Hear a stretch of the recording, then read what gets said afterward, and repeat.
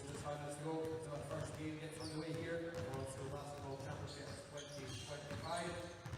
Reminder, first up this morning, all into the UAE. Here's Amman of Jordan. They're under the 19 boys competition. Look at housekeeping this morning, folks. Spectators and any teams are not playing. Please make sure you're sitting in the seats upstairs. If any spectators and any teams are not playing just now, please make sure you're sitting upstairs. Anyone needs to go to the bathroom, these are located outside the main foyer area. And anyone looking for somewhere to fill out their water bottles, there are fountains located in the main courts area, feed courts 4 and 6. So if you want someone to fill up some water, please head over to the main courts, feed courts 4 and 6. You find their water bottles. Just another reminder, please make sure you've downloaded the official event app. You can find that by searching WSG Basketball in your app store. All the fixtures, the results, and the tables as we progress throughout the weekend. A few minutes to go, so teams are ready. We'll get our game underway live on the Warsaw Games YouTube channel in just a couple of minutes.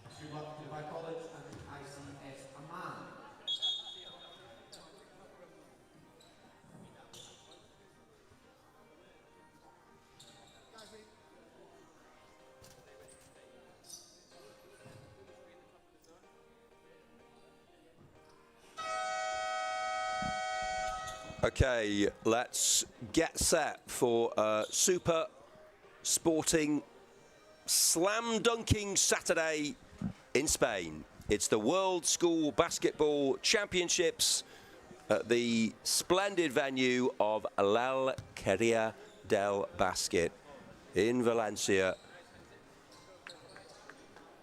Second to none facilities, perfect location, playing host to what is a brilliant competition.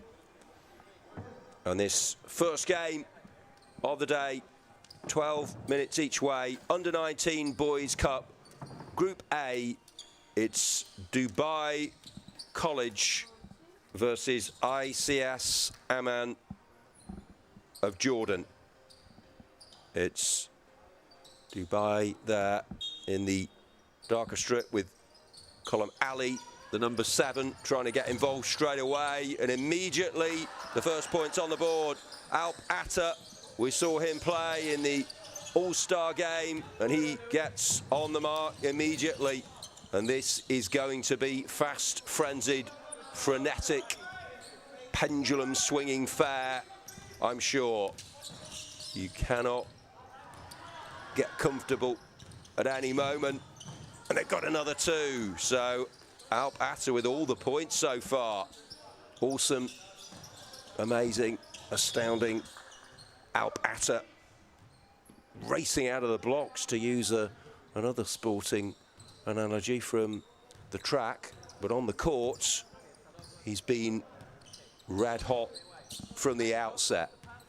Do have 1-minute timeouts if required for the two teams, 3-minute interval, but 4-0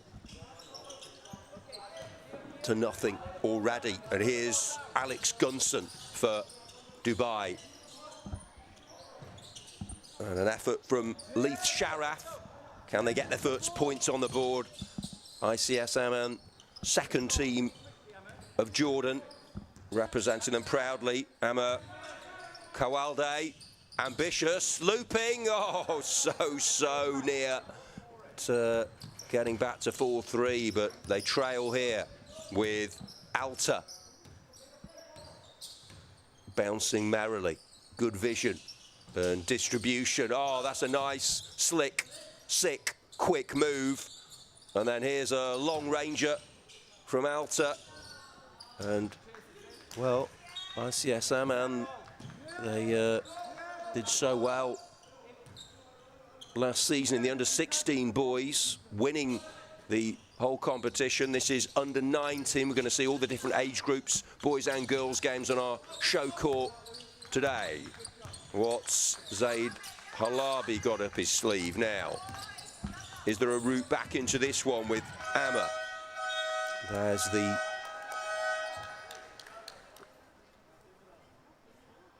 award given.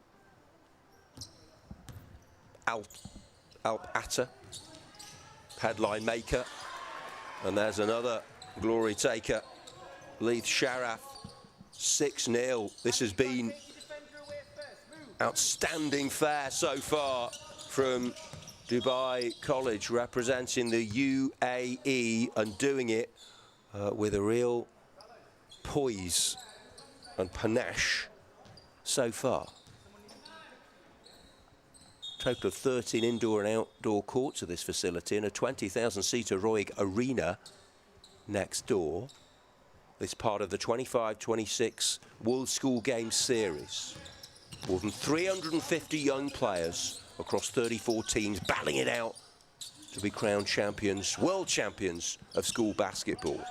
6-0 for Dubai. Holt. Oh, and they have swarmed all over their opponents. It's been a very comprehensive display so far, pushing them back deep in their own territory. Here's Mohamed Abu Lebe, but they've lost the ball again. It's been unrelenting pressure applied on the ICS Amman second team's goal, but the basket rather, but they can come away on the break.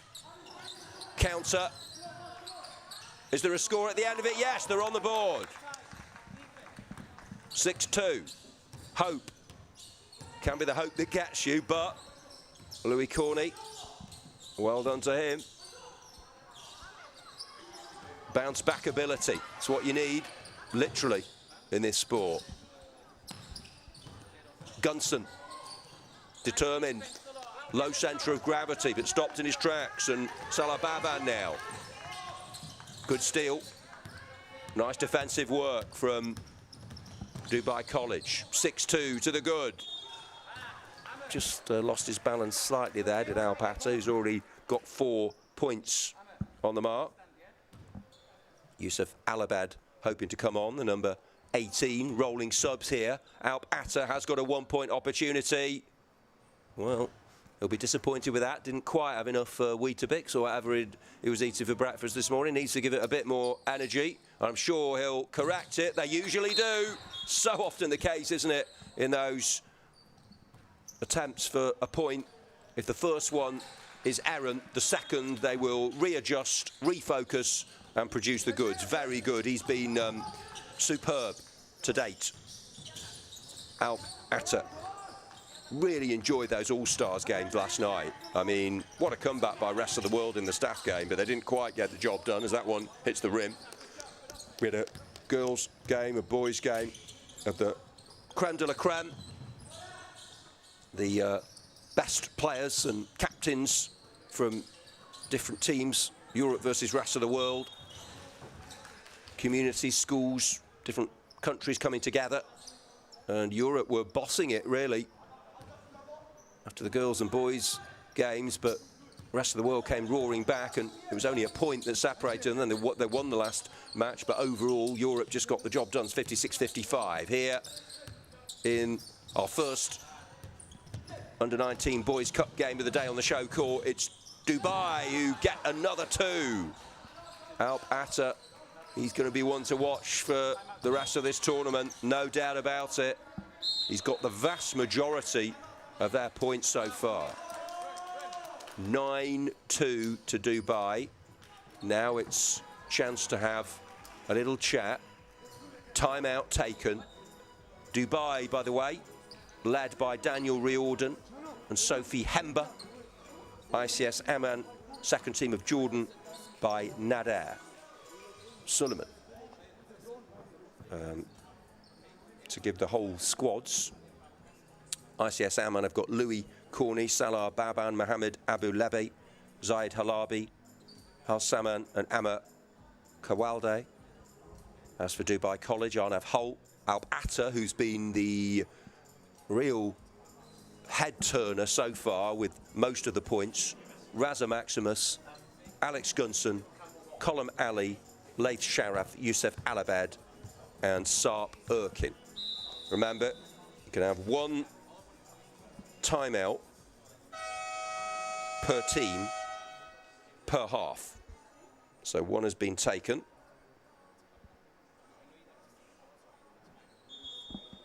And the notepad's out, the instructions being given.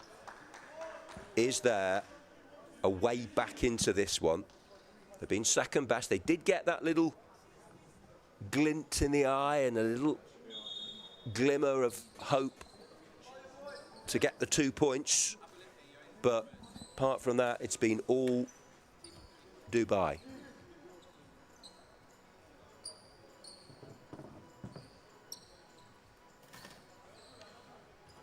The main action tipping off today.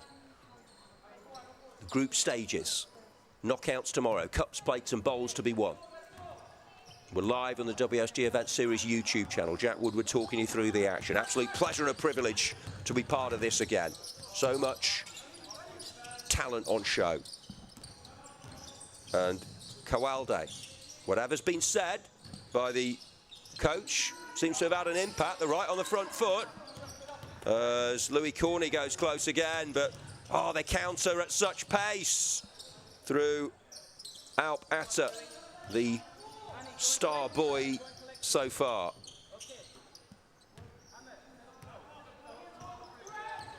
Remember, multi-camera, multimedia updates on the World School Games Event Series, WSG Event social media platforms, Insta, Facebook, X, all covered. Official WSG Basketball Live blog, blow-by-blow accounts of all the action. You can download the app as well Apple and Android for all the news and views. Alpata, oh, well, I thought he was going to come up with something really special there. We're still in the first period, 12-minute halves, and they've got this contest right where they want it of Dubai. Accurate passing, good positioning, well drilled, well organised. No further scores though. It's Amman in the red tops. No glory there. Mohamed Abu Lebe tries to play it for Saman.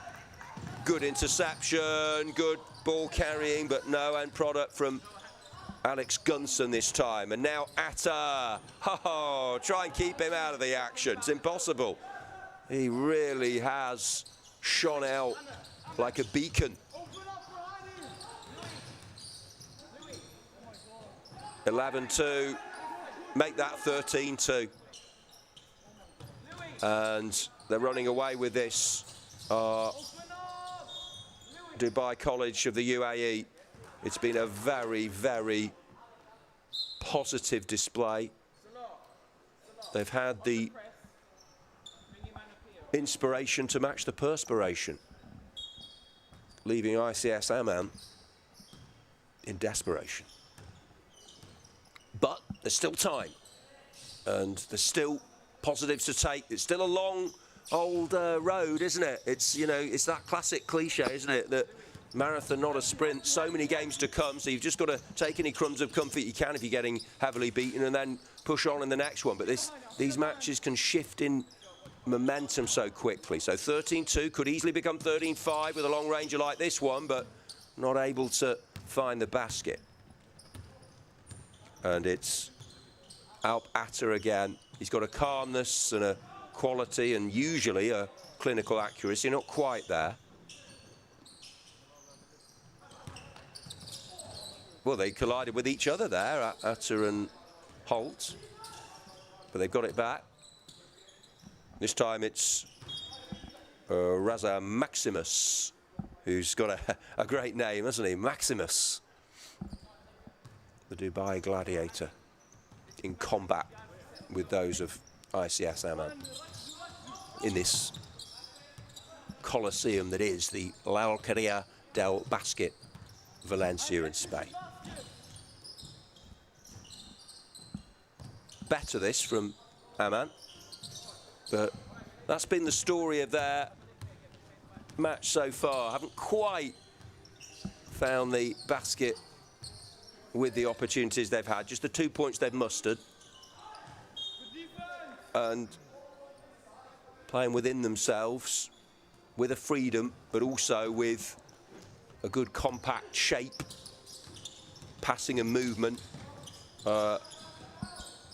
Dubai, and often there's just no way through, and the way they break away with it, especially with this boy on the ball, really is a sight to behold. Alp Atta, looking like an MVP performance from him. Yeah, I was pleased actually to see on the X feed that people making the decisions were agreeing with me, that with some of the MVPs from last night in the games, which was good to see. And you are more than welcome wherever you are. You could be friends and family of the players, schoolmates, staff members, just fans of basketball.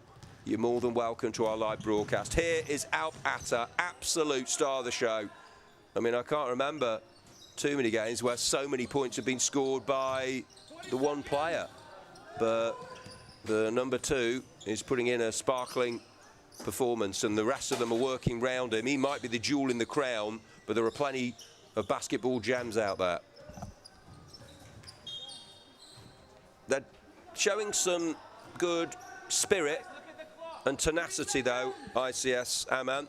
And I think that's what you look for, isn't it, as we come to the end of the first period of 12 minutes, another 12-minute half to come. If you're up against it, you just got to dig in. You've got to keep going. They've still got the body language, and that's good to see. Second period to come. We're going to have a little breather, but Dubai College 17-2. They lead ICS Amman's second team of Jordan at the break.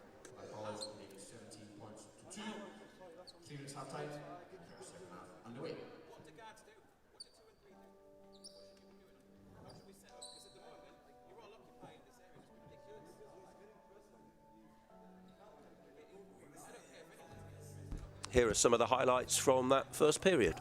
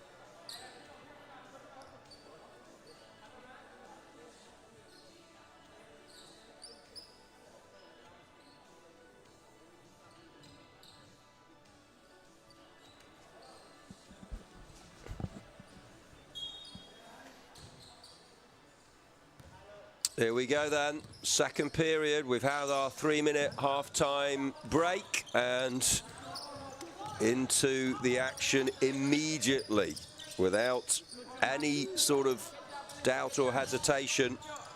Dubai with a healthy, sizable, probably unassailable lead. 17-2. They were full of authority, dynamism, verve, zest and just appetite for the fray before the break. And this is under 19 Boys Cup Group A, World School Basketball Championships at La Carrera del Basket. I'm well aware that not everyone will be tuned into the whole broadcast. It's an epic production today and tomorrow particularly, so you might be dipping in and out, so we'll do our best to let you know what's happened. You can, of course, download the app. You can go onto all the social media channels, WSG events, to get the latest news as well. But as you can see on the scoreboard, 17-2 to Dubai College, but nearly 3 there for ICS Amman of Jordan, who have been second best, but that isn't to say that they won't believe they're capable of doing something special here, with Amma Kawalde looking to pop one into the basket. Mohamed Abu Lebe, the number 7. Well, I think he was hoping to just encroach or unintentionally perhaps encroaching onto the court there, and that's why it was given the other way. More precise teamwork, camaraderie, togetherness. We're seeing everyone playing for each other. Of course, they had the excitement of the media duties and the opening ceremony, the tours yesterday, the All-Star game And now they're into the heart of the action today. Oh, this is nice. It's very nice. Not quite ending in a score, though. But they're moving it from right to left, from left to right, through the centre. The angles are good. The energy is high. And the scoreline is considerably in the favour. Here we go, then. More chance for more points for Dubai College. Sharaf. Oh, not quite. And he just perfects his technique ahead of the next try for a point. Looking to go 18-2 up. And they do exactly that. Got more loop on the ball there, didn't he? As it just dropped almost apologetically into the basket to make it 18-2. That's the first score. So we've only had the 1 point scored actually in the second half, which is 3 minutes long. 12 minutes each way with a 3-minute half time in these matches. Now it's with Gunson. He likes carrying the ball. And Sharaf, oh, delightful. That is sheer ability right there from Laith Sharaf. More points on the board. Oh, and they've doubled their tally. Mohamed Abulebe with a good contribution there to get up to 4 points for ICS Amman. They've been feeding off crumbs really generally, with Zaid Halabi showing a good level of enthusiasm there. So trailing but still believing. In it goes for 2 more points. This time it's Colin Ali finding the target. But ICS Amman in their red tops, with Kawalde bringing the ball forward.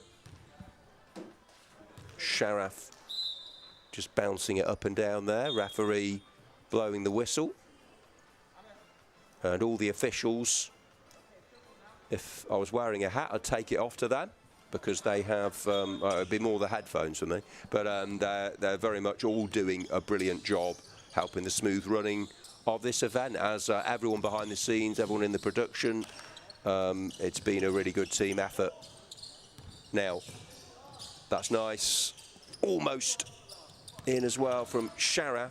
I think Alpata's having a well-deserved breather. Of course, you've got to pace yourself. There are games going on the court, several group games for each of these teams before it all gets very serious tomorrow, with the trophies being played for in the knockout stage. Here's a 3-point attempt by Alex Gunson. Comes to nothing. Just fizzles out that attack. But Dubai with a very large lead. 22-4 to Dubai College. Hopefully there'll be another 2 that goes up on the scoreboard there that you can see, but I can assure you it is 22-4. So I don't think there's any doubt about who's going to win this, but actually they've been much better, haven't they, in the second period. ICS Amman of Jordan, they almost got another 2 points onto the board, but almost isn't good enough in basketball, as we well know. The fluctuating fortunes, the vicissitudes of this sport. Oh, yes! Gunson. I like the way he just pops it in as if he does it, you know, every time. Maybe he does in practice, but he did it when it mattered there, did Alex Gunson. And that was certainly maybe a moment for the highlights reel, which we'll be putting together, of course. Oh, that's not a bad response, is it? I love that. 3-pointer. Great stuff. High quality.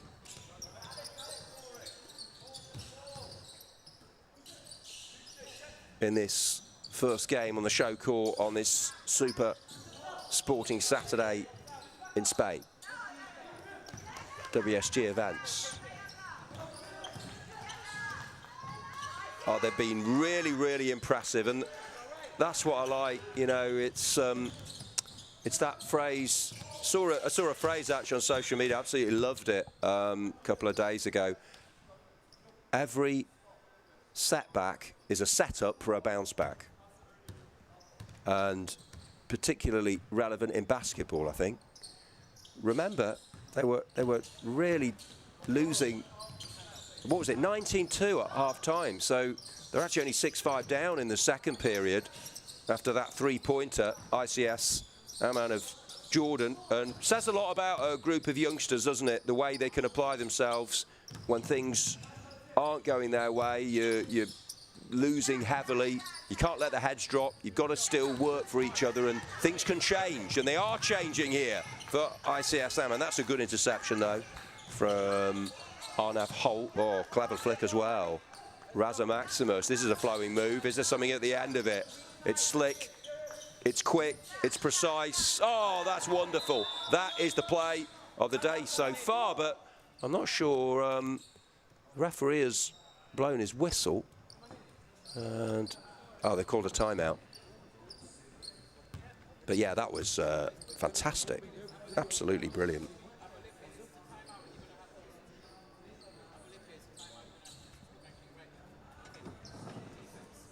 We've seen some good three-pointers in the second period. 28-7 to Dubai College, racking up the points. Timeout.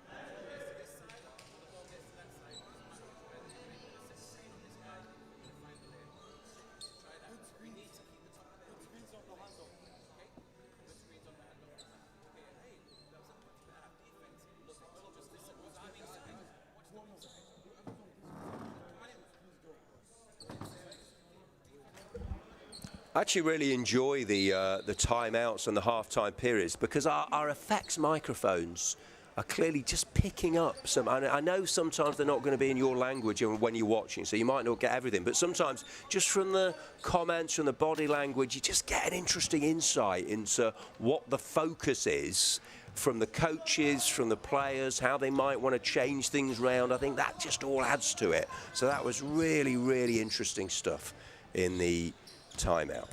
We've got 3.5 to go. Dubai going to win this one, but absolute top marks to these youngsters of ICS Amman of Jordan, the second team, for keeping going. They were losing heavily at half-time, but actually in this second period they made more of a game of it, but Dubai have still produced some delightful basketball they have. And, oh, he's back on, isn't he? Alpata. Well, they won't want to see that number 2 jersey, will they? ICS Amman, after what he did before the interval. Feels like, you know, we mention his name, Alpata. It feels like they've got to scale the Alps, ICS Amman. to get anything here. They have got that proverbial mountain to climb. They probably know in their hearts they're not going to win it, but, you know, it might come down to a bit of confidence going into the rest of the tournament, and they can galvanise and learn from this, as I'm sure will Dubai College. They did most of the graft. They broke the back of this contest in the opening period. They've not cruised along by any means, but ICS Amman have been able to make more of it. Oh, good effort from Louis Cornet into the final couple of minutes. Next game, chance to see what the under-16 girls are all about in their Girls' Cup Group A. It's coming up after this one, and there's more points on the board for Dubai College, and Arnav Holt wearing the 0 on his back, and dos puntos. Don't think I need to translate that, do I? As he gets a couple of points on the board. Nice to have the whistle matching the colour of the shirt there from the ref. 90 seconds left. 30-7. Oh, that's a nice little shimmy from Salman and Mohamed Abu Lebe. Ooh, clever, adroit, sharp, and nearly successful from Cornet. Gunson. And again. Maximus.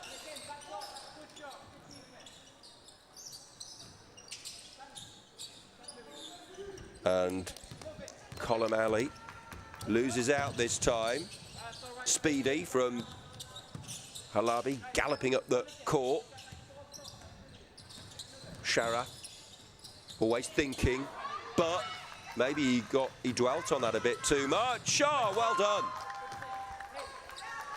Hani Salman, Steele, raced forward, composed himself, and got more points. 30-9.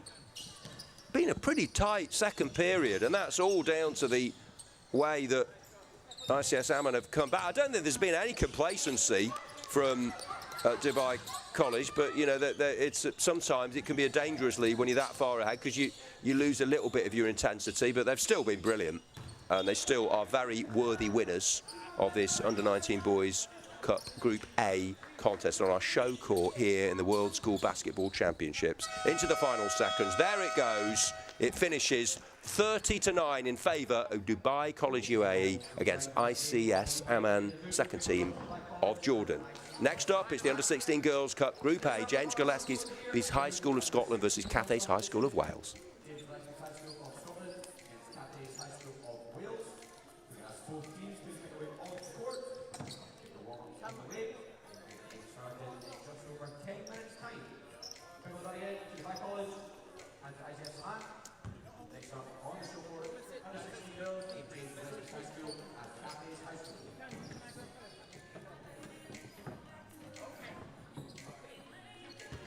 Here are some of the highlights from that one before the next contest.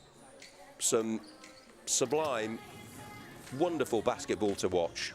This was a belter from Gunson.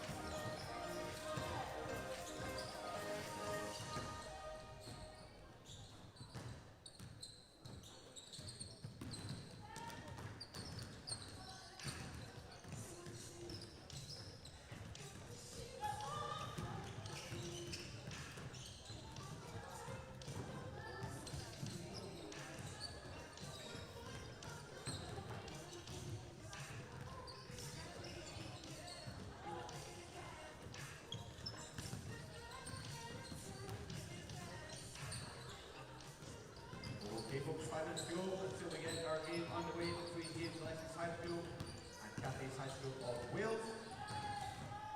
Just a reminder, all of our games here in the show court are being streamed live on our YouTube channel. If you have any friends and family back home who'd like to tune in 5 minutes time, please let them know just now. You can find us by searching World School Games on YouTube. You'll be able to watch the action live from home. Another reminder also, if you've not yet done so, please download the official event app. It's best to up to date with all of the fixture information and results. You can find that by searching WSG Basketball in your app store. WSG Basketball in your app store. Download the official event app. Stay right up to speed with all the action over the course of the next 2 days. Just under 5 minutes to go.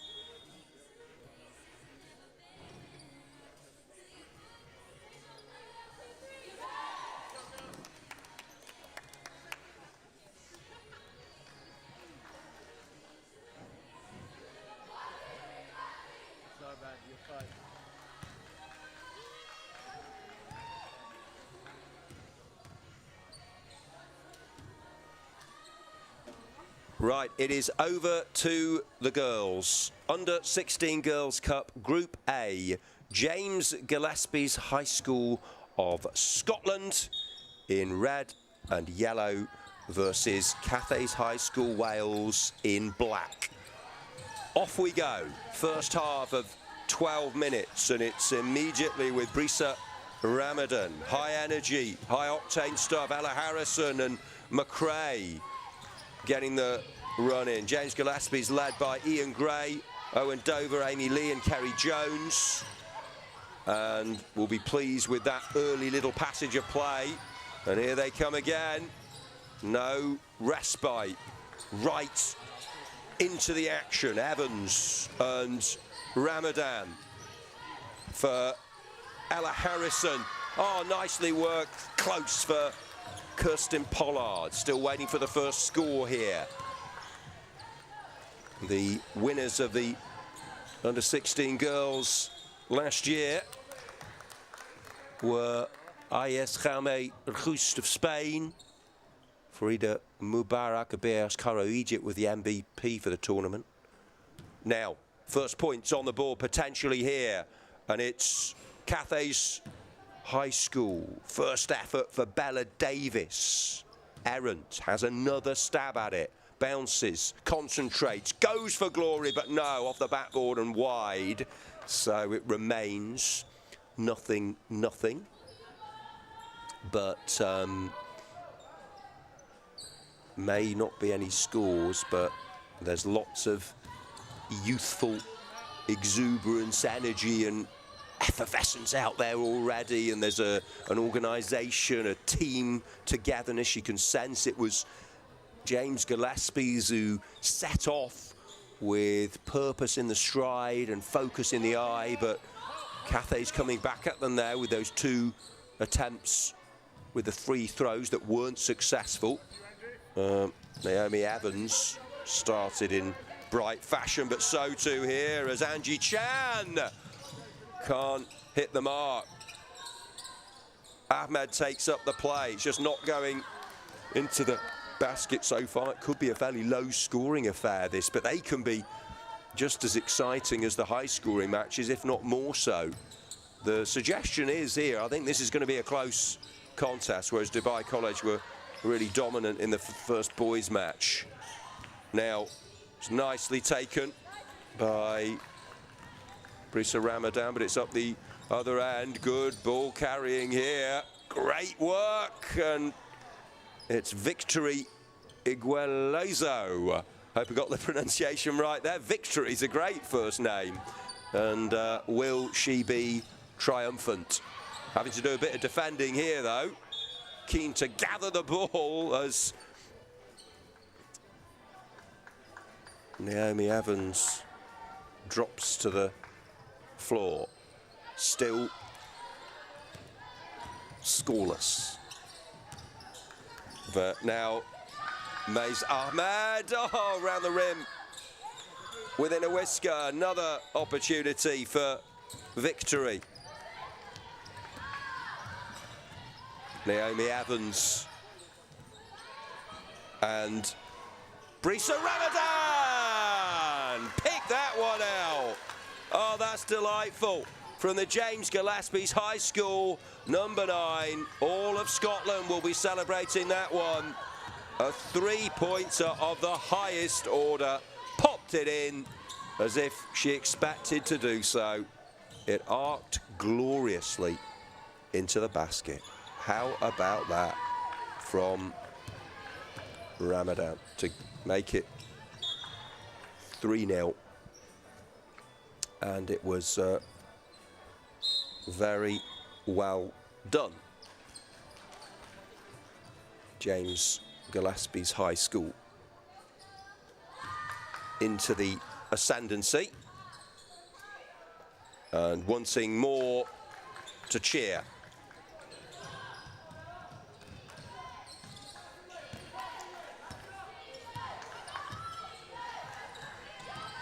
And now it's with Victory up the other end. I think the scoreboard may be incorrect at the moment, as it was James Gillespie who got that three-pointer, but I'm sure that can be rectified. We don't want to... Oh, well done. Victory. Igualezo with one, but she can't get the second one in. However, do get one on the board there. Cathays High School. Forward come James Gillespie's high now. Two high schools, a Celtic affair. Scotland versus Wales. And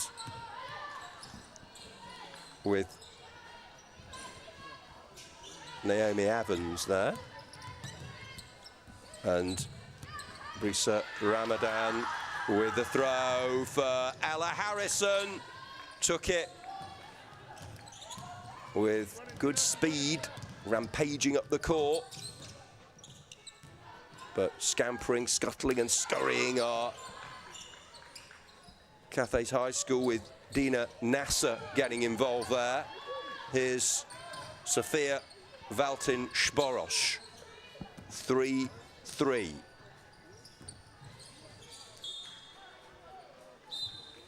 And it's been that close. No quarter astral given. Combative, competitive.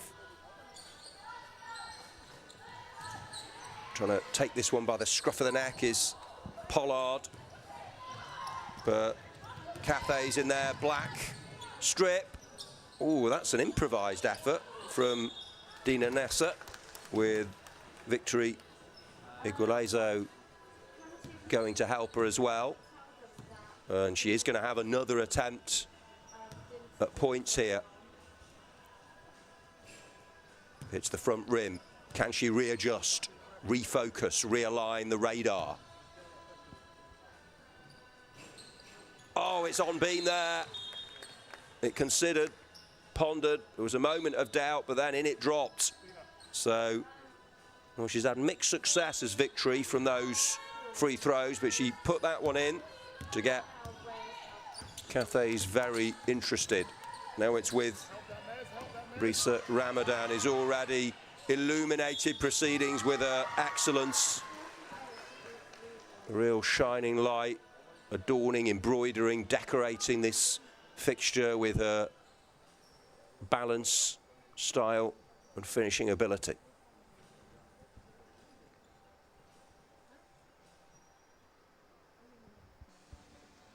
James Gillespie's High School now potentially with a moment, just got a slight pause in proceedings. That'll just add to the tension and the anticipation. I think they're just possibly readjusting the score. I think there might be a little bit of confusion on the sidelines. I think the ref is just checking something, or it might be about one of the players with the officials here. So hopefully we can resume as swiftly as possible. So hiatus in this second game on our show court.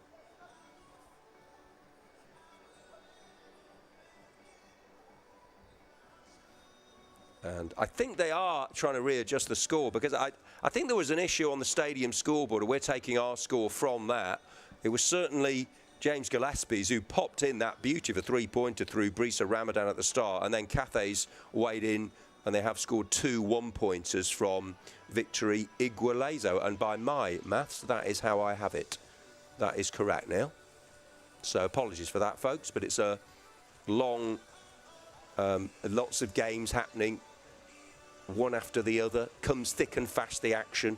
Really well organised, and yeah, it's good that the referees just check that. I think players need to know as well. They need to be aware of how the game is situated so they can plan their attacks and go about their play accordingly. 3-2. So what we do know is they now have a slender lead, but they have a chance to extend it, and it is Brisa Ramadan who sets about doing that and can't do so. So she's had similar difficulty to Victor and the other team with those free throws. 3-2. And this is going to go right to the wire. Love these type of matches where there's ebb and flow, there's different fortunes, there's The swinging one way, then the other, helter-skelter. Roller coaster ride. Strap in and get ready for it. Oh, good effort. Little spin from Ramadan. Got to stop it now is the cry from the coaches, but they can't stop it. Sofia Valtin-Sporosh gets in on the scoring out. That could be a big 2 points, actually, because it just gives them that buffer, the insurance of getting more than a 1 point lead.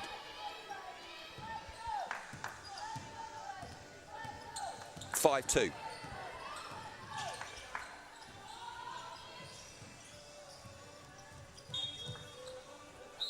Scoreboard reset and a chance for both teams to get off to a winning start here on day one of the schools competitions after the All-Star Jamboree last night, which was such a good atmosphere. Oh, you just got one, an awkward one there. Did the number 21 for James Gillespie's Kirsten Pollard.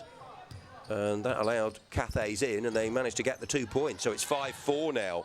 Here's Valtin-Sporosh for Brisa Ramadan, the 2 point scorers. They get 2 more. So that's a good response to Cathays getting the deficit back to 1 point. Victory! Oh, well done.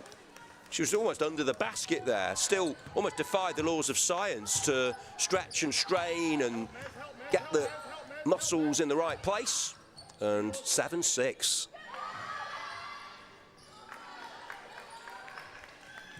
One point in it, and I think that's a fair reflection of the contest. It's been a really intriguing, compelling, absorbing affair. Another attempt with just aiming, lurking, loitering in the slipstream there was Lucy O'Connor, the James Gillespie's number 8. On comes Corinne McRae to see if she can provide something as a replacement. Fresh impetus, fresh impetus and ideas from the sidelines. Oh, that's good. It's very good, but not quite good enough. Nice bit of work by Mays Ahmed, though. And actually, the whistle is blown, and it was sufficient to win herself an opportunity. That was all down to her work, and she deserves to have this attempt. Mays Ahmed sets herself. Brilliant. 7-7. Now, chance to get ahead here for the first time in the contest. Can she deliver? She's already got one. Oh, well, time stood still there, but it remains 7 apiece. Well, if only this was the second period. What a finale it would be, but I think we've still got another brilliant half to come after the break. This has been an absolute joy to watch this. 7-all, absolute maximum commitment from both teams. And here's Ava Svarsand. Good encouragement from the sidelines on the seats. The players have already been out. They've got rolling subs. You can switch them at any time. Timeouts if needed in the halves, 1 minute each, but they don't always take them, the head coaches. Good idea. Not quite the execution from Mays Ahmed, who's just getting better and better as this match goes on. Psychologically, this will be big. Oh, what a run! But not the finish. What might have been for Corinne McRae. Up the other end of the court. I think it's going to be level, unless James Gillespie's high can score here. There is the half-time buzzer. 7-7 at the break. That was a terrific head-to-head. Eye-to-eye.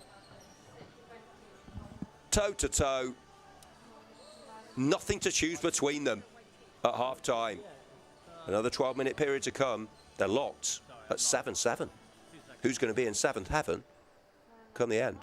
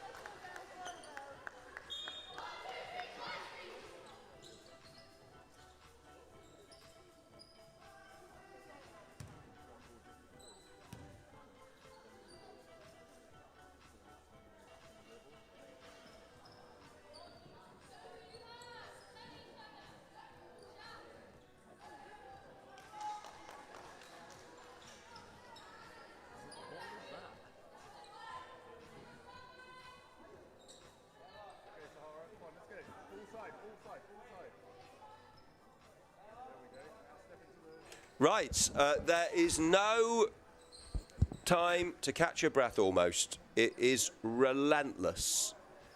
And I just wonder what was said by the coaches. More of the same? I mean, really, you can't criticise either team. That was so absorbing, that first 12 minutes. Had a bit of everything. Went one way, went the other. There were some really good interceptions, some good ball carrying, steals, transitions, movement, 3-pointers, 2-pointers, 1-pointers, all into the mix. And I would not, you know, I've given up making predictions because that's the unpredictability and the beauty and the unexpected nature of sport. But I would say, as that's a great bit of work again by Mays Ahmed, as she almost delivered and did actually get them to a 9-7 scoreline. But, you know, I don't look into the crystal ball because often it shatters in your face. But that's why this is so good. Hard, impossible to call a winner. But Cathays will feel they've got a bit of momentum here because they trailed for a lot of that first period while still staying in it. But now they've got their noses in front. Tip-off for this one was 10:45 a.m. Spanish time. The next game will be at 11:30, and that's going to be an under-19 girls Group A. And what you've got to remember here, these girls are all under 16. I mean, the ability on show, really, for that age range is staggering, and absolute top marks. A-stars to all of them, and that goes with the coach and the staff as well. But it's 9-7 to Wales here. Cathay High School of Wales taking on James Gillespie's High School of Scotland. So are the Welsh going to have the bragging rights in, I suppose, in an international tournament? This pretty much counts as a local derby. Welcome to everyone watching our live stream on YouTube, on our show courts. Skipping merrily through there is Mays Ahmed, who's definitely a contender for best player so far. I want to give a shout out to Yusuf Alabed's #1 fan who's been contacting us on the live chat. He was the number 18 for Dubai College, who had a big win earlier against ICS Amman second team, Jordan second team. And yeah, give us your thoughts on the coverage and your messages of support for the teams you're watching. Obviously, you might just be watching the team you want, but hopefully you'll enjoy it so much that you'll stay and watch the others. That's the idea. But I know people will be dipping in and out of the coverage, so I know that the team will want to hear from you. More good bouncing of the ball from Paposhi. Actually, I haven't given you all the names. I think we should give them their moment. Here's Brisa Ramadan. Yes. Well, she scored from a long way out to get the first points of the game. This time, she kept going and going and going. And then, having spent all that energy, she still had the presence of mind and the intelligence just to take that little moment to think, right, I've done the hard work. Now I've got to deliver where it matters. So she just knocked it in there to make it 9-9. Now, I think if it's level, I think we might have some overtime, you know. Just got to check that, whether that's just for the knockouts or the group phase matches, or whether there's a point situation. But I'm told we do have 2 minutes of overtime. Then, if it's still level, 1 minute with a golden basket. I might just check that with the team.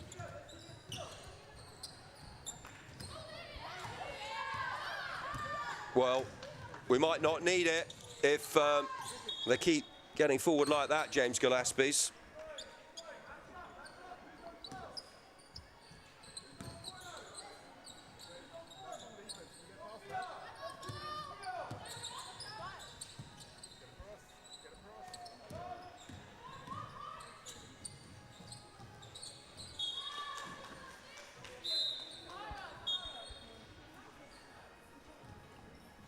Nine apiece.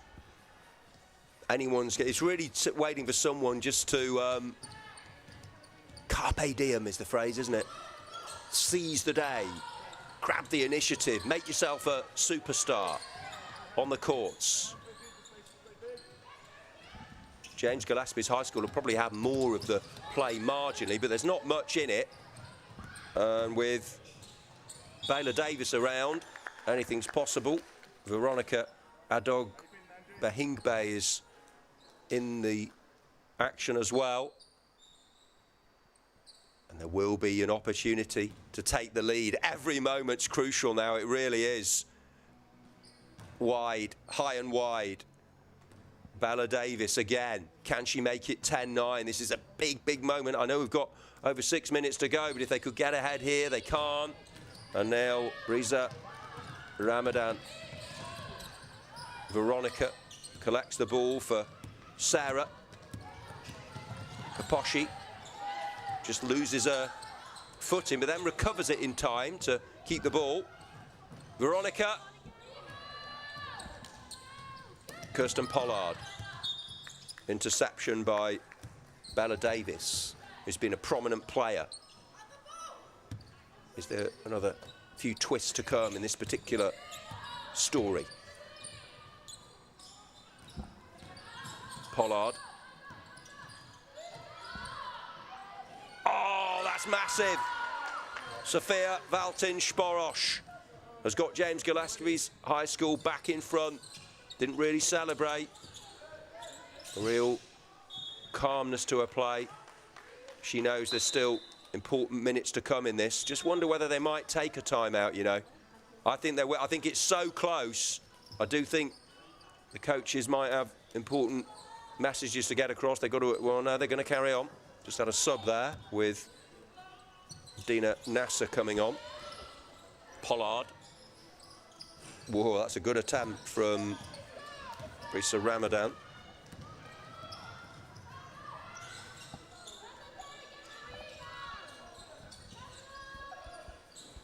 Yeah, we do, thanks Rory, we do have 2 minutes of overtime. If it finishes level, whistle blown there, and would be a golden basket if it's still level after that, i.e. the first score after the extra overtime would be the winner. A bit like the golden goal they used to have in football. 11-9 though to James Gillespie's high school. Pollard.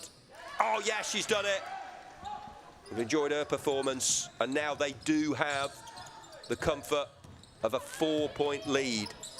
They have edged this, and now it looks like they're running away with it. She got the first points and the most recent now, Brisa Ramadan. And Cathays just running out of steam a little bit. They've given absolutely everything here. And it was so close until the last couple of minutes, really. And now with 4 to go, you would back the Scots to come through. And they are having the timeout now. I think it's probably Cathays who've called that, you know, because they realise there's been a flurry of points against them.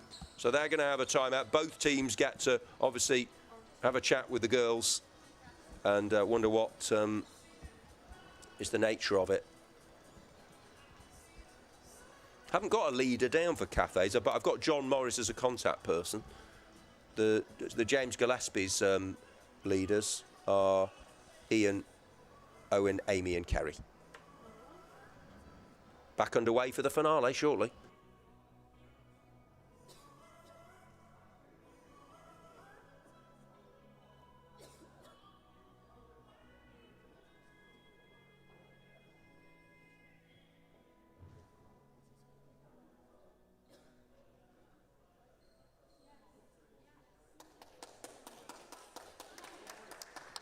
Are allowed a 1 minute timeout per half. They've just got to go and try and execute the game plan. But I love that. That's great from Cathays. They know they're really up against it now. And James Gillespie's high school hot favourites, 15-9 up. But you never know. If they get the next score, they might just sow those seeds of doubt. That's how it can. The balance of power in a game can alter so swiftly.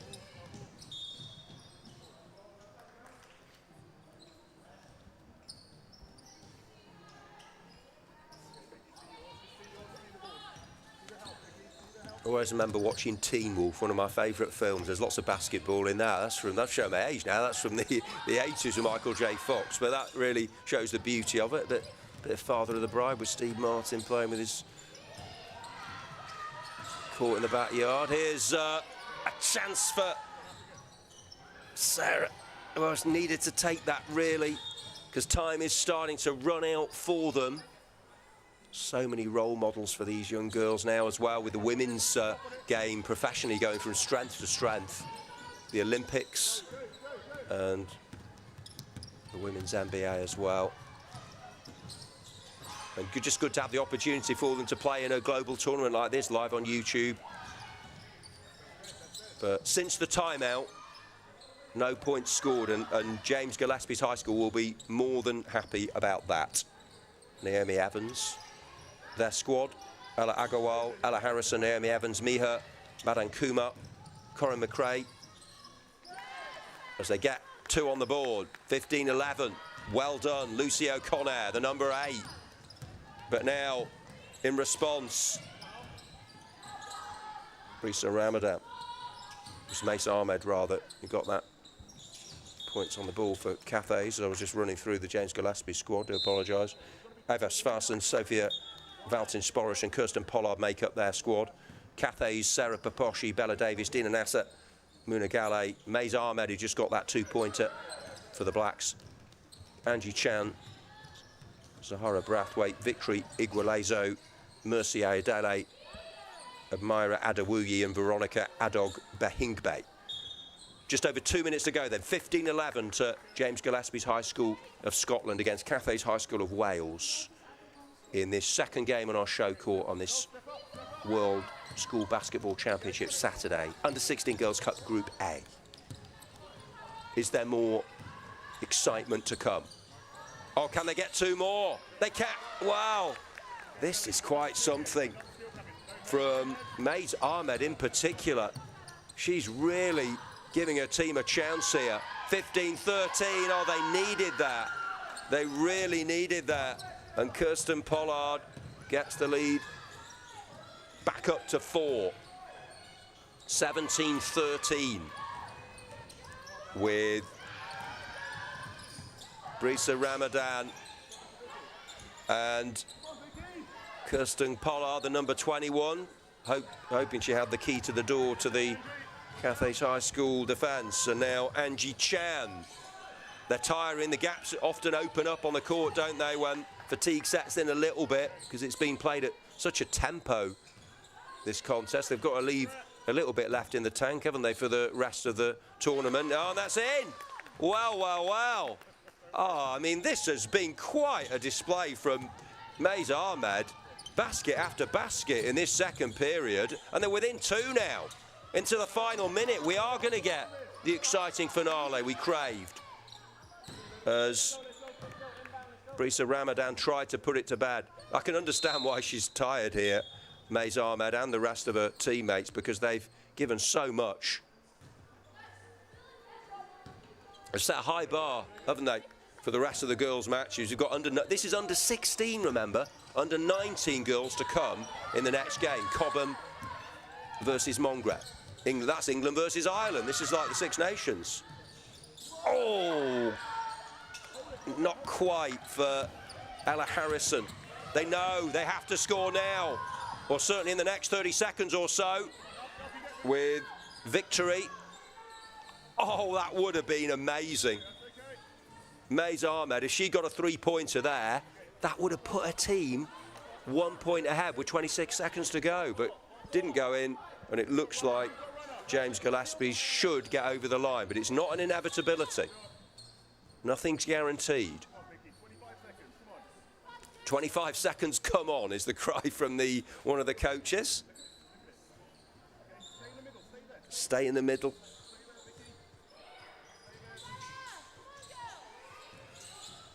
Come on, girls. There's some of the cries. Great support.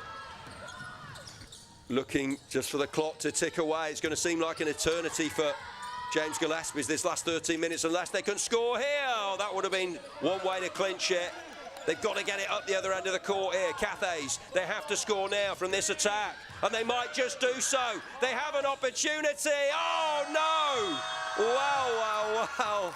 Great work by Mays Ahmed for Dina Nasser, who just couldn't quite get it, and it was that close. It went right to the last second, that game. But well done to James Gillespie's High School of Scotland. They beat Cathays High School of Wales 17-15 in under-16 girls Group A. The under-19 girls to come up next.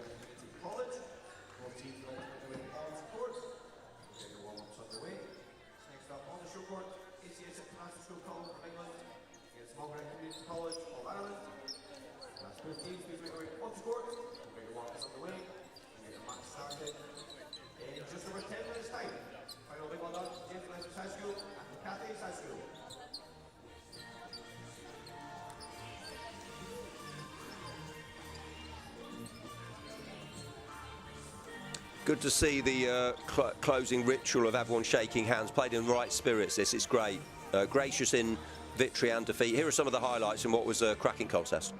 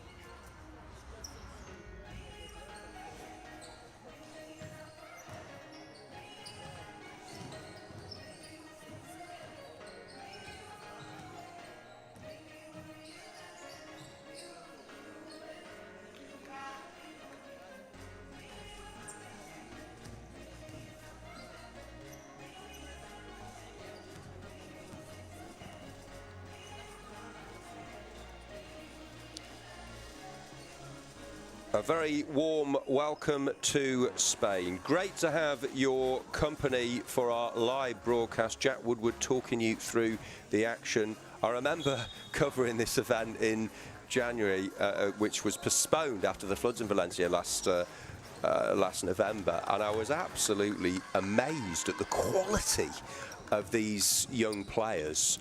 Having covered a little bit of basketball in the past, but yeah, it's been a joy to watch. And these first two games, have to say, they have set a really high bar.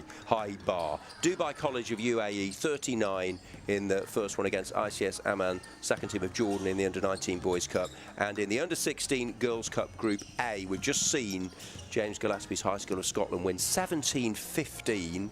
We've had lots of comments on the live chat. Duke Sublime, who was watching it, really was applauding the game and said it was a fantastic spectacle, and I thoroughly agree with that verdict. So lots more excitement to come. You can see the Under-19 girls of ACS Cobham of England and Mungret Community College of Ireland warming up ahead of the next game. We look forward to bringing it to you. Give us your thoughts. Download the app on Apple and on Android, and you can follow WSG events on our social media channels as well.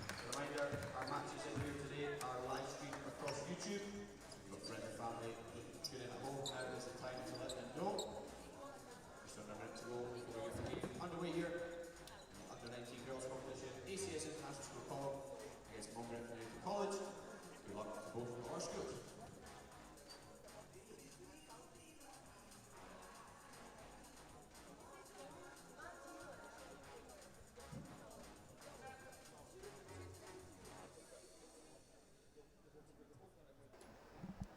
So Mungret Community College of Republic of Ireland in black and blue. It's actually going to be a bit surreal because it's the English team all but playing green. ACS Cobham, normally used to seeing Ireland in green, but mixing it up, don't mind that. Keep the commentary team on their toes. And indeed, the whole team behind the scenes doing a fantastic job as well. Thanks to them. Emma Purtill, Jade Yu, Anna Neelan, Neve Sweeney, Abby Neelan, Kim Sweeney, Laura Gottschalk, KU, Holly Meager, Meeb Purtill, Rachel Walsh and Jennifer Keane are the team for Mungret Community College. Effie Donovan and Sinead Pierce leading them. As for ACS Cobham, they're led by Izzy Eno, who we saw play really well in the All-Star game, actually. She did fantastically. And Creon Raftopoulos, the team for ACS Cobham. In green, who are on the defence straight away, and what a start that is. Rapidly, that's the quickest score we've had. Brilliant from Mungret. And Abby Neelan, in the first few seconds, gives them the advantage. Fast start. Just what you need. Rapidly, immediately, fully focused. They've received the instruction from the sidelines. They've executed the game plan right from the tip-off. And here they go again. Good link-up. Emma Purtill for... Is the Purtills involved there? Emma for... I think it's Meave, but I'm not sure about the pronunciation of the first name. But well done to the Purtill double act there. Oh, this is good. They are quality. They've got 6 already.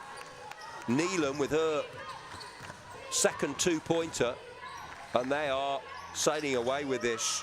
ACS Cobham have no answer to this one player. Have you seen anything like that? Abby Neelan with 6 points. Well, we've only had just over a minute.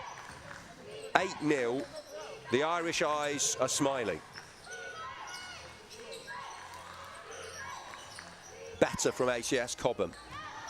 They've been hit by a quadruple whammy of 4 two-pointers. Charging at them with Abby Neelan taking centre stage. The ACS Cobham girls, Olivia Leach, Alera Barizi, Viga Hernandez-Sola, Rachel Dawson, Sophia Pistalu, Natalie Vladimirov, Trinity Olimogbon, who played in the All-Star game, Michelle Krizovnik, Tilly Harris. But if you're talking about a star of this game, it's Abby Neelan of Mungret Community College. She scored 8 of the 10 points. And she might be about to get some more. Keeps this situation alive. Recycles, offloads. You to Anna Neelan. So we've got Anna and Abby. And the Neelans are starring. And it's HCS Cobham who are on their knees in terms of the scoreline, but still they'll give it everything. Of course, you know, you might lose an early game and then bounce back, but from what I've seen so far, I'm going to stick my neck out and say we might well be seeing Mungret Community College in the latter stages of this competition tomorrow in the knockouts, because Abby Neelan and co have been wonderful so far. In fact, they're going to leave Pertil with the responsibility. Tried that with a flourish, good technique. Didn't quite get the result she wanted, but they've already hit double figures. 10-0 up in the first half of 12. Yeah, very good. She corrected it, having missed initially, and then the second attempt was sweetly done. Sometimes there can be a classic simplicity to this game. You can overcomplicate it. 11-0 to the good.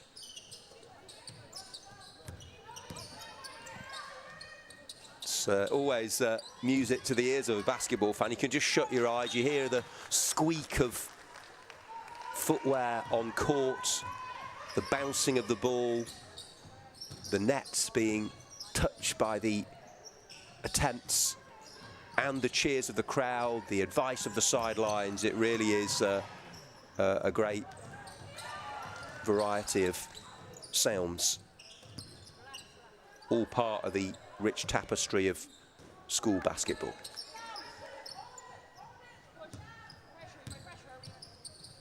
Four and a half gone. It's been all Mungret Community College so far. Can Cobham get a score?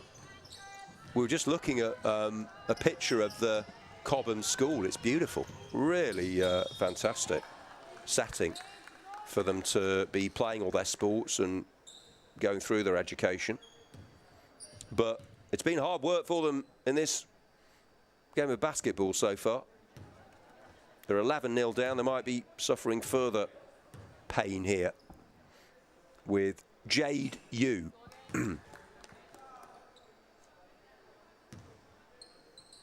It's over to you, Jade Yu, once again.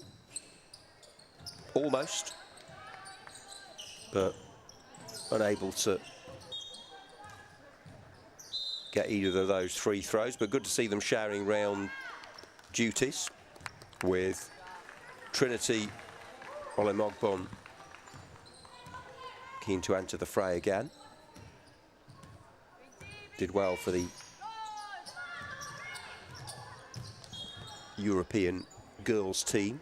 All-star matches which went right to the wire with a great comeback by the rest of the world teachers. Nearly pipped Europe at the post, just won by a point in the end over the 3 games. Boys, girls and senior staff. It was the great way to start the weekend. Now here's a good run by Mungret, who are same again, pressure on, let's go. There's the cry from the sidelines with ball carried Neelan. That's Abby Neelan. And here's a 3-point attempt from the number 3. Not quite successful. And now Anna Neelan wants to get in on the scoring act for Abby. And then Jade Yu.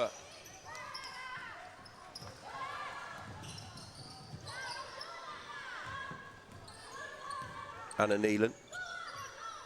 Abby Neelan thought she was going to spear one towards the basket, decided to leave that for Emma Pertil, who said, right, I'm having some of this, caught the ball, set herself, and then just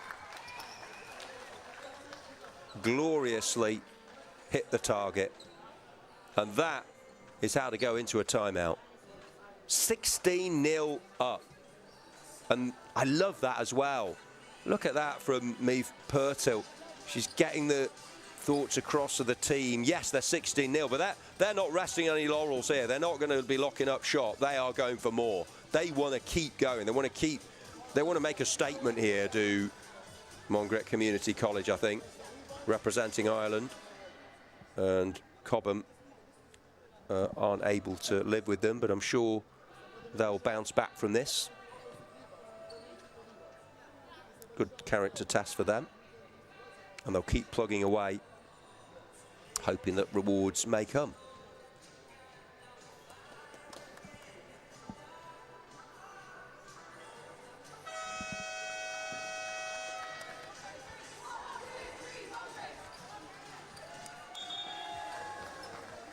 And you can tell, really, you can almost tell what the score is from the body language in the timeouts. It's Mungret who've got a buzz about them, feel-good factor of a massive lead. 16-0. It's a sweet 16 for the under-19s. And it's good here. There's a lot of really animated, excitable support for Mungret as well, and that's going to give them that extra lift.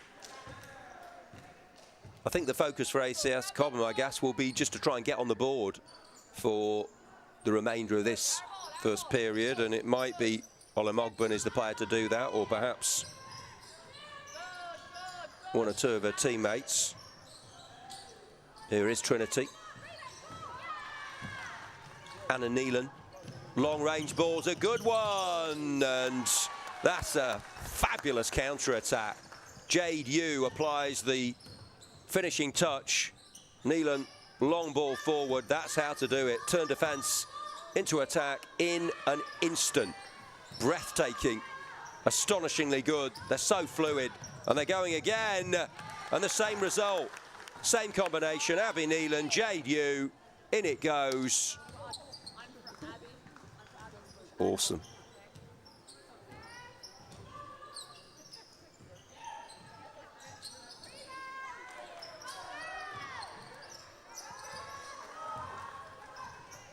Further damage done to the ACS Cobham rearguard, and well, we talked about Nealon as two more go in, but Jade Yu's right up there for potential MVP from this one.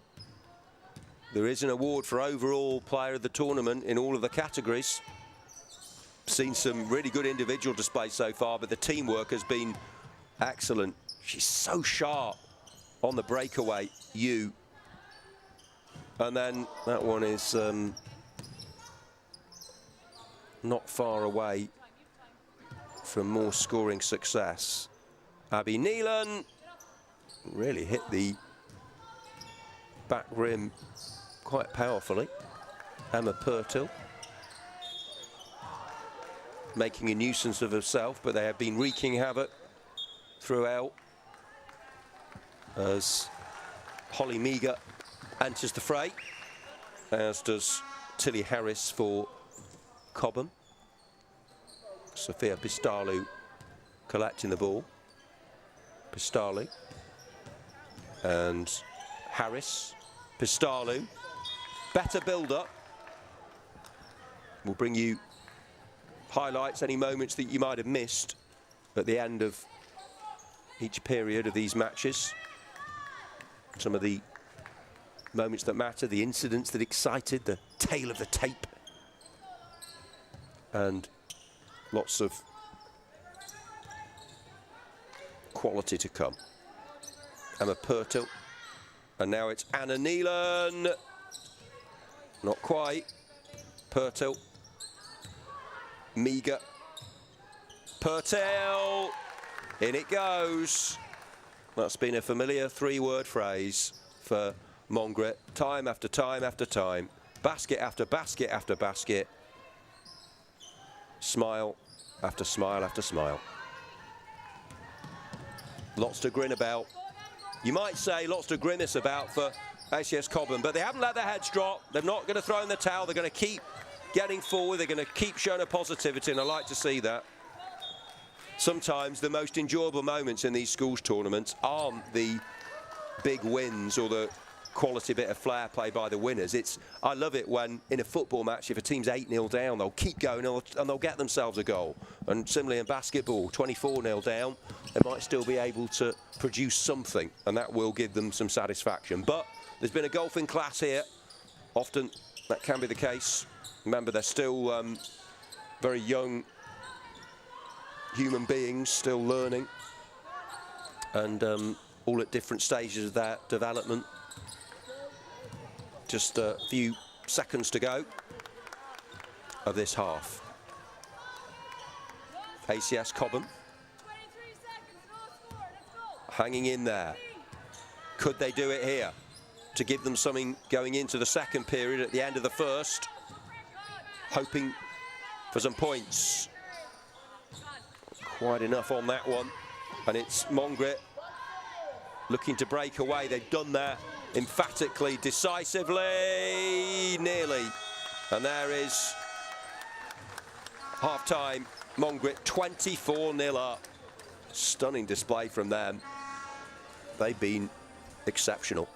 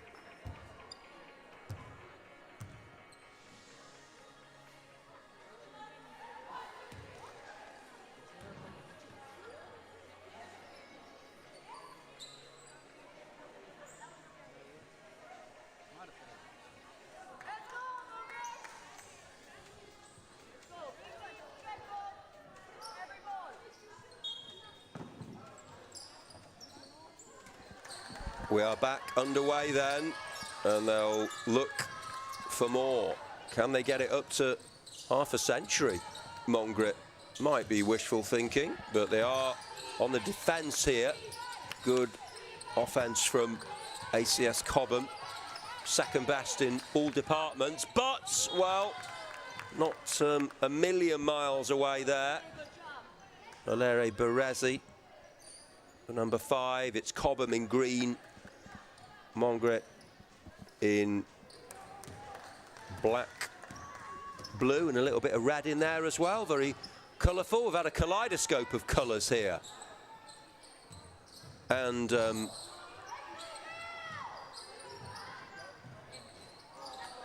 good attempt from Sweeney.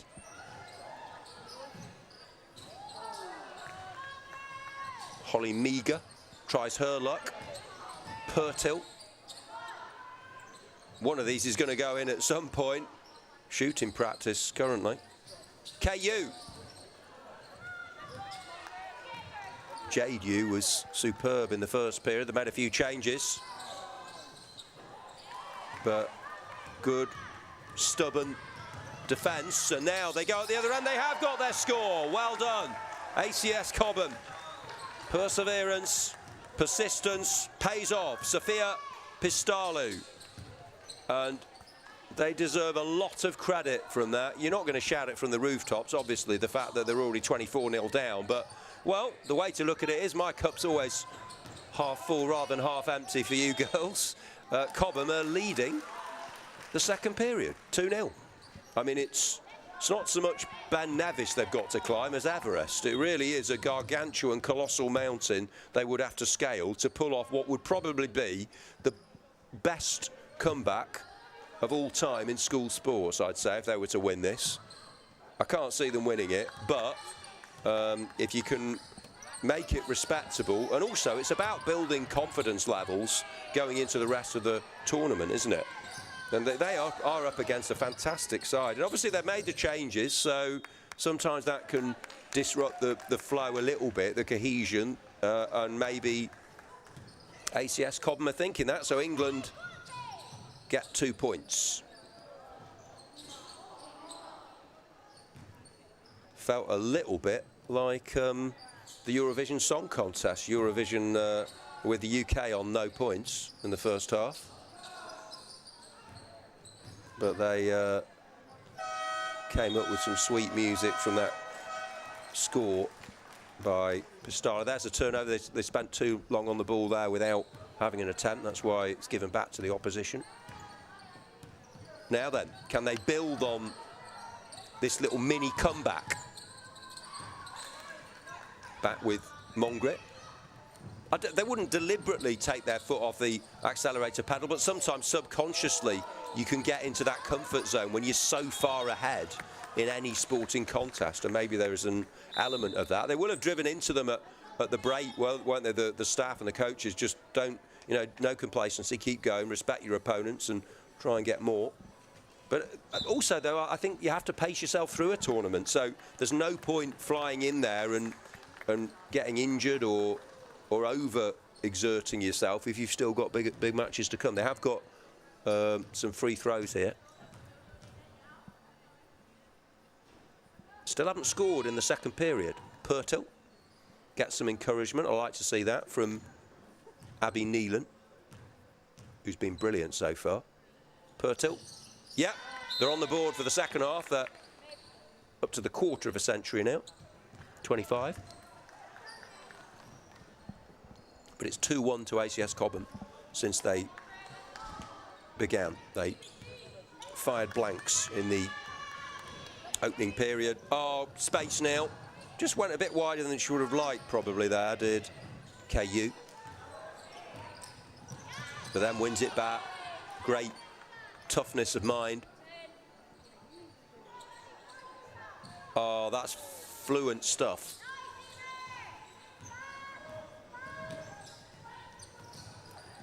Michelle Krizovnik. 7 minutes left of this one. Next up, we've got Under 16 Boys Cup Group A. First chance to see on the show court on our live stream, the Under 16 Boys. Cambridge School, Bucharest, Romania, taking on International School of Geneva in Switzerland. Here's Abby Neelan. It was her, the way she really motored forward and got those early scores. That set the tone, I think, and then you knew her team were going to win. It was just a question of by how many, but it's been a phenomenal effort. A real triumph for ACS Cobham. The way they played in this second period, they've got the 2 points and they've only allowed Mungret to score 1. When you consider they had 24 on the board before the break and we're nearly halfway through this 12 minutes.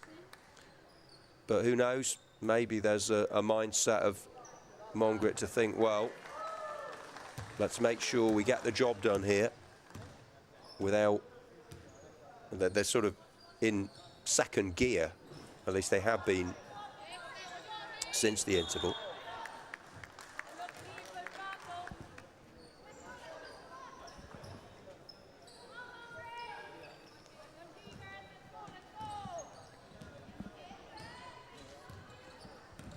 Run being made by Mogban. Here is Trinity.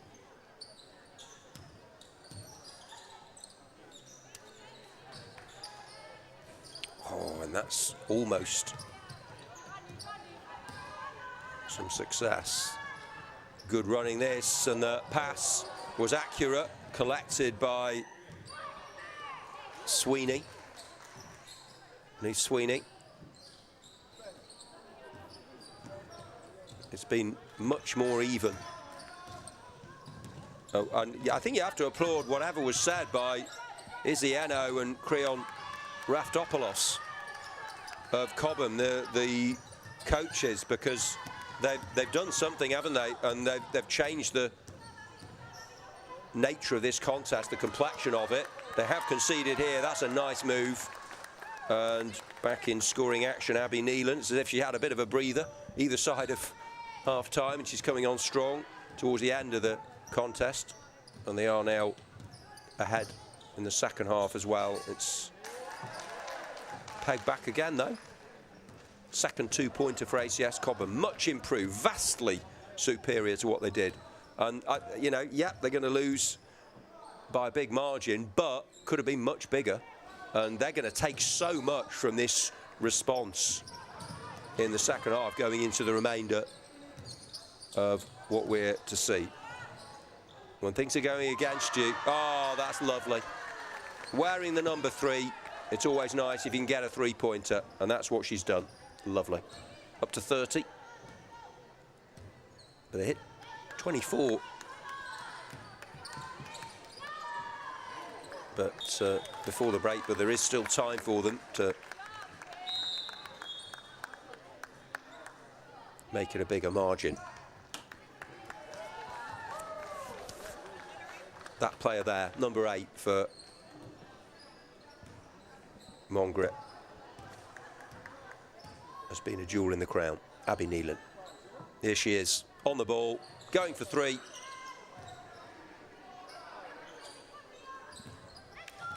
Welcome to everyone watching our live stream. Nice to have your company. Oh, yes, another one. They're going in from all over the court. That's some good long-range attempts. Some from closer in. Good team scores. So many different ways to manoeuvre the ball, manipulate it, engineer the space. Industry, endeavour, artistry as well. 33-4. With Mungret bringing on Rachel Walsh, clearly a popular part of the squad. Good encouragement. Noise levels going up a couple of notches with her arrival.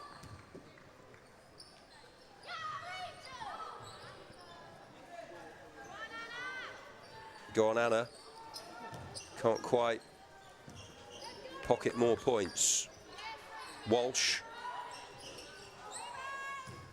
with Anna Neelan getting forward, but it does make a difference when you have that level of support from your schoolmates, your friends, your family, whoever's watching on. It definitely, when you get towards the end of a game, particularly as a youngster, when a bit of tiredness might be setting in. But well done to ACS Cobham in this second half. They're only, what, 9-4 down in the second. They didn't get on the board earlier. Oh, that's bounced up once, then twice, then thrice, and then went in. Up to 6. That's their third two-pointer of this game. They found their scoring touch, which had been elusive previously. Oh, the scoring touch isn't elusive for Mungret, and they really have delivered on the big stage here. They want to be world school champions, that's for sure. It's going to take a good team to stop them, isn't it? Are they going to be among the favourites? Rachel Walsh. Oh, well, I think the roof would have lifted off if she scored with her fan club here, clearly. Oh! Abby Neelan. An awesome arrow from Astounding Abby. Neelan hits the mark. A fitting scorer of that one, and that's one of the moments of the game from surely the MVP of this one, Abby Neelan.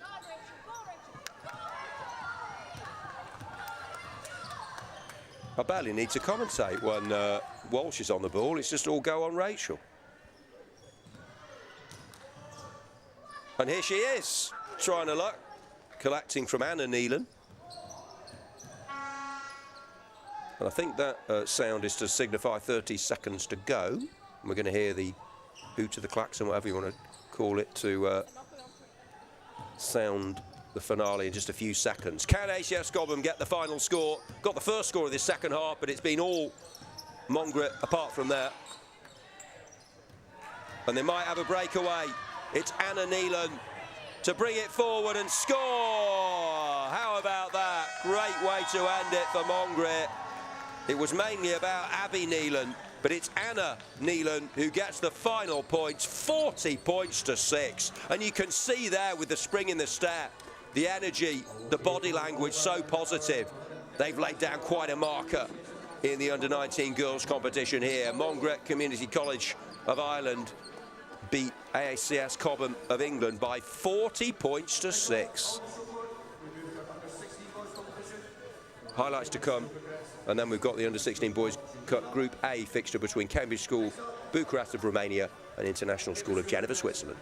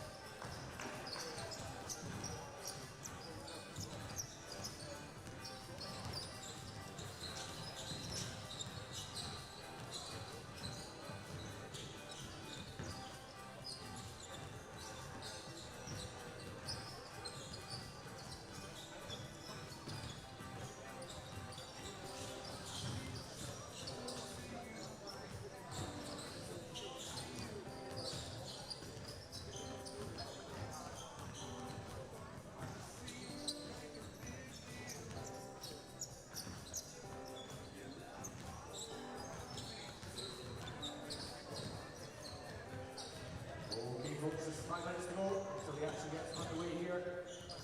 Day 1 of the World School Basketball Championships.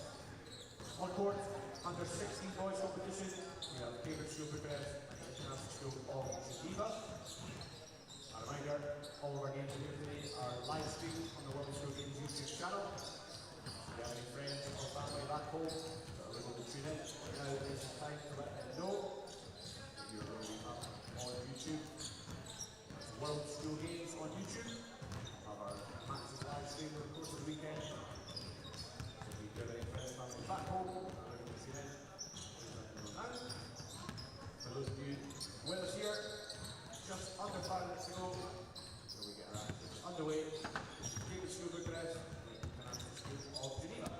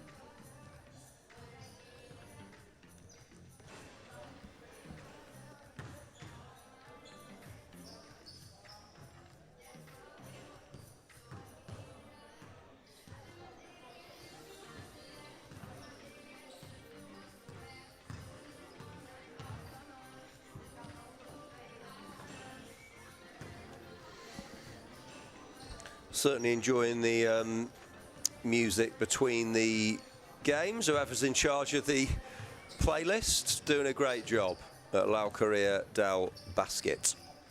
And we'll be underway very shortly for our next game.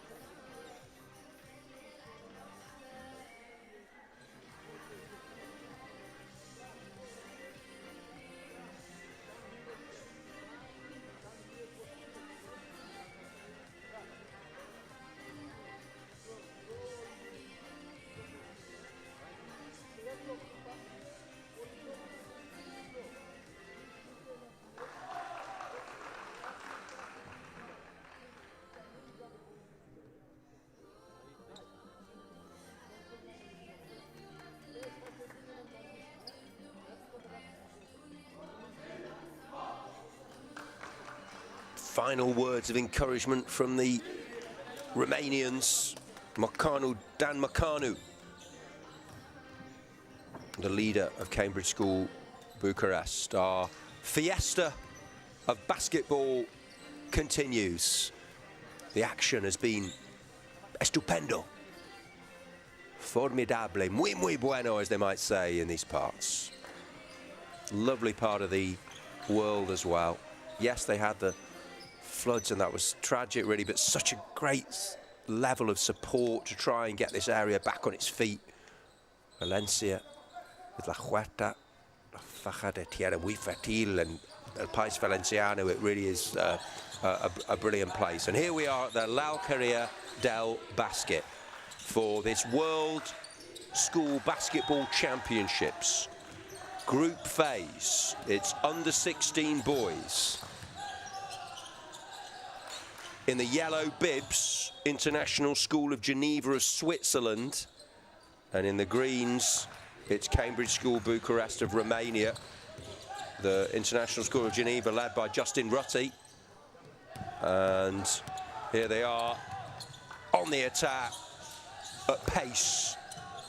Low flight on that pass and looking to pouch. Oh, can just about make the numbers through the bib, so we'll do our best to identify the Geneva players. No problem with Cambridge Bucharest and Luca Moisa, the number 36, waiting, and now it's with Radu Dinescu. Oh, yes, and you can hear the satisfaction from the sidelines there as Dinescu pouches a long ranger, drops it in. 3-0, the advantage in the early stages. It was a real rallying call, motivation, organisation from Dan Makanu, the boss beforehand. You could sense their keenness to get started as Nicolas Fustos. Well, they're putting on quite a show so far. 2 maximums.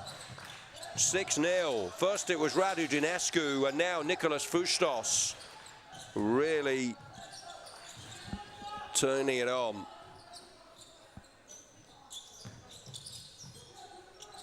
And they're already bossing this one. Nicolas Fustos, fresh from finding the basket. This time he holds it up. Surely not 3 in a row. No, not quite. Eric Badila. Seen him in the All-Stars. Oh, yes, they've done it again. Well, this is outstanding. All that practice paying off in the big tournament. Amazing. And now they've got on the board. So it's actually 9-2 now. Bucharest with 3 3-pointers, so a little bit of confusion on the score. But we've had a few teething problems today, but we'll get it sorted for you. It's good to see International School of Geneva get on the board, but straight away the response comes, and it's another 2 points for Cambridge School Bucharest. On to 11. Very quickly indeed.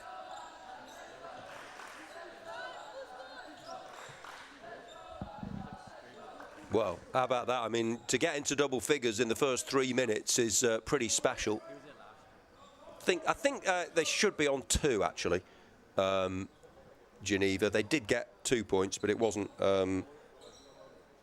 far enough out to merit the 3. So I think they're just sorting that out. But it's great start from Cambridge School.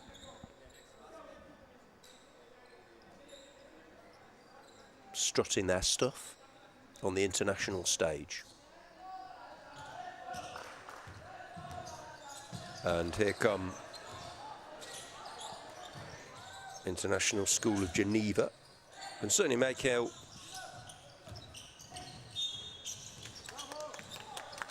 their formation and the way they're applying themselves.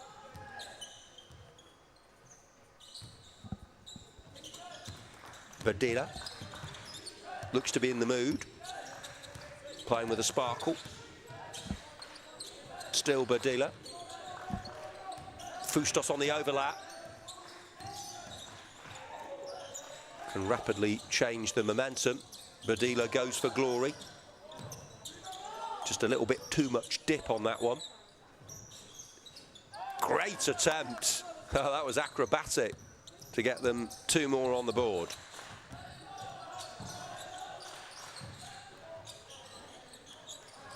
And that's a good effort. The International School of Geneva squad, by the way: John Bean, Owen Braun, Benjamin Brinkgrieve, Jay Buckley, Valerio De Salvo, Paul Esparon, Joshua Gaymard, Alexandra Henny, Derek Hubin, Alejandro Senise Montejo, Matias Pusteria, and Rafael Lassau is their squad. Radu Dinescu for they do have a love affair with basketball in Romania, and this team have absolutely loved the opening to this contest because they are utterly dominant. Are we going to see them at the business end of the tournament tomorrow? Remember, group phase today, knockouts tomorrow as they get more on the board. Emre Senkaya waiting to come on, but he watches his teammates play with verve, zest, enthusiasm, and élan. Well, I'm not sure he needs a breather, Radu Dinescu, but he's given a great account of himself. They're all ambassadors for their school and their countries. This has got a real European flavour to it, this contest, hasn't it? Romania versus Switzerland.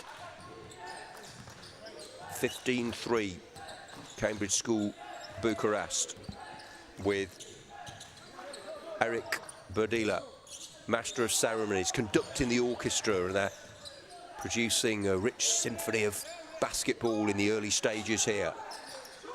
Approaching the halfway point of the first period of 12 minutes, 2 of 12, with a 3-minute half-time.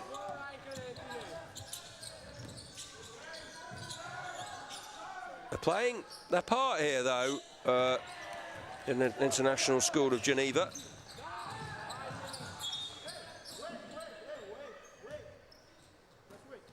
And the words from Dan McCarney, the coach: wait, wait, wait. But they're watching that one go in against them. So, yeah, they have corrected that. Well, we always get there at the end on the scoreboard. Yeah, the first points was definitely 2, and they've had two pointers since, so that's right, 15-6.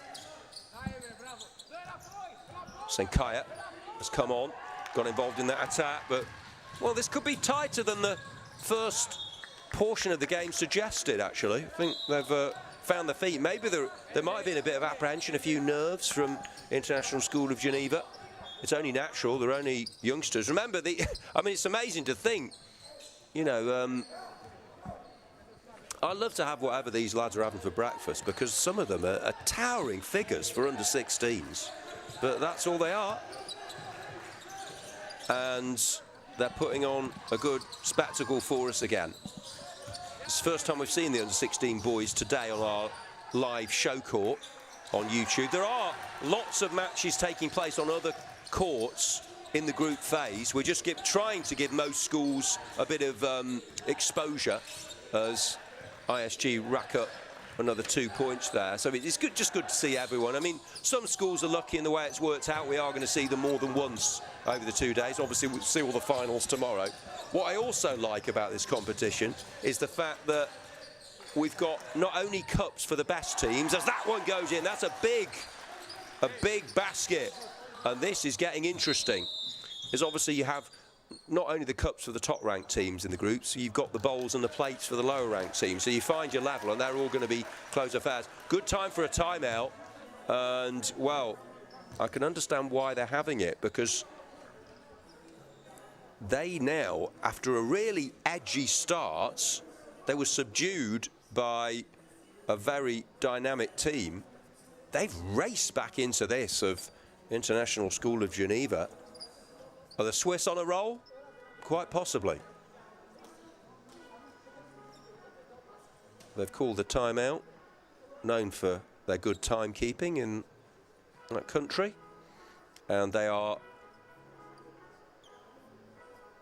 nearly 8 minutes into the first period. 15-10 they trail Cambridge School Bucharest, Romania, who began very brightly indeed.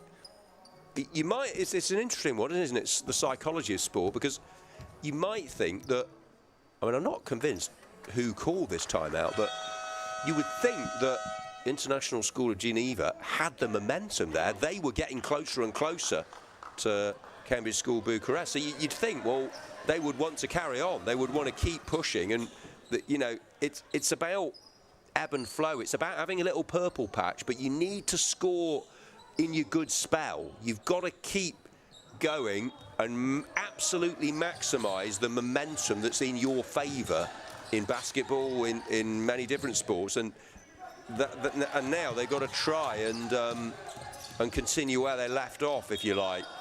But there's a good run by Radu Dinescu. Didn't come to anything. Horacio Karaja. And now Eric Berdila. But they're making a real game of this.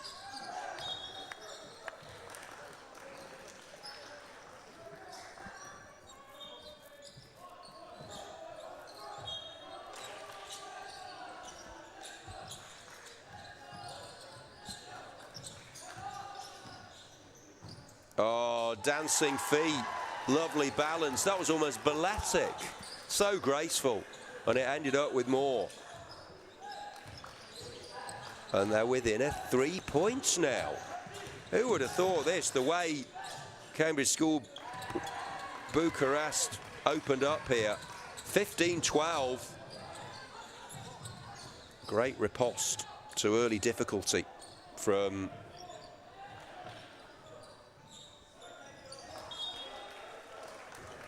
the Swiss.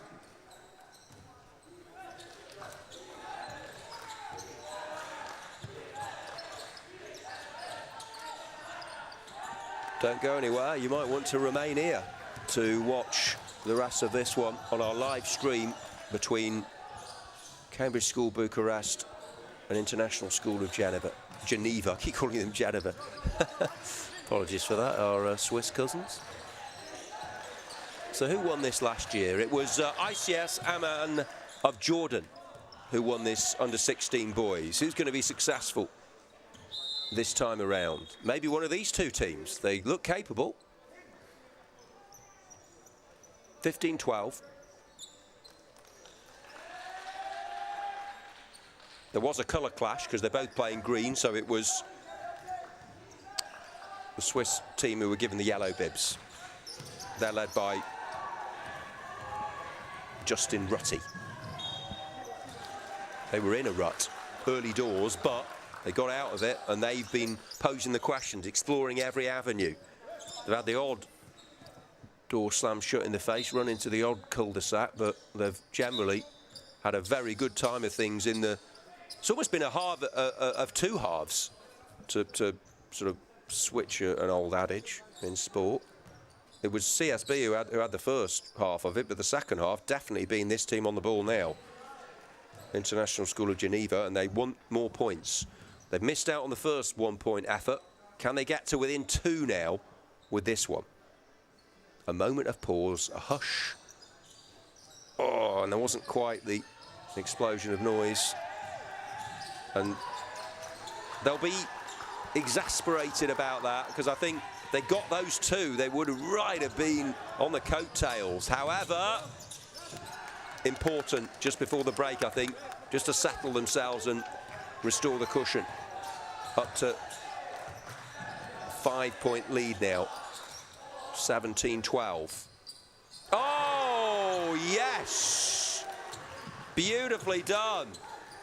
That was exceptional. No better sight, is that, unless you're the opposition, of course, than a basket produced like that. 17-15. Blistering first half. Could it get level? Not quite. Oh, great counter. And they've released the dangerous Luka Moisa. Well, he gets 2, 3. Well, I thought it was like the old bus there. You wait along and they all come at once. We had 3 chances, didn't take it. There's the klaxon. 17-15 at the break. What a first half. We'll bring you the key moments in a moment, but that was a crackling atmosphere and a really good game. I can't wait for the second period of 12 now, 17-15.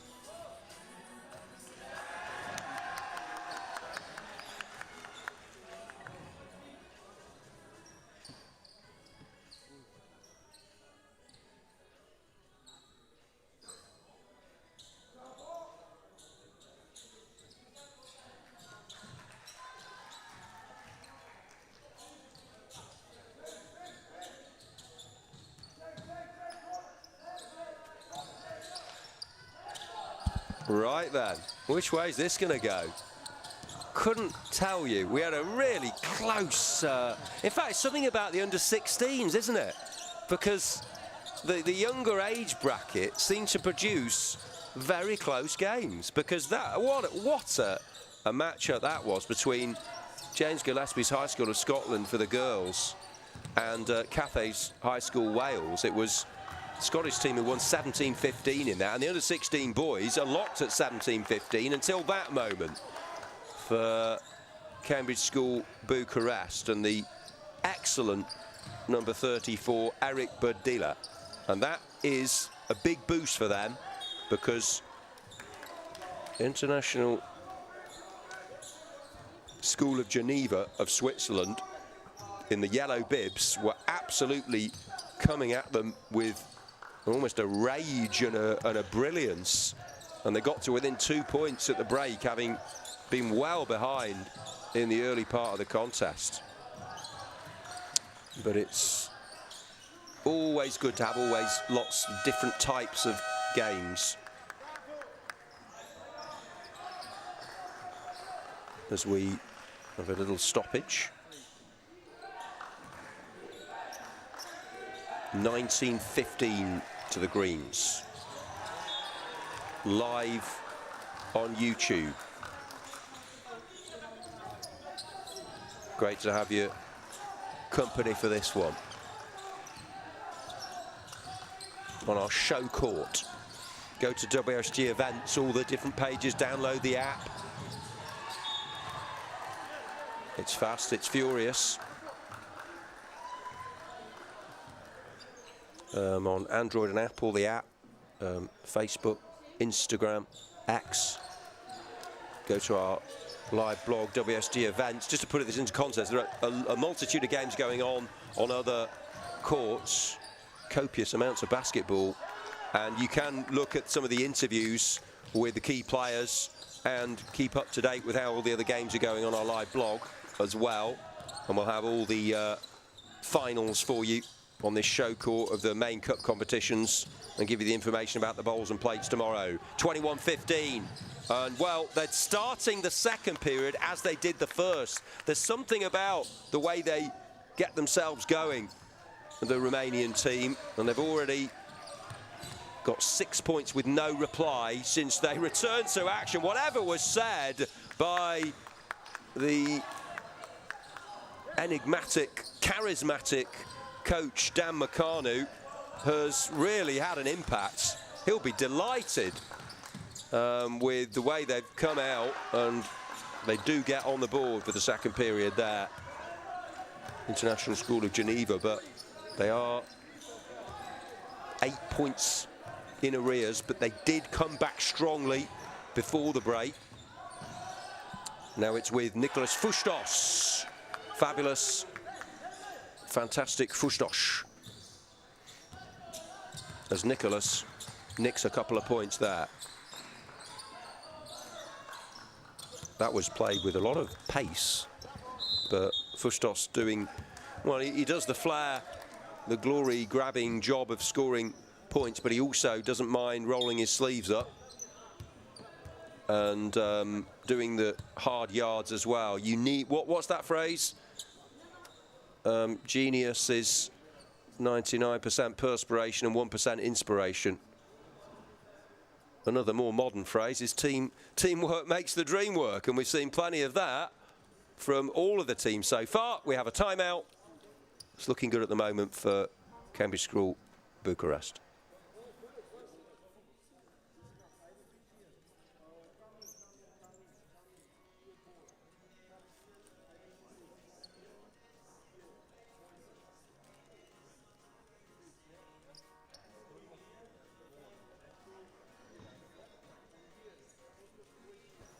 Now, are they going to be capable of doing it for a second time? Justin Rutty is imparting his wisdom.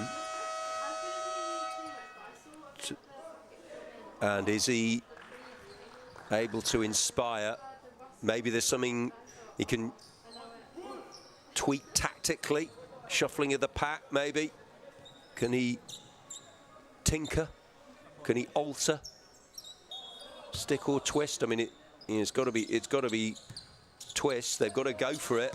Don't want to leave themselves too exposed. Often when you chase a game, it can be those counter-attacking bursts, the thrusts, the surges that can open you up, and that might be the case here.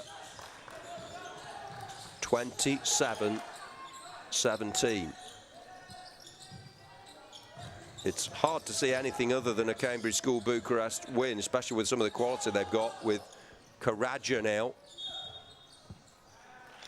Lively as ever, Eric Badia trying to make things happen, influence proceedings. But there's still enough time for this to change significantly. Collected by Karaja. And now Eric Badia has got options, assesses, ponders, bounces, jinks one way, and then pings it in.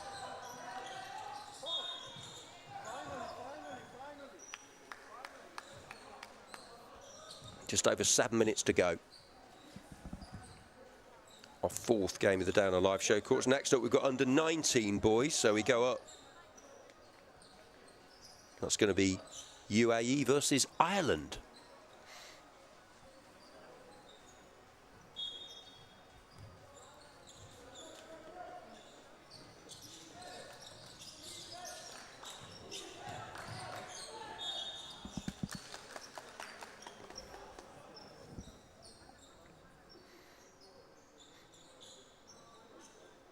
Chance to build on this lead.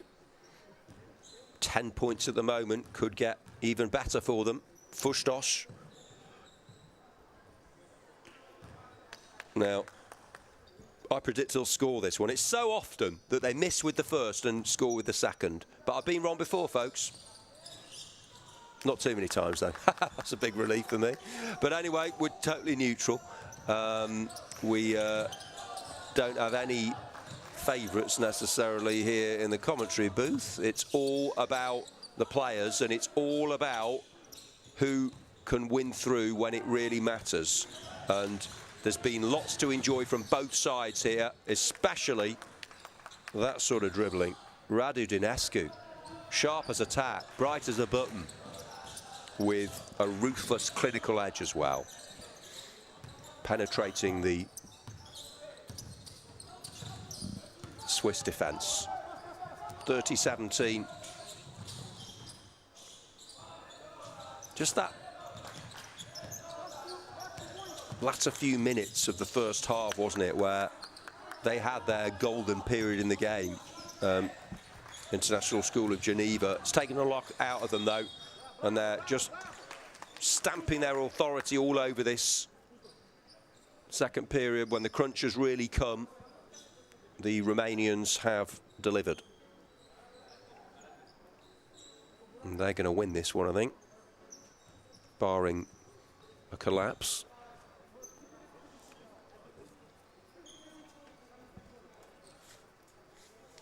It's not done and dusted yet, though.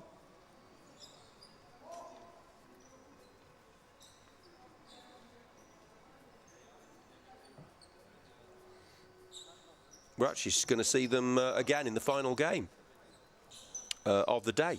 Cambridge School Bucharest against ICS Amman of Jordan, who I think I was saying were the reigning champions. That's going to be a belter to close things off later on.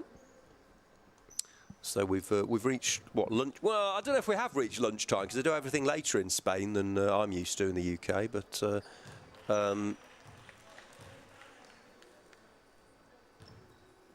certainly, well, what is it, 20-1. And they've done it again, happened again, with the first one missing and the second one going in from Luca Moisa this time. Oh, yes, right out of the blue from the yellow bibs. That had a lovely flight to it, didn't it? It rose and it dipped, and in it went. Brilliant. 31-20. Well, if you've got that in your locker, if you're capable of producing those sorts of scores, then you do still have just that little glimmer, and it's more than an oasis of hope. It's when you're 11 down, but it can alter so rapidly. Been a bit more stop-start second period here.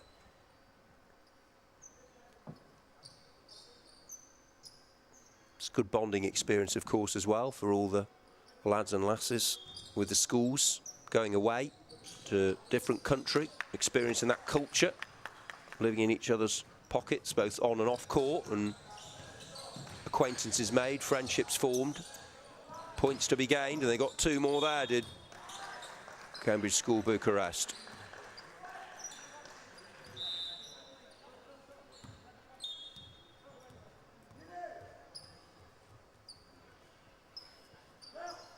Who's going to be celebrating tomorrow afternoon stroke evening? There's a phrase in Spanish. I did Spanish at school. I know it's a long time ago for me.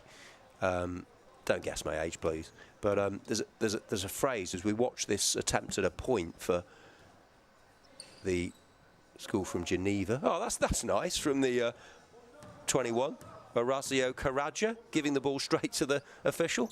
Very well behaved. Oh, and that's in. So they're at it now, missing the first one, getting the next one. But yeah, that phrase, I think it's charlar y bailar hasta las tantas de la madrugada. It means something like party until the small hours of the morning. So I'm sure that, well, the parents and the teachers will be able to do that. The boys aren't allowed, but someone will be celebrating a win. And why not? I don't think Cambridge School Bucharest will be far away, and the school from Switzerland look well capable of picking up plenty of wins and points in the remainder of this competition. But I think they're just going to fall short.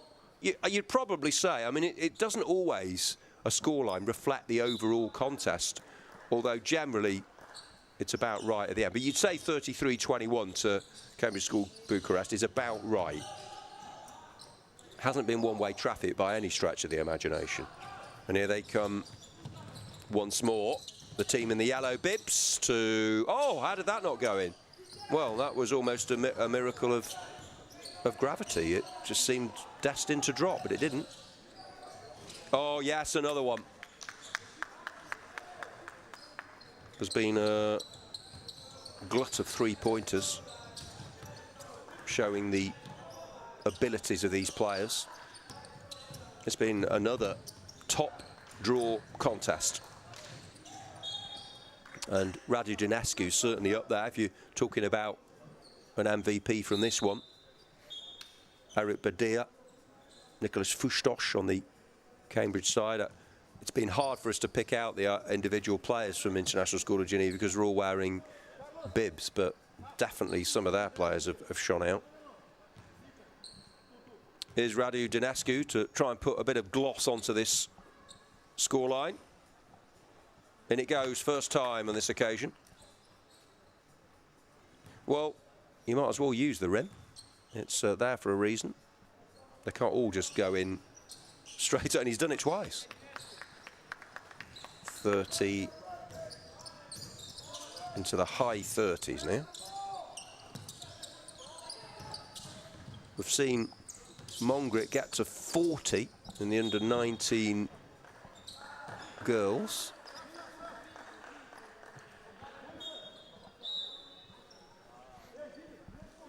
And I think, but it looks like Cambridge School Bucharest might well pass that mark. However, they're going to witness their opponents look to pick up a couple more points here. Here's a chance for one. It's almost not fizzling out, but there's just an air of calm to the game. I think the overall outcome is not in doubt. It's just a question of how much they win by or how much International School Geneva can claw back, and they are doing that really well. Both of them slotted. 38-25. Under-19 boys waiting in the wings. Universal American School of UAE versus Coláiste Éanna of Ireland.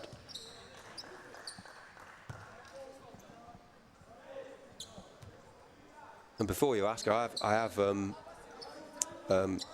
pursued clarification on how to pronounce the Irish name, so I hope that was right.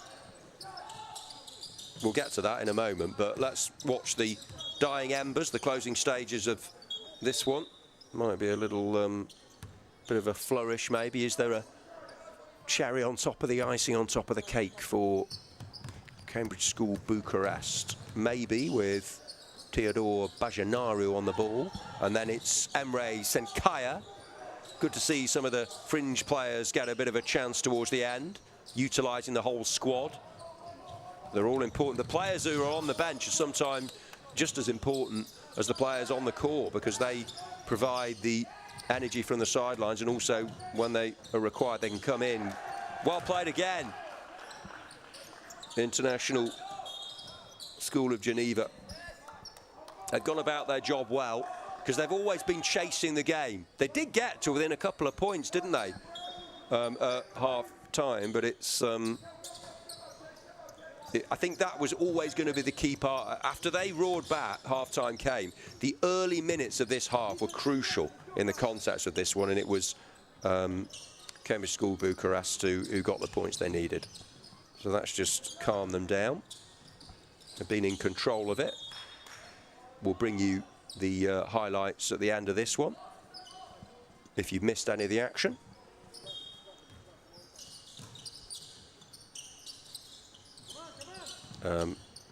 At the end, which is coming momentarily. Might be time for just one last score. And in it goes. Great way to do it. Emre Senkaya, the number 14, hitting the basket, and they do go over 40. It's the most points we've seen a team score on our show court so far today. 41 for Cambridge School Bucharest. 27 for a spirited runner-up in that one. International School of Geneva, Switzerland. Excellent game. 41-27 to Cambridge School Bucharest.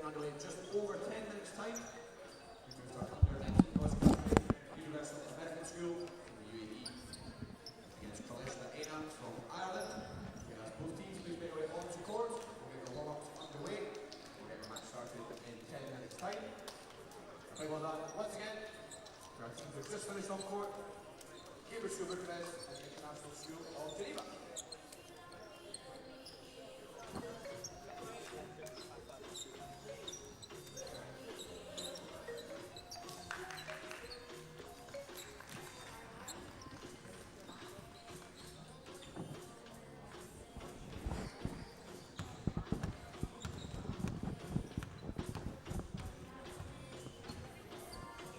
Right, 4 down. I've got a Universal American School and Coláiste. No, it's Irish. Yeah, that's the one I was asking about, yeah. I know it looks Spanish, doesn't it? Yeah. Got it. It's UAE. So UAE and the Irish one will be IRL.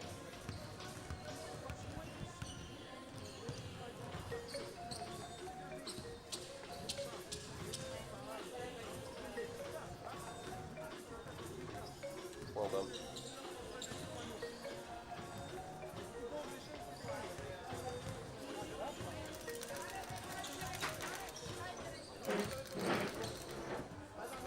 Oh yeah, don't worry about it. Oh yeah, okay.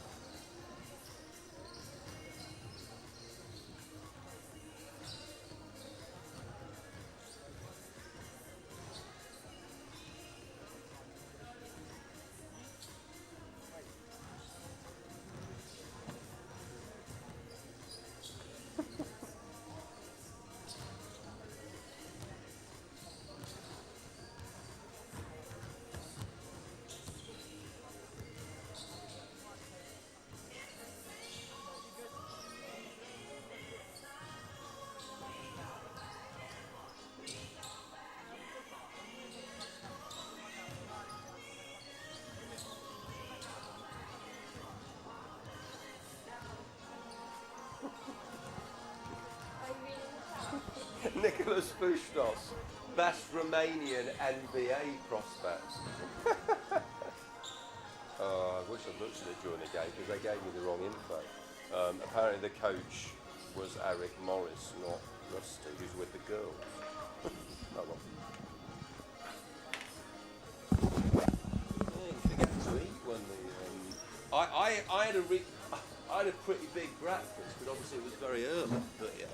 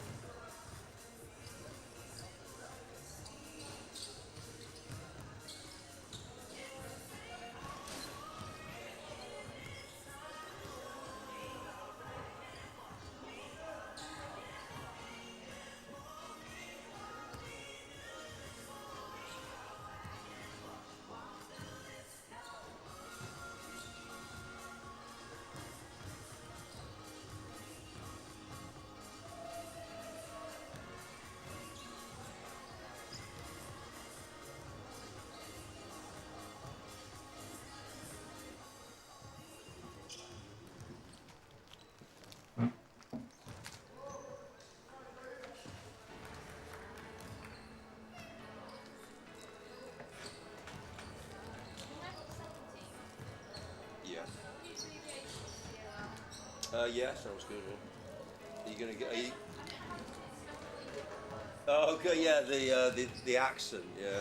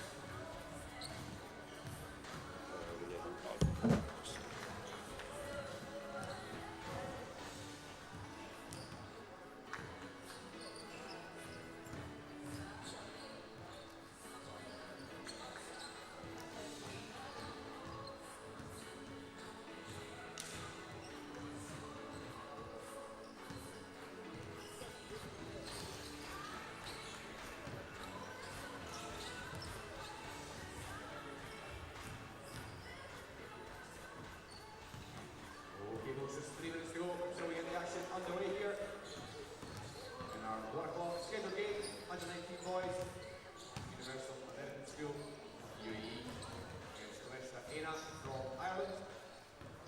Just a reminder folks, if you haven't done so already, please make sure you download the official events app. Find that by searching WSG Basketball on your app store. You're up to speed with all of the fixture information and results and the league standings as we progress throughout the weekend.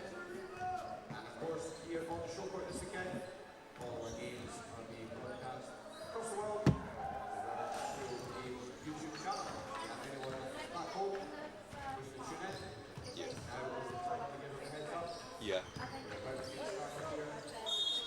Live on YouTube. Oh right, yeah. Universal American School. Well, we haven't had any overtime yet. I suppose overtime's pretty. It's pretty.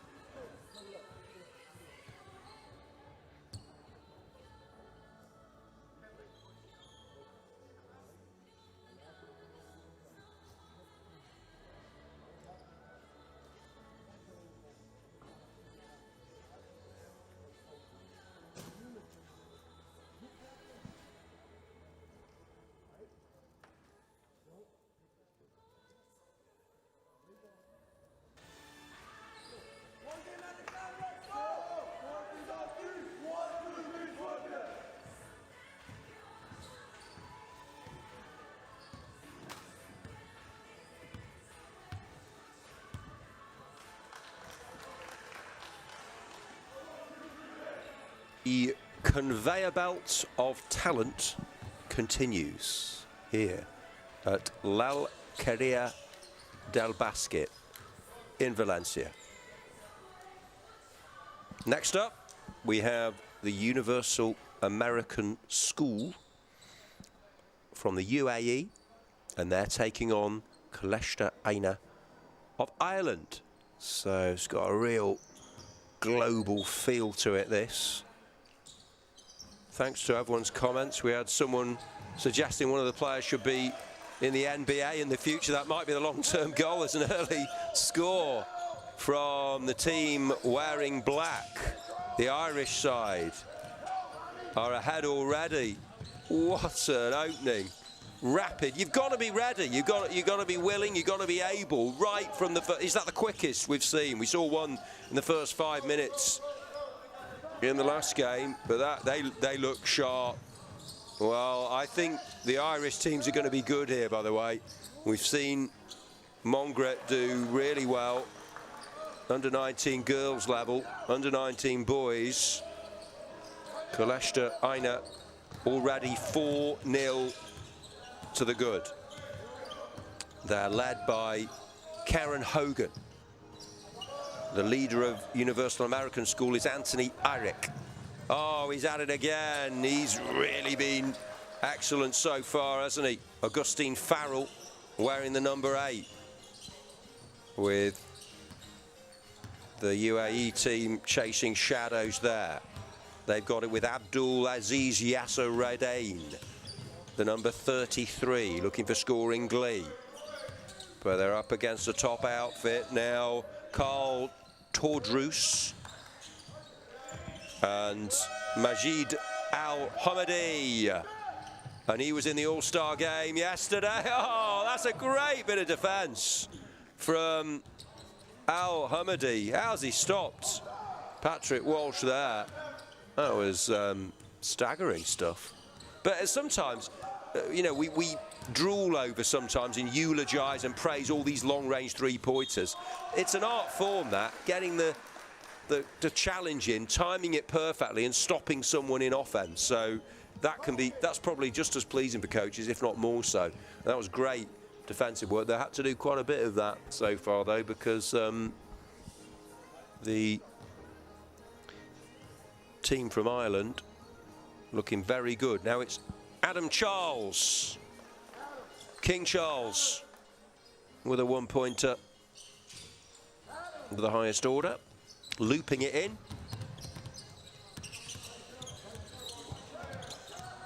Who will be the slam-dunking superstars in this one? What particular heroes to emerge? Almost from Al-Hamadi. Poor, they counter swiftly, don't they? With Farrell at the heart of it again. It's with Rami Fuad Charara, the number 95 for Al-Hamadi, getting plenty of touches. Opposed by Connor Chambers. Good battle this, high intensity. Carl Walsh. Thwarted at the last. Al-Hamadi for Abdul Zaziz Yasser. No! Beautiful. That's how to get on the board. Gorgeous.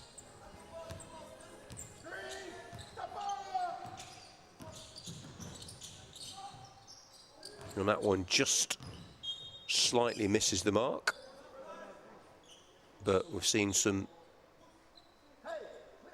good quality on the court already. Brief stoppage, good energy from Carl Tordrus and Yasser Radane, who just got his team into the points. One way, then the other. Movement. Confidence and competence as he falls to the floor and clutches the ball into his chest.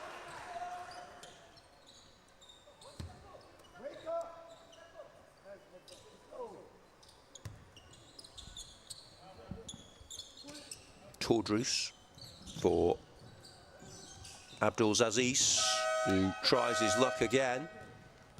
Not afraid to have a go. If you don't buy a ticket, you can't win the lottery or the raffle or anything else like that. But here's Patrick Walsh. More scoring joy for Coláiste Éanna. Oh, that was mesmerising. Looking to bamboozle and bewitch the Irish defence there. Yeah, very good again. This time from Adam McCarthy, wearing the 0. The hero wearing 0.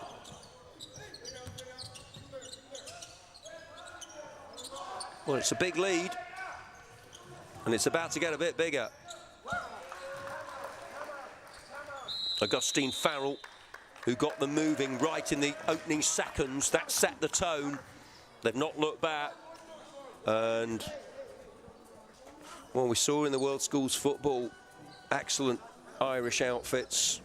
And they're continuing it in the sport of basketball in the WSG. And this is an important little timeout, I think, for Universal American School and Anthony Ayrick to get the views across. And he really is showing some passion there, giving you an insight into what's required.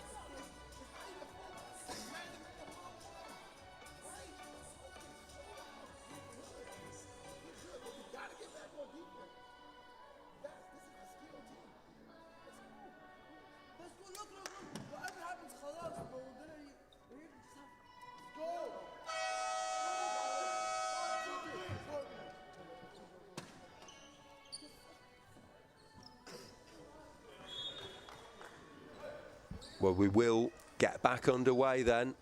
Well, a satisfied area of this stadium for Coláiste, Éanna, because they are in charge. Nearly midway through the first period of 12 minutes, 2 halves of 12 with a 3-minute half-time. Basketball brilliance, especially, I mean, the way he carries it, and that's more great defending by Majid Al-Hamadi. Majestic Majid at the back, but there's just no way they can keep them quiet when you've got McCarthy coming from one angle, you've got Walsh through the middle, you've got Farrell in from the left. It's just, yeah, they're like bears around a honey pot. They're like, you know, little mosquitoes buzzing around, and they just won't let you rest, and they carry quite a sting. And that's why I don't think there's going to be many better teams than Coláiste, Éanna, but we'll have to see. So much quality in all the different courts. Keep up to date on the live blog, WSG Events, all the different social media channels as well. Download the app. All angles covered. Best insight. Great comments from the players. Such commenting with such maturity. So for one so young. So go to the X feed and among others for some really good post-match comment. And it's part of them being able to talk to the camera as well, isn't it? Being able to articulate their thoughts, because, you know, we're not just talking about sport here, we're talking about developing young men and women for the future. Right, that's the lecture over. Back to the basketball. 4.5 left of the first period, 17-2. Well, they've had some little glimpses, little glimmers, but it's the counter-attacking thrusts that are being good. More solid defending, this time from Jad Wassam Al-Ghazi, the number 27. That's been for me, that's been a big takeout from this first period. The way that the Irish team have countered. Well done to Rami Fouad Charara for getting on the board. 2 more points for UAS of the UAE. Has a ring to it, that. Universal American School. But yeah, it's been the way that the team in black have countered, but also some really good last-ditch defending by Universal American School. But that 17 you can see next to Coláiste, Éanna. I mean, that could be double that, but we've had some really determined defensive work. Emmett Callan there, the number 13, getting some action. Aidan O'Neill as well. Jad Wassam Al-Ghazi. The bounce of ball on court. Music to the ears of all basketball fans. Abdul Aziz Yasser Radain.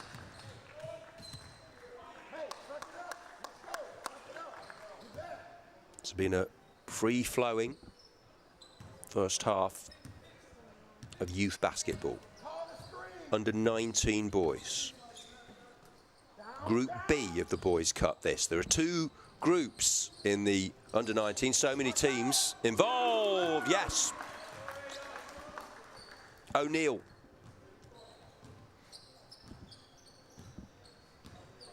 Oh my word. Very good standards achieved. And again, as we like to see, 3 points from the number 3, Aidan O'Neill. It's the 33 there for American School, combining with Majid Al-Hamadi. You knew he was going to get plenty of points in this one. Oh, well, baskets at both ends within a few seconds of each other.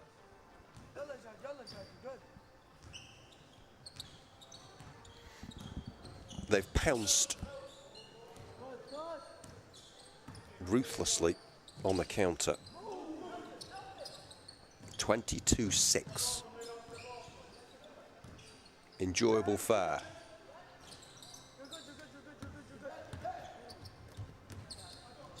Adam Charles. And again. Oh, that's clever. For O'Neill. Oh, interception. And in it goes. That's just sheer alertness, sheer reading of the game. Intelligent, sharp. And he packs a punch with the end products. Adam Charles.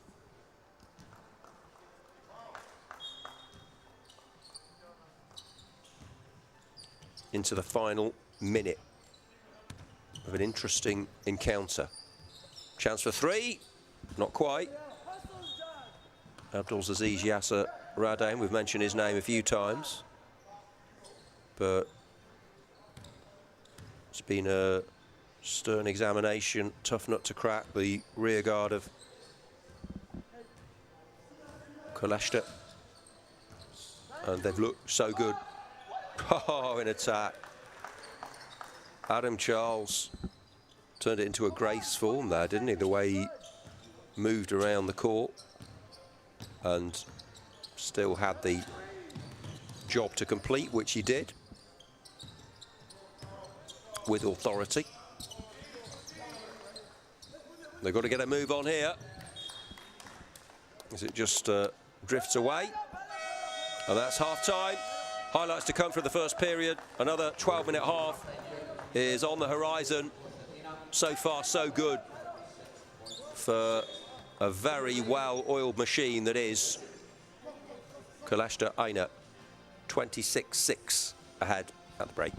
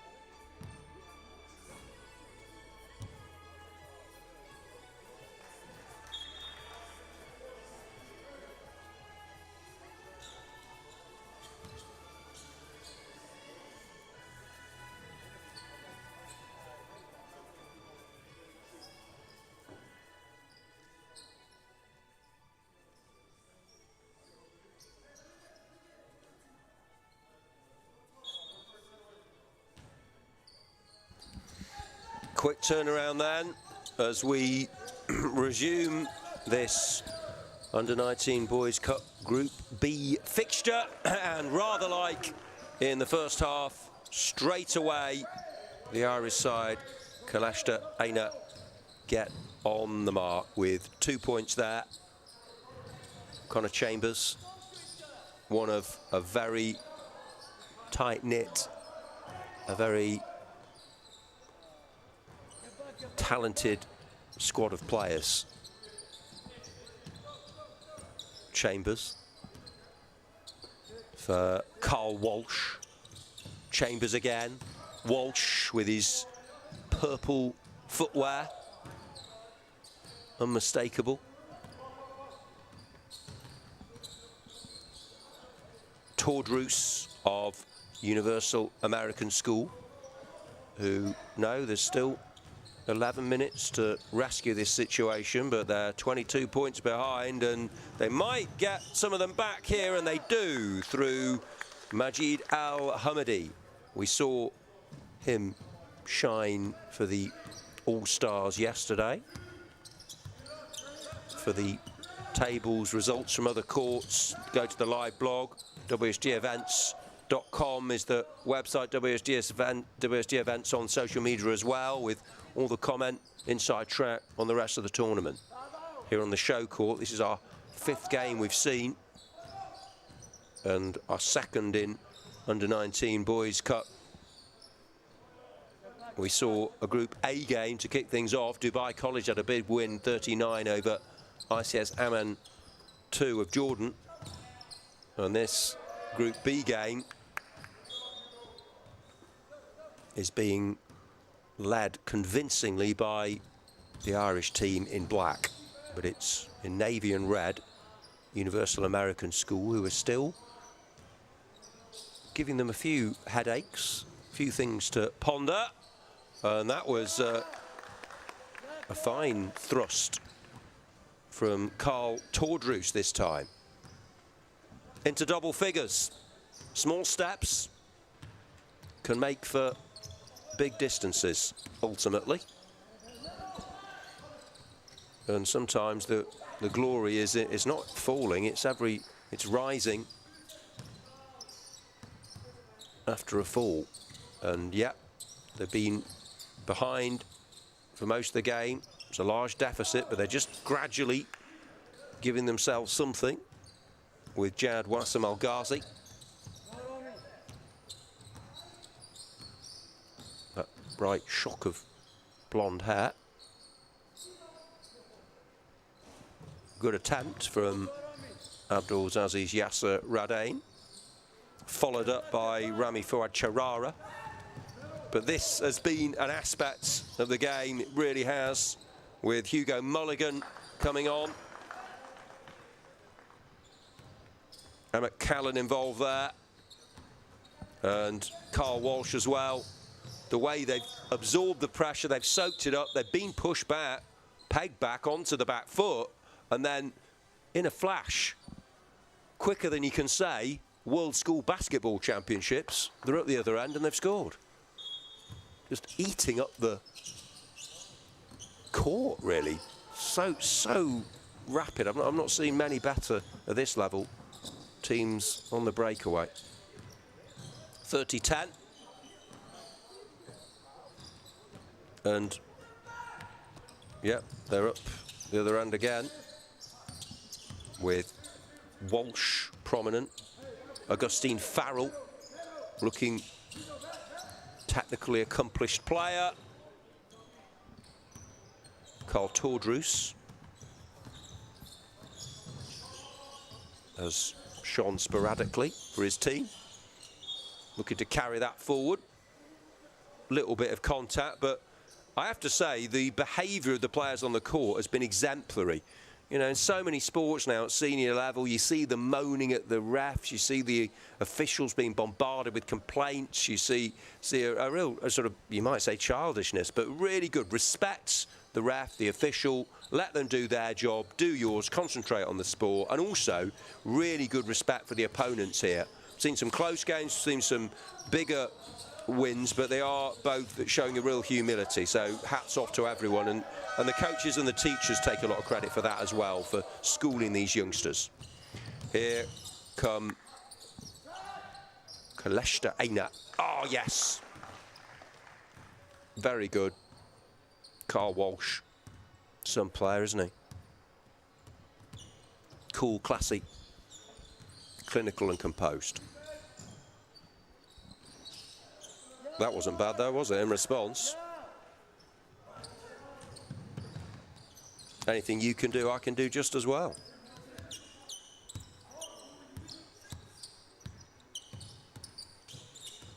In Valencia, Spain.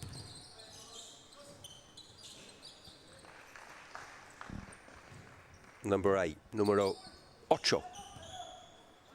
Augustine Farrell delivers. What? Number 46, I think I'd struggle more. Oh, hang on, let me have a think. I think it's 46. Anyway, he didn't score. Carl Tordrus goes up to 95 in this one. Goodness me. As Hugo Mulligan gets in with a successful attempt there. 37-13. Well, we saw Cambridge School Bucharest, the under-16 boys, get to 41. I think they're going to get better than that, aren't they? Oh, he looked to really dunk that one, didn't he? Patrick Walsh. He was followed up, though, by his mate, Emmett Callan. He's wearing 13, and Universal American School on 13 points. So that goes up a little bit. You attack, we attack. Walsh for Callan. Emmett finds the basket. They're on course possibly for half a century, with a few players poised to come on here. Ramsey, Nils, Kassab. In fact, we've got a timeout. So a pause, chance to take stock, and they'll go for a big finish, I'm sure, to try and say to the rest of the competition, look, we're here, and we're here to win this, the Irish side. It's been difficult, this. Whilst Coláiste have passed it with flying colours, it's been more difficult for Universal American School. He's not sure what he's saying there, Carl Tordrus, but he's not happy with something.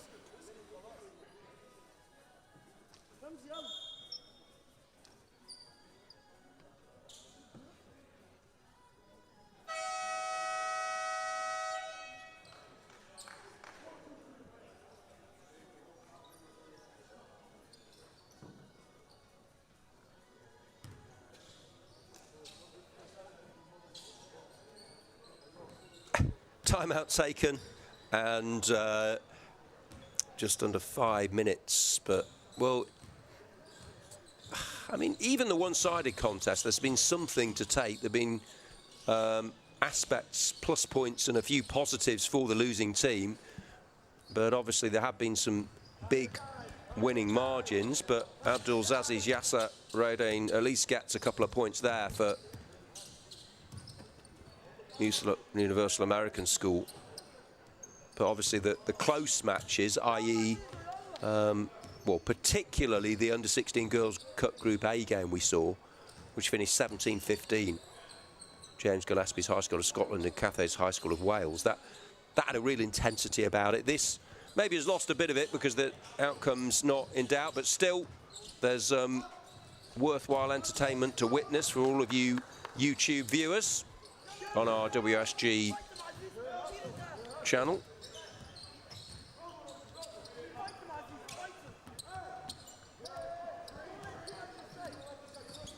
This is good build-up work. Is there a finish? Oh, there was. Yeah, well done. So another points. Chisom Chime getting involved. The number 11 with his first score of the game.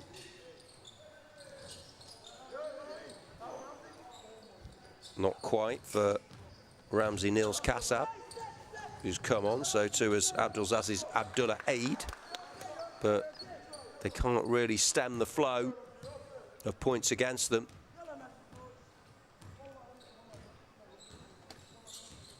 They probably wish it was 17-4, but I can assure you it's 17-45 as we just alter the scoreboard for you. The points coming thick and fast, but they're just 5 from getting to 50, which I think in a contest of this duration, 2 12-minute halves, you know, it's psychological. If you can get up there, you really have had a very satisfying workout. Impressed with the fitness levels of all these players as well. They'll have been looking forward to this for months, as many of them said in their pre-match statements. Well, it just wouldn't go in, but if at first you don't succeed, keep plugging away and rewards will come, as Patrick Walsh found there, up to 47. So they are 30 points clear with just a couple of minutes to go. Next up, just to mark your card, under 16 Girls Cup Group A, we've got British School Valencia of Spain versus Akademeia High School Warsaw of Poland. And well, if the first under 16 girls game is anything to go by, we're in for a great encounter. I wouldn't say they're going through the motions, but you just feel they're playing within themselves a little bit here. Coláiste with big challenges to come, but they'll take something from this, will Universal American School, and believe they can get things right in the remainder of today and, of course, tomorrow. But, well, no one close to Emmet Callan are the simplest of tasks. Caught the ball comfortably, took it in his stride. Easy as picking apples from the tree there.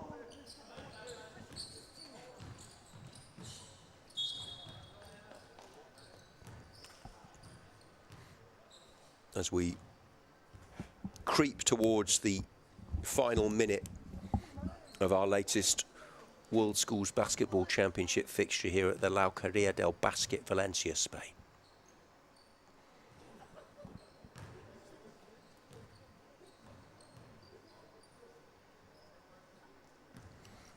Wasn't successful with that one. Abdulaziz Yasser Radain gets the second. Good job is the cry. 49-18 now. Chisholm Chime is trying to make a case to get more game time in the next game. He's looked good, hasn't he? The number 11. Oh, lovely. Still going. Took 2 or 3 of them, but they've just about impeded his progress. But he gets it back. And he's been prolific, hasn't he? Emmet Callan, as this game's gone on. Carl Walsh will be out there. And they passed the half century. First team to do so on our show court and our live stream today. 51-18. Is there even more? Not quite, with Ramsey Nils Kassab deep inside his own territory. They've had the possession and the position at times, but they just haven't been able to get the baskets they wanted, although they might have the final score there with Majid Al-Hamadi. At least they've got up to 20. But there is possibly still time for one in response from Coláiste. Finian Moran on the ball at the end. There it is, 51-20, emphatic, electric at times, certainly commanding and convincing. 51-20 win for Coláiste Éanna against Universal American School UAE. The girls under 16s to come next. Valencia taking on Akademeia High School Warsaw. Next up on the show court in about 15 minutes' time. British School Valencia against Akademeia High School Warsaw. We'll bring you a few highlights in a moment from this one. Coláiste Éanna for the rest upstairs. Good luck for the rest of the day.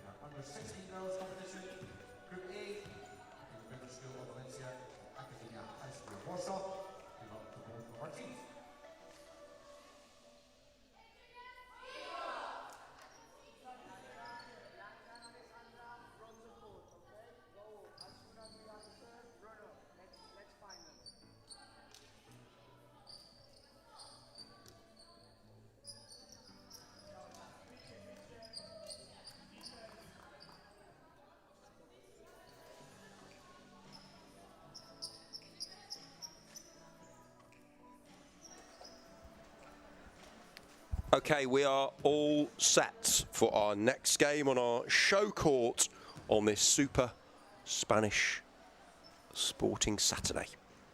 World Schools Basketball Championships. This is Under-16 Girls Cup Group A. We saw a brilliant game elsewhere in this group earlier. James Gillespie's High School of Scotland beating Cathays High School of Wales 17-15. This is Spain versus Poland. British School Valencia.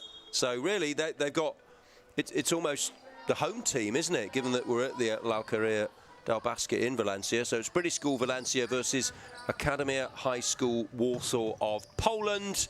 And it's British School Valencia in blue who get forward through Julia Torres Perez.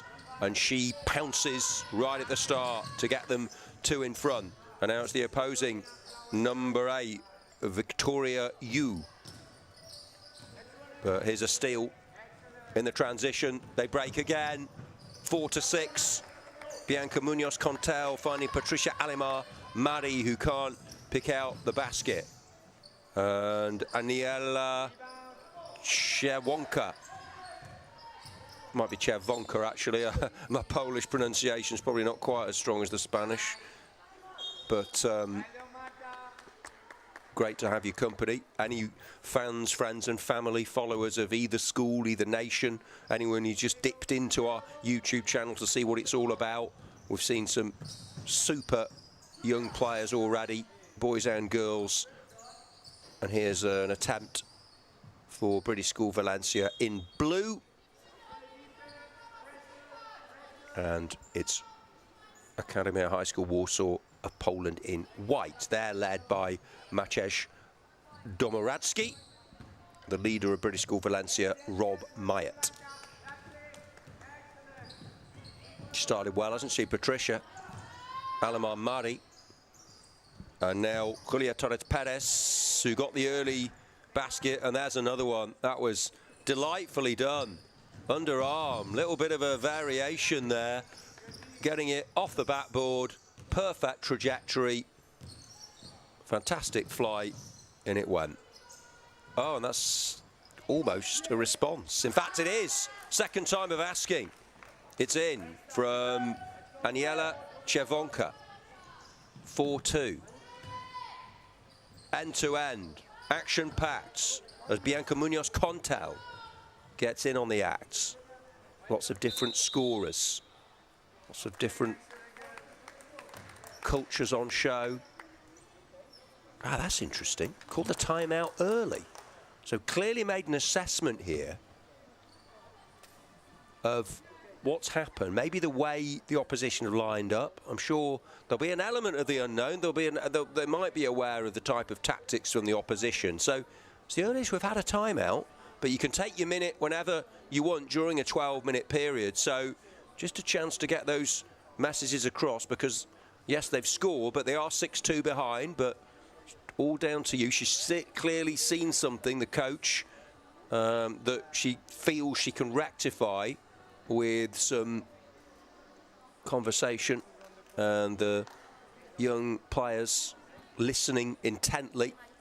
It's all about communication, isn't it, this game? Yes, there's the athleticism. Yes, there's the teamwork, the individual ability, but also it's about getting an understanding of what the coach, what the teacher's trying to get across and then effecting that on the court, if you like.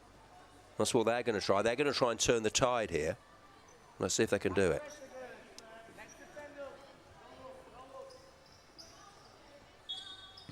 The strategy and when the timeouts come can be just as important as the ensuing action. Is Victoria Yu, the number 8 for Warsaw, dispossessed. Mari on the charge. And it's Angela Albert Thomas, the number 2. Oh, that was tantalising. Close for Bianca Munoz-Contel. And now Alejandra Albert Thomas and Patricia Alimar Mari. Well, she twisted and turned there. making one of those darting, ducking, weaving runs into the danger zone. Paris, they've been on the front foot for most of this one, have the team in the blue tops. 2 halves of 12 minutes.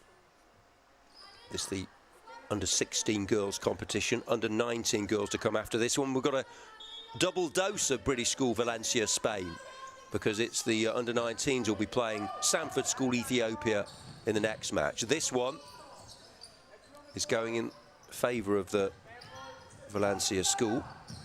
Oh, that's good power from Torres Perez.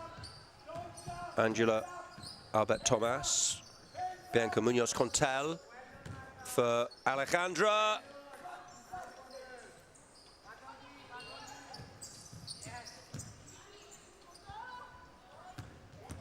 U for Rudkowska. Rebound. Trying to get it into the path of Daria Verchbika. Marie. Disappointed not to get further forward there, but more than satisfied with the fact that the team are up where they want to be. 6-2 up. On comes Alicia Golab-Glaz.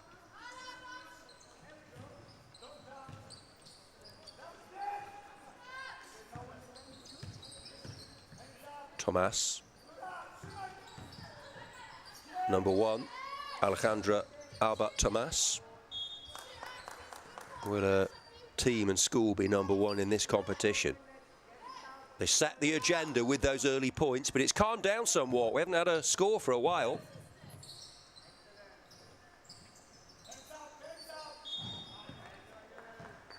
Challenge comes in, whistle blow,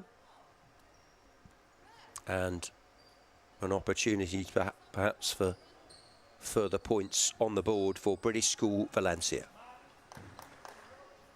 We've got the inside track, the local knowledge, and here they go for some points. Julia Torres Perez, yeah, straight in.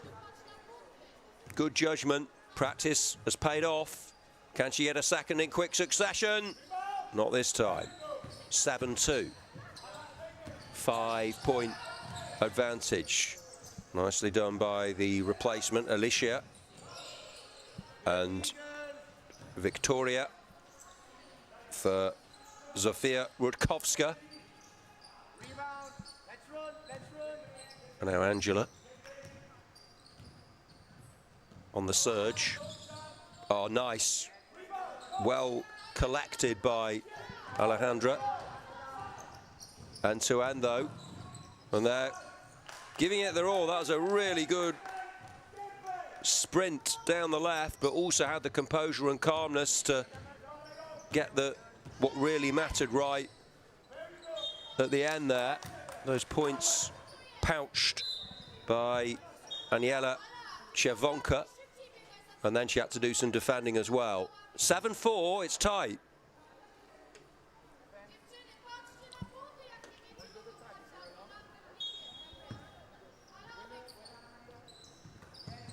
Just before 2 p.m. Spanish time.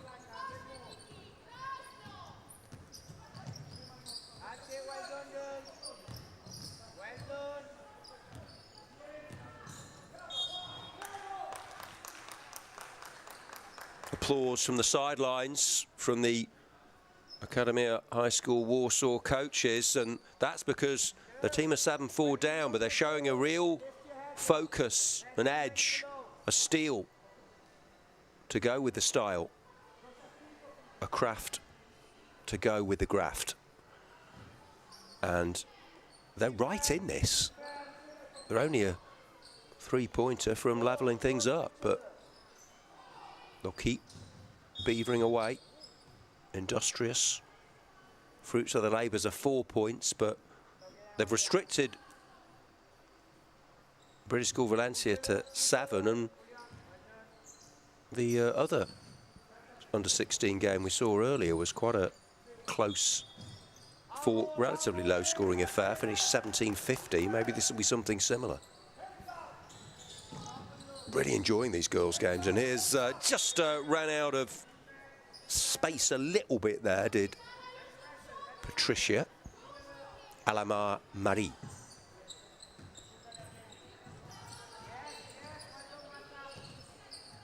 She's done well, has Chavonka. That just rolled away. A bit irksome for her. Irritating to lose the ball like that. And Patricia Alamar Marie raiding forward. But now it's a possible attacking foray for their opposition. Pugnacious, tigerish, tenacious.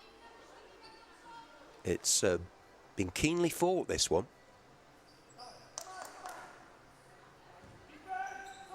Just over 2.5 minutes left of the first period of 12. Oh, and that's an important moment, I think. Leading from the front, the British school Valencia #1, Alejandra Albert Tomas, getting 2 points to get them up to 9. It's a cushion of 5 now. Victoria Yu getting into a pickle. Wide on the left. Just hugging that flank.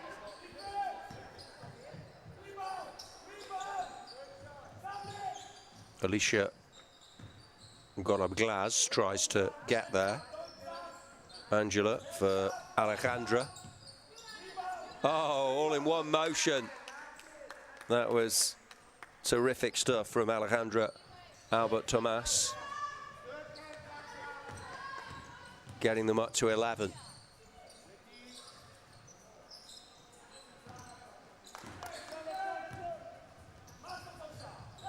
Oh, just got a little touch there, did Zofia Rudkowska. Otherwise, it might have been further damage done to them.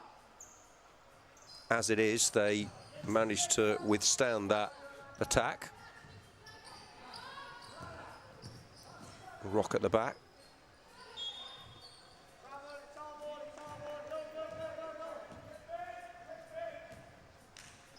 Who's going to weave some magic here? Could it be Marie?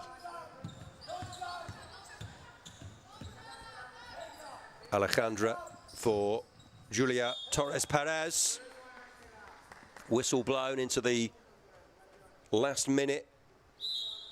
It's ebbed and it's flowed, this opening period. It's, yes, it's a nice advantage to have 11-4. It could be more than that. It is more than that. Julia Torres Perez. She's got one, she wants another. She's hungry, got full of appetite for more. Oh, and it's toyed with her almost, that. 12-4. Is there time for the Polish team to get some more points? Probably not. Half-time. Highlights to come from a fascinating first period, but it's British school Valencia who've had the better of it and lead 12-4 going into our 3-minute period of half-time.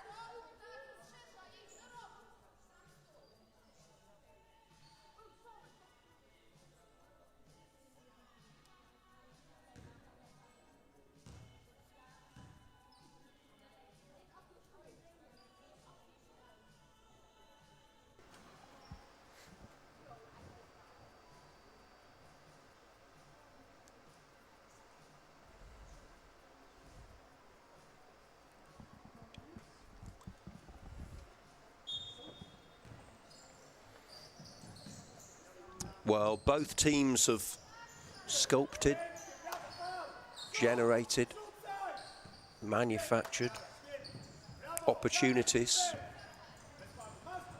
Can they create more? British School Valencia certainly can, but no joy for Alejandra.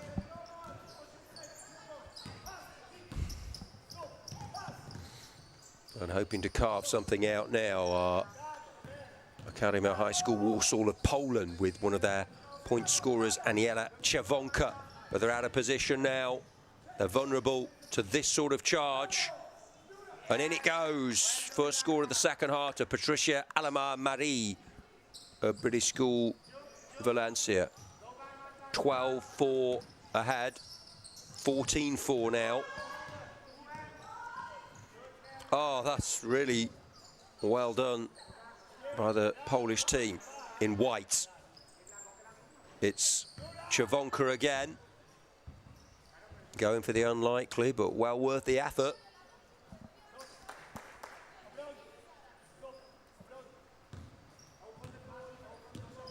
Hoping to generate something. Aiming for more points, and yes is the cry from the sidelines, and well, they might say yes. That was very nicely worked, really was. Julia at the heart of it, creating, conjuring something special for a team. Again, he wants more, the coach. Picking up those comments from the sidelines, all part of our broadcast. Nice pass is the cry. Well, he's commentating for me. Brilliant, the coach. Bianca Munoz-Contel there for Alejandra Albert Tomas. Been very good in the early part of this second half of British School Valencia. They've shown that cutting edge. Every time they got forward, pretty much, they've managed to find the basket. Here they go again. No, not that time, but it will come. The loose ball for Bianca Munoz-Contel after Alejandra Albert Tomas just failed to score. No joy in the follow-up. Oh, this is a really good run. Almost deserved a basket that from Victoria Yu.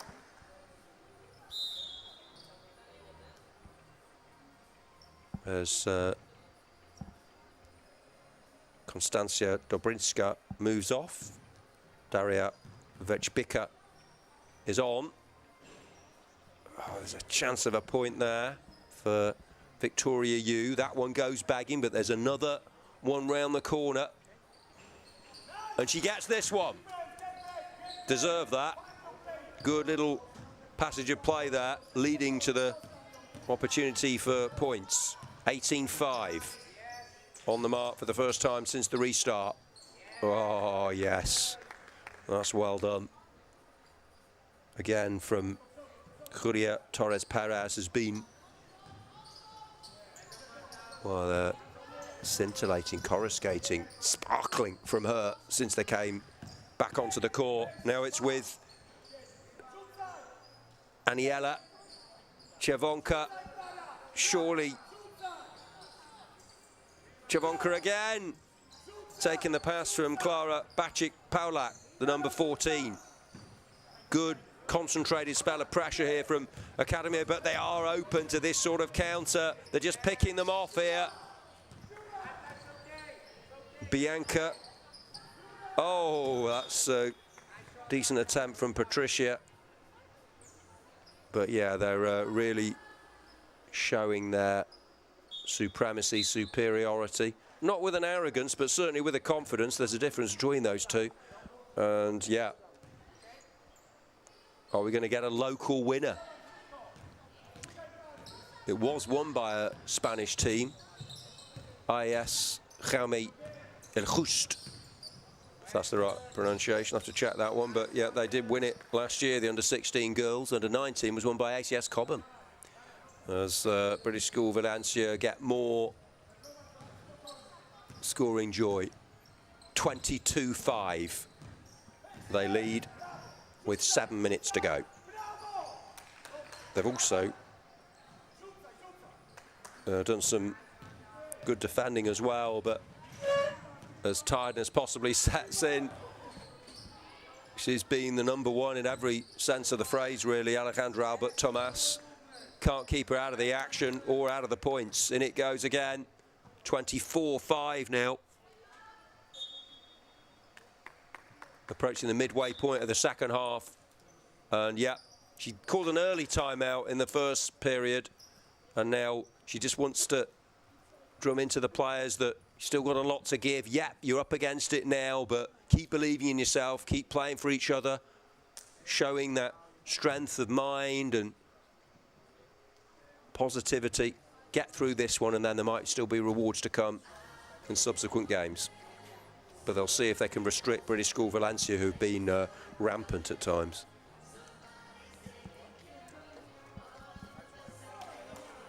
It's been a buccaneering, swashbuckling display from the Spanish school. They've had their moments, though.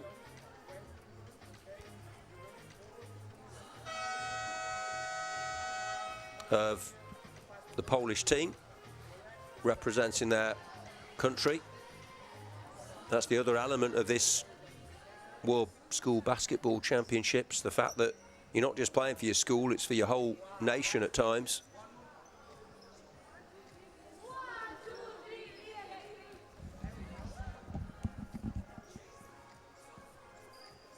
(24-5). Well, this has been much more one-sided than the earlier game we saw in the under-16 girls competition.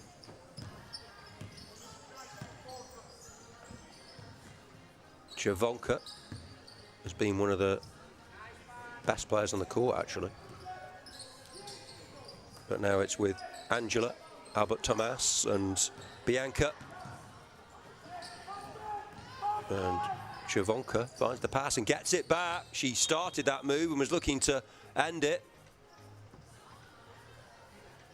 And that spreads throughout the team, that sort of quality from Jevonka.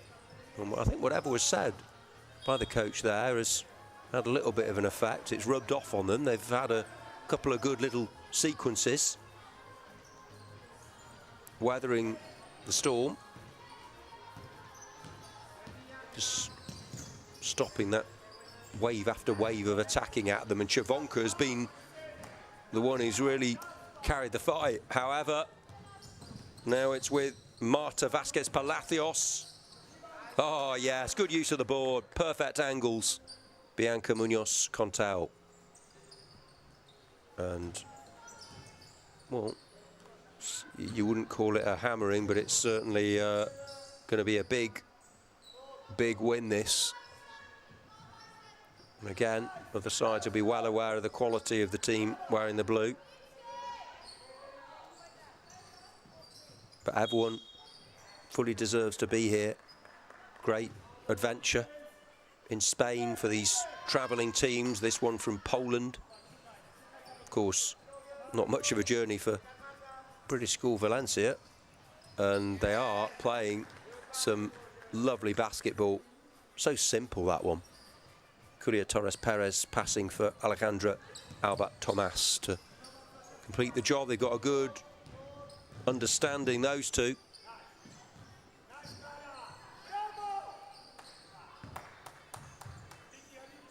Clara Bacic-Paulat there, getting forward for the Warsaw outfit. Excellent is the cry from the sidelines as they transitioned. First, Alejandra. And then Angela. Keep trying. And that goes for both teams. The attitude, the application has been spot on from all of these sides. But, oh, that's a nice move. It's free-flowing, easy on the eye. Oh, and then goes for a rip snorter. It was a real effort at a Hollywood blockbuster long-range three-pointer. We've had some real humdingers in terms of end-to-end games. This has been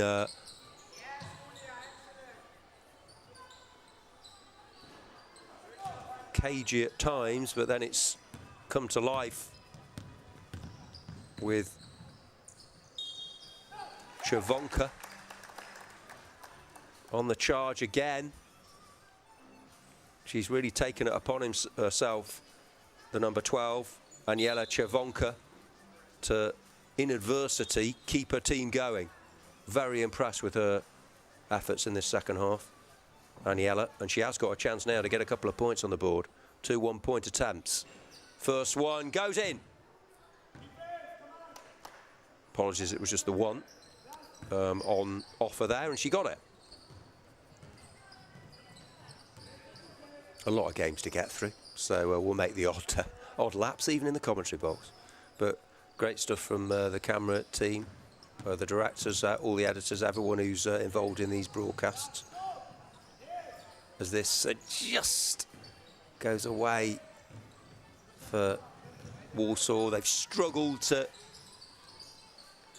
get many points.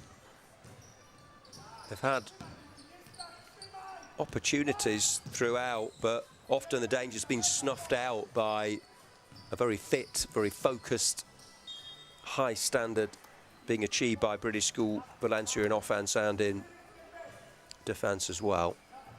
A couple of minutes to go.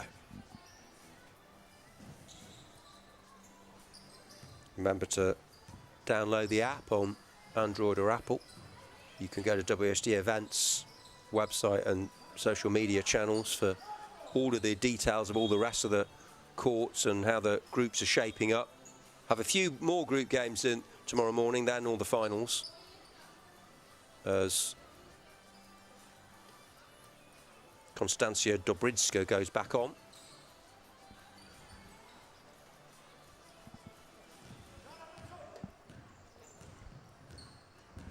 It's the older girls up next.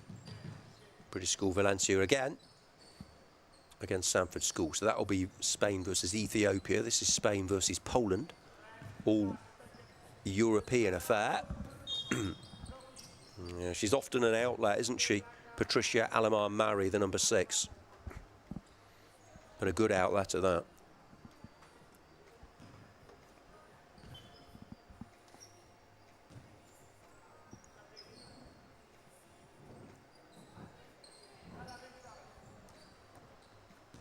Well, mate, this is the 6th game of the day on our show court.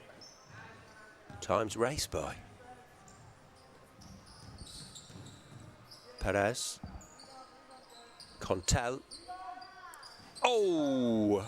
Angela.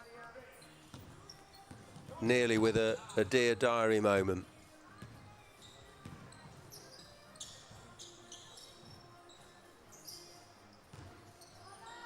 Haha. Cunning. Adroit. Little bit of play there by Julia Torres Perez.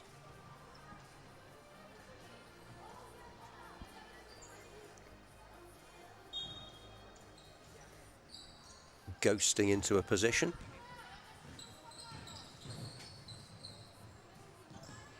(34-8) as we tick towards the end of this game.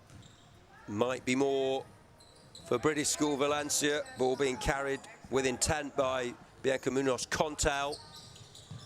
And then a steal. Contal again for Marie.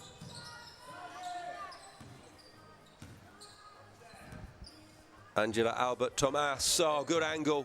Really decent distribution there. And then a collision with Zofia Rudkowska. Had to chase the ball quite a bit in this one.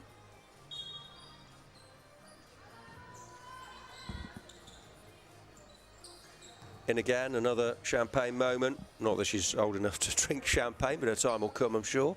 Julia Torres Perez. She's fully focused on being a sportswoman, and she's been excellent. Well, MVP, what do you reckon? Alejandra Albert Thomas would be up there, wouldn't she? Perez would be a contender. Contel, maybe. I think, as we've mentioned, Czerwonka for Akademeia High School, Warsaw, Poland, but you'll all have your views on the live stream. Keep your comments coming, more than welcome, for friends, family, followers of basketball, schoolmates. Great to have you watching on our YouTube channel. Could there be just a score at the end here for Akademeia School Warsaw? That can. Oh, that's brilliant. And very well done. And they deserve that for the way they've kept plugging away, they've kept pushing, and a big three-pointer at the end, just to make the deficit a little bit smaller. But it's a big win for British School Valencia girls here. Despite Czerwonka and co, they kept plugging away. It finishes 36-11 in the under-16 girls Cup Group A. We've got under-19 girls of British School Valencia again and Sandford School to come. And the highlights from this one.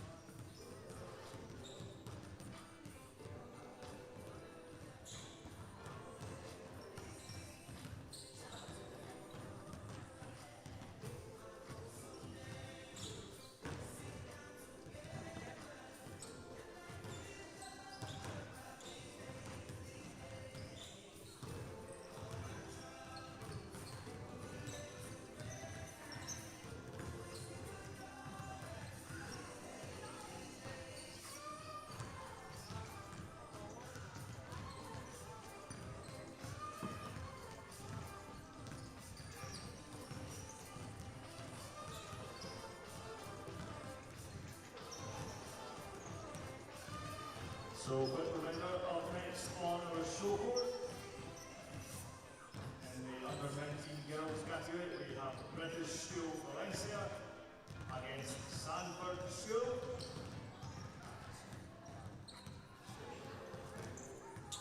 That match will get underway in just under 10 minutes' time.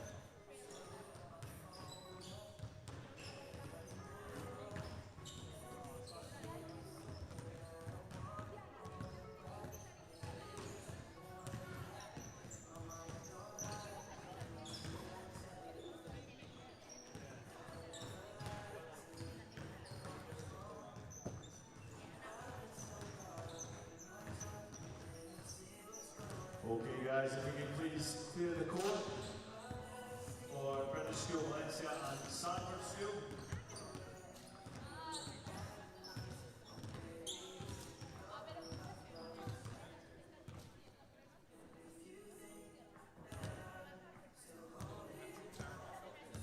Can imagine, yeah.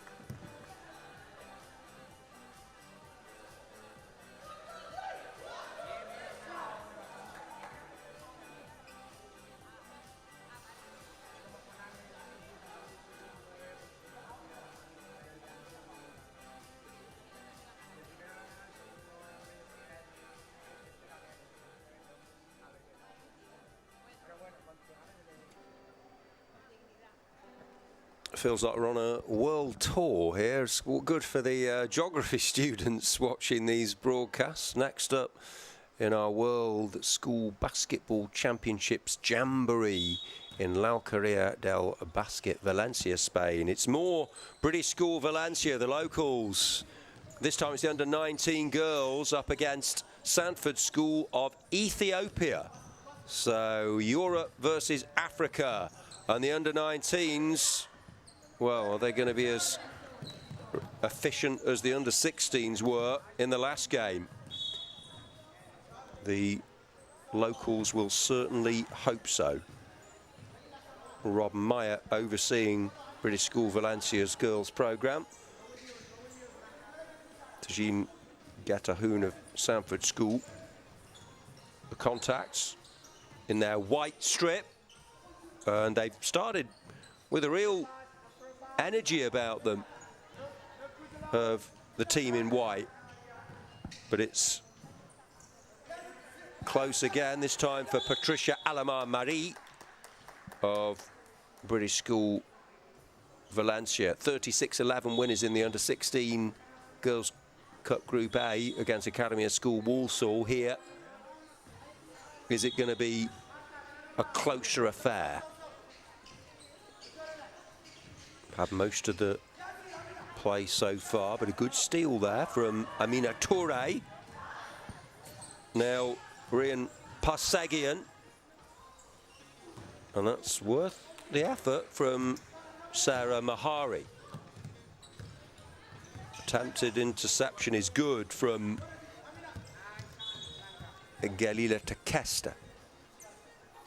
Of course, a lot of good Ethiopian role models in the world of long distance running for sure, and looking to enjoy their basketball here. Fenan Bele and Galila Takest. Feels like a bit of a marathon today, all these games going on, but well, they should score here, and they do. First points of the contest of British School Valencia. Bianca Munoz Contel with the execution. Had a lot of time to think about it. Sometimes they can be the more difficult ones when you've got no one close to you. You're expected to score. You've got that burden on your shoulders, but she rose to the occasion. 2-0, and now a chance for more. Patricia Alamar-Marie licking her lips, relishing the prospect of putting this one towards the basket. Can she sink it? Really intense bouncing of the ball there. Clearly her routine. And being encouraged by teammate Curia Torres Perez. Patricia, will it be second time lucky? Bounces, spins, and gets it. Well, that was a funny one. Round the rim, off the backboard, and into the basket. 3-0. So they are a really strong outfit.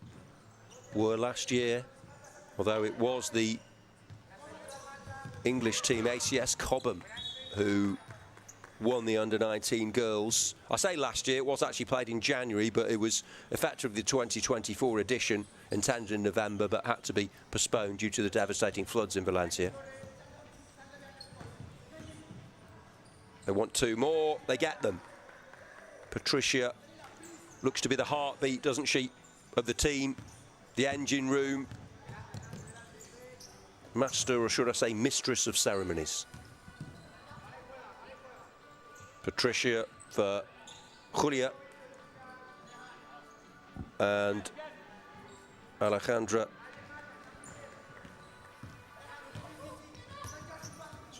trying her luck.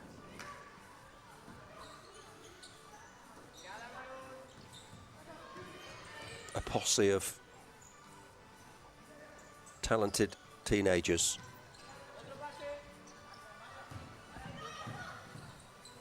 She gets into great areas, doesn't she? Patricia just glides into the space. And that is a good skill to have, to know where to be on the court. Alejandra. Oh, and now it's Bianca.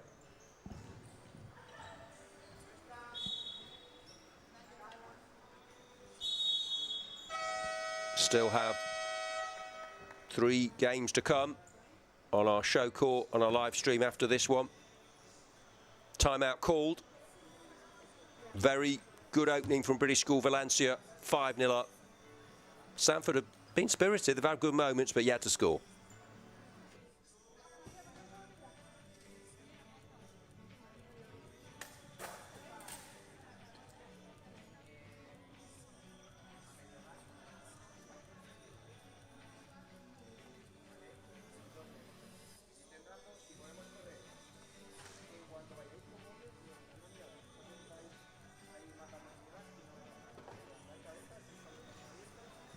Well, you might not be able to understand everything, depending on what nationality you are, on our live stream, but you can tell that he's, from the body language of the coach there, that I think he played in the All-Star game, didn't he? But he's desperate to get his message across, whilst encouraging at the same time, making sure they learn from any mistakes, they push on, and he's got them well drilled, well organised, but still he wants more from them, demanding but in the right way, setting them on their path in this game and beyond. 5-0 down though, after the first timeout. 12-minute halves here. Had good wins previously for British School Valencia, under-16 girls, Dubai College under-19 boys, James Gillespie's High School under-16 girls, Mungret Community College hit 40 points against ACS Cobham, Cambridge School Bucharest under-16 boys, and of course Coláiste Éanna under-19 boys. They're all the matches we've seen. More points could be on a platter here. I say on a platter, you've still got to work for it. Oh, that was the best one of the game. That was pure poetry. And again. Oh, she's found her range, hasn't she? Sasha Paloma Bennett-Grau. Worthy of giving the full name, definitely. As Marta Vasquez Palacios comes on. High fives for Alejandra Albert Tomas. Angela gets forward, and I don't think my eyes are deceiving me. I'm pretty sure a lot of these players have already played for the yeah, they're definitely some of the same names. Played for the under-16, so fair play. That's brilliant to step up an age group, and having played in quite an energetic game, a lot of them are going again. Julia Torres Perez. So they want obviously more than the one trophy. With Marta Vasquez Palacios. Julia Torres Perez was certainly one of them who featured the earlier game, making most of the running.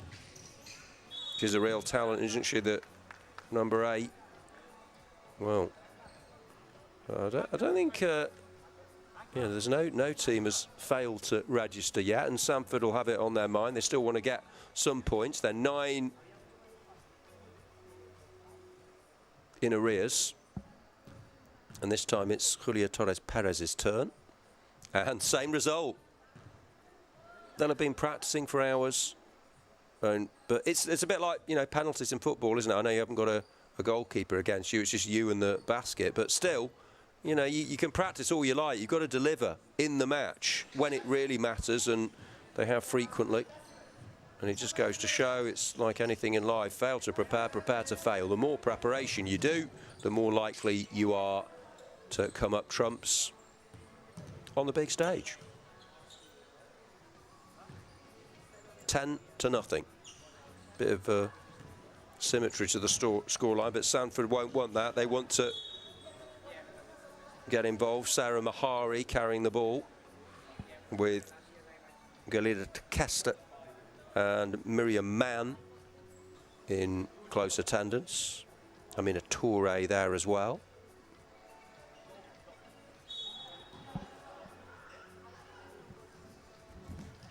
man.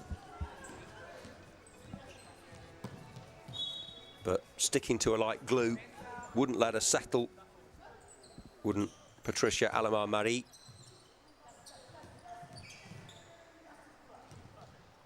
Oh, look at this from Patricia. Now Marta Vázquez-Palacios, and then followed up and followed in. They are racking up, stacking up, accumulating the points with no reply. Can't fault the effort, you can't fault the way Sandford have gone about it, but they've just got no answer to this sort of quality.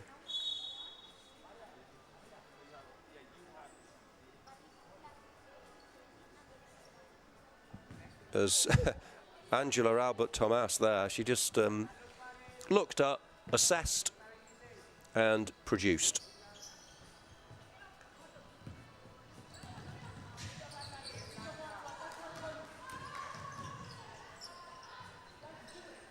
Oh, that's a good pass, and what's that? I thought that might be the moment for Galila.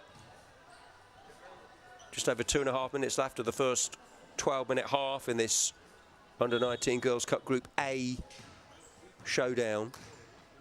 British School Valencia summing in the Valencia for the local team. Oh, nice reverse pass. That was a give and go, wasn't it? They'll have worked on those sort of sequences, those manoeuvres. In the trial, that was a mistake there. She didn't see Fanan Ballet, the number 26 behind her there. She tried to get the ball. No malice in that, just an unfortunate little touch. Bianca Munoz-Contal gets her chance. They're sharing these round, aren't they, the free throws? First one for a point didn't come off. Here's the second, swiftly afterwards. And she'll get a chance from open play, if you like.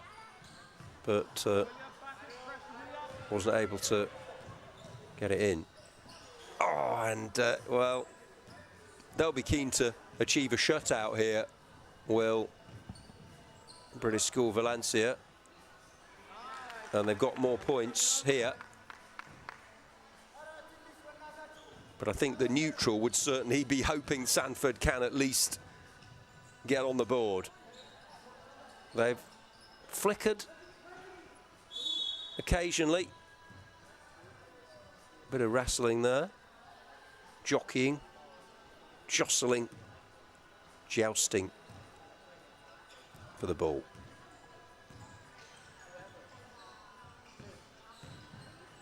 Well directed for Bianca.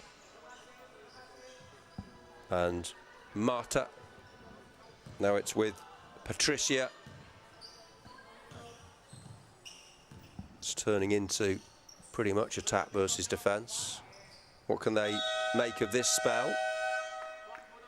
Into the last 30 seconds of the first half. We'll bring you the key scores and moments from the opening period when we reach half time.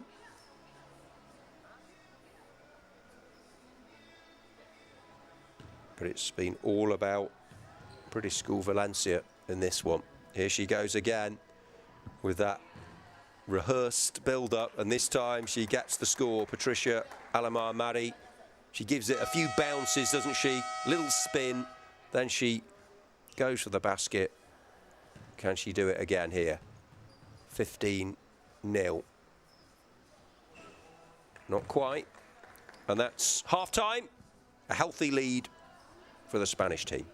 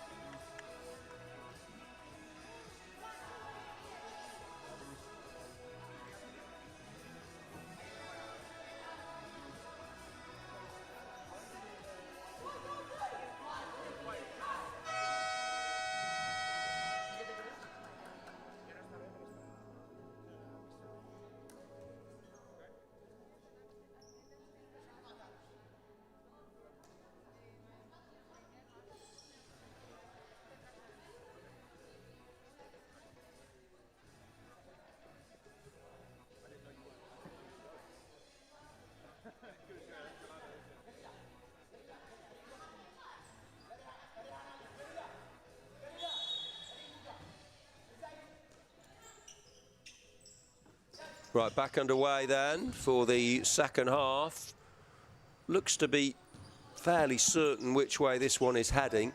There has been a real chasm in terms of a gaping one in terms of the quality, but that's not to say Sandford won't have a little spot in the game where they can maybe get themselves at least on the board. They'll be looking to restrict British School Valencia. That was so slick, wasn't it? Quick, sharp passing, good movement, and she went again. She loves to go for a long range, doesn't she, Angela Albert Thomas? But they are, I mean, a lot of these were involved in the under-16 game, making the step up, and obviously they're showing they've got a real aura about them, British School Valencia, so they might well be in the shake-up when the medals are dished out. As Alejandra Albert Thomas not far away, but still on the front foot, striving.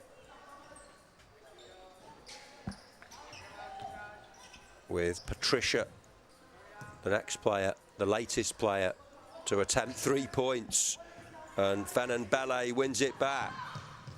Good work for her to get up to halfway. Hela Yoftahe towards Galila Takest. That's better from Sandford School, representing Ethiopia. Next up, we've got under-16 boys again. James Gillespie's High School Scotland versus Metropolitan School Frankfurt, Germany. We are going to see Sandford again, the game after this one. They'll hope to fare better than they are in this, as Fanon Bellet couldn't stop Patricia Alamar-Mari from getting 2 more points for British School Valencia to take their lead to 17 without reply. Hasn't been for want of trying, they just haven't quite got up there as frequent enough. I think there are too many attempts as Sarah Mahari goes down. And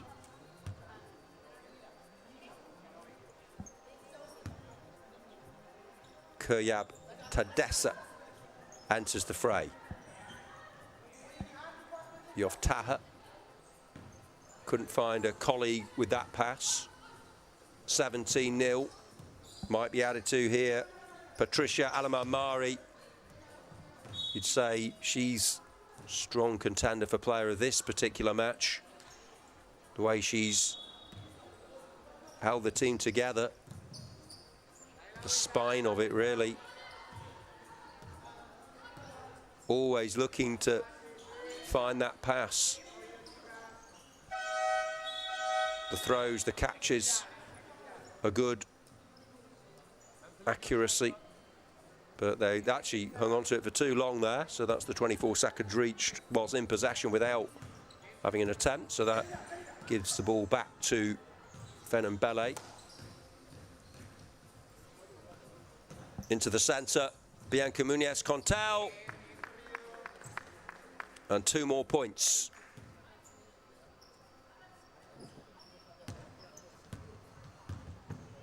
Into the bank. It was Julia Torres Perez who picked up that score. 19-0. I think we need a replacement ball. That one seemed to disappear into the ether. I don't know if it got stuck behind one of the chairs, but we're able to resume. That's a good little pass for Rehan. Oh, and that was the moment, wasn't it? They might have got some points. However, they've been hit on the break. Julia. And now Patricia thought about going for the basket, but that's been left to Sasha Paloma. Bennett Grau.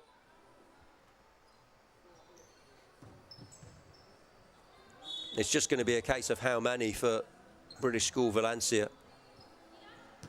Damage limitation for Sandford School. But they're applying themselves well. Well, never afraid to have a go from distance. Angelo Albert Thomas now Oh, well, that's a shame, really. So close for Rian Parsagian.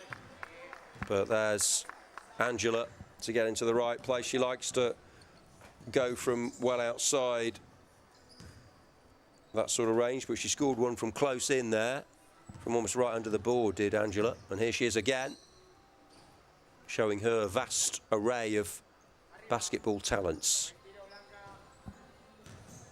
Patricia. Now it's Mariam Mann for Sandford School. Coming up towards the midway point of the second period of 12 minutes. There certainly is an air of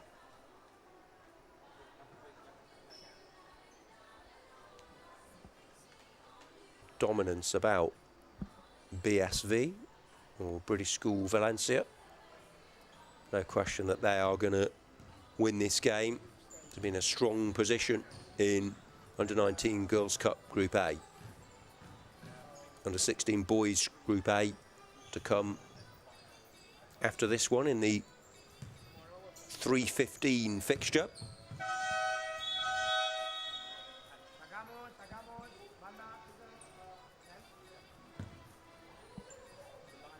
Still got one more girls game after this. We'll see if Sandford will be back on court, can fare better against Mungret Community College, but well, you'd fear for them a little bit after what Mungret did to ACS Cobham, so that could be a really difficult challenge for Sandford, but no guarantees. Yes, that will be, you might say, David against Goliath. That maybe it would be a real upset if they could pull off a result there, but you never know in sport. This has been a bit of a mismatch, but they've actually done pretty well in the second period to keep British School Valencia. They've worked hard, they've had a good shape, compact, organised, know their jobs, and have actually stopped British School Valencia from really running away with it, because it could, you know, it could have been much more than the 21 points. And they have had the occasional glimpse of an opening. Scoring possibilities. Few and far between, something we've had a premium admittedly, but maybe, just maybe here, with Mariam Mann off the board.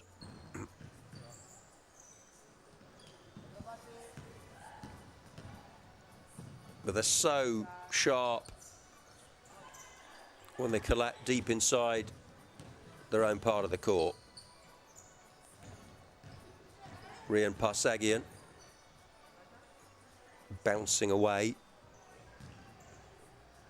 on the right flank. Oh, she just comes forward with ease almost, doesn't she? That's a great setup by Patricia Alamar-Murray. Nothing at the end of it, though. That's been pretty much the case in the second period. They were well ahead at the break. And against the rim. Could she do it here? That's the chance, that they've done it.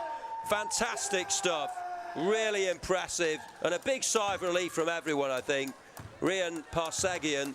The only people who won't be happy with that are anyone involved with British School Valencia. And even they must feel, well, the way Sandford have gone about their basketball here, they did deserve it. So take a bow, Rian Parsagian, the number 10. They've got 2 points, and they really have grafted for those. They've hung in there, they've dealt with attack after attack, and they've given a really positive showing in the second half to take with them into the rest of the tournament. And we'll see them again against the Irish team very soon, but more points for Bianca Muniz, Contel.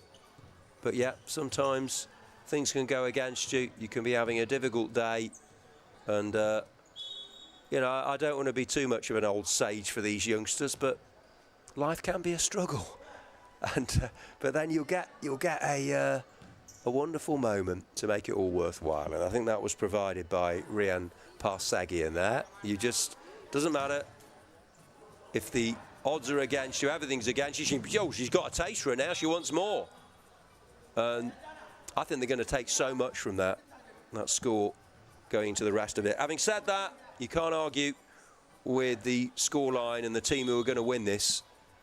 And there might be an aspect of British School Valencia thinking, well, we've got to save ourselves for stiffer tasks to come, as Rian Parsegian tried to luck again. It's with Alejandra Albert Tomas. Even the eternal optimist couldn't make a case for Sandford to win this now, but they might get more. Well, actually, she's a bit unlucky, Rian Parsegian, not to have got more than the 2 points she has scored for Sandford here. You do feel when they need to go up a gear, when they need to raise the standard, improve the level, they can. But Sandford have had so much more of it. Great stuff from their coach, actually, because whatever was said has had a huge effect. And they've actually almost competed on a level with British School Valencia after the 3-minute half-time period. But into the final minute. Should be more here. Not quite, no, just wouldn't go for them. And then it is in from Marta Vasquez Palacios. Up to 25. And just 2 in reply. Remember, the key incidents story of the game to come if you've missed any of it. Oh, there's 2 more. They've doubled their tally there with another really, really good effort. That was nicely done by Mariam Mann.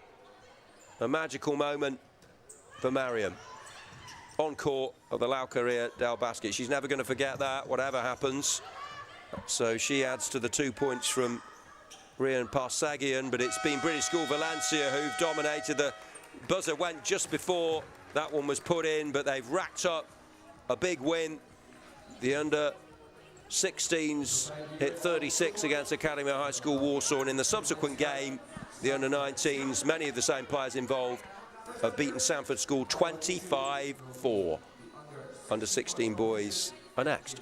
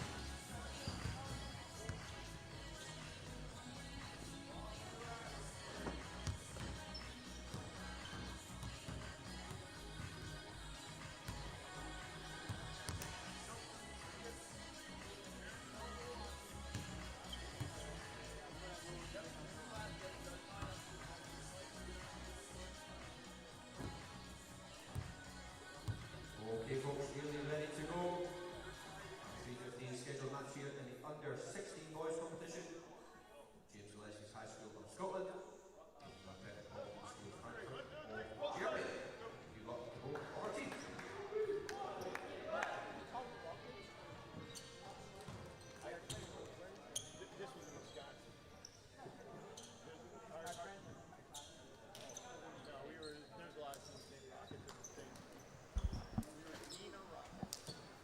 So here are the pre-match handshakes, all played with, well, a politeness beforehand, but certainly when they go over the white line and we have the tip-off, there's no quarter astor given. They all want to win. It's with,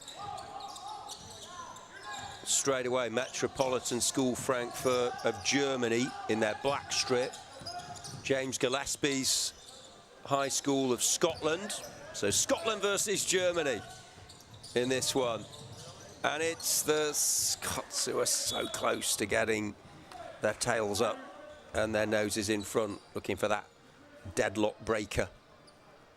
Who's the mischief maker? The basket taker. Maybe a headline maker or two. And Hazim gone him rather, but the German side of Hoon Kim and Felix Hoffmann for Sam Ragg. Sam Ragg, oh yes! Super Sam fires Metropolitan School Frankfurt in front. Oh no, how about that for a response? Well, that is a great sequence, and that is what these championships are all about. Anything that Sam Ragg can do, Alex Moss can do just as well for James Gillespie's High School.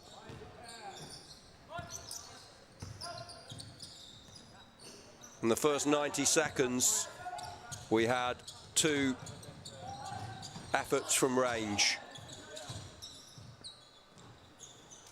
And then they come forward again through Hazim Ghanem. 2 more points. They've turned on the style here. 5-2 for James Gillespie's High School. Their leaders, Owen Dover, Ian Gray, Amy Lee and Kerry Jones. Big team behind the team. Metropolitan School Frankfurt led by Hayden Kerr and Bob Townsend, and they are eager to please their coaches here, their school and their nation, with a basket from Felix Hoffmann. Felix with felicity. Well done. That was close for Hazim Ghanem, who looks a talent, enjoying his time here at the La Alquería del Basket Valencia, state-of-the-art, world-class facility in the World Schools Basketball Championships, part of the WSG event series. Hazim for Hamish. That's a proper Scottish name. Hamish. Oh, that's mercurial from Hazim. 5-4. Close encounter. It'd be good to have a tight tussle, wouldn't it? We've had a few more one-sided affairs of late on this court. And the signs are this could be a fairly close one to call. Second time of asking, it's in from Seth Burgess. Burgess with Purchase into the basket. 7-4 for the Scots. Under 19 Girls Cup to come after this one. Sandford School again against Mungret Community School, College rather, of Ireland. Seen both of those teams already. First glimpse of these under 16 boys teams. And the standard is high. Are they seriously all under 16? I mean, it's amazing the ability, the power, the energy of these players. There we are, 7-4, and 7:41 is the time left of the first period. So interesting look to the scoreboard. Here's a timeout. You're allowed a minute timeout. You can call in each half, and it's the same James Gillespie's High School and Metropolitan School Frankfurt coaches who can give a few thoughts on what they've seen so far.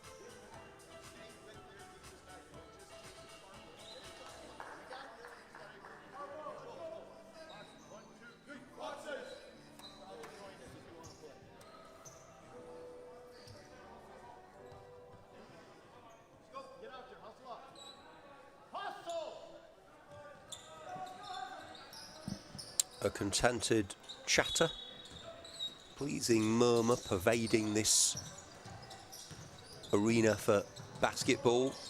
Great atmosphere, overall ambience to proceedings, and it's all added to it. The energy, yes, on the court, but also from the coaches, the encouragement, the positive vibes,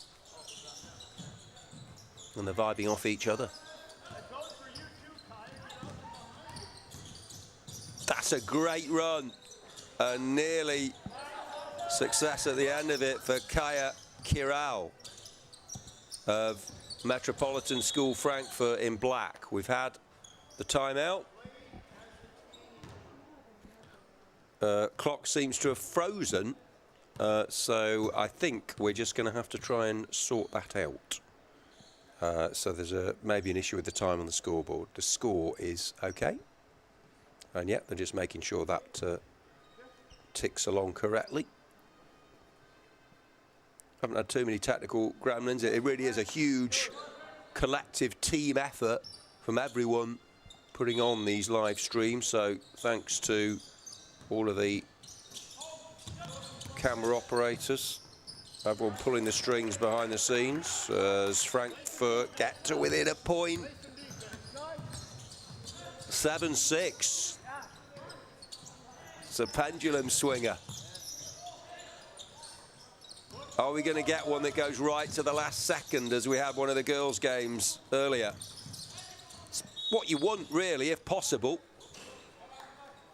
from a viewing perspective. Not to know the outcome of a contest until its very final moments. Metropolitan School Frankfurt then trying to get themselves ahead.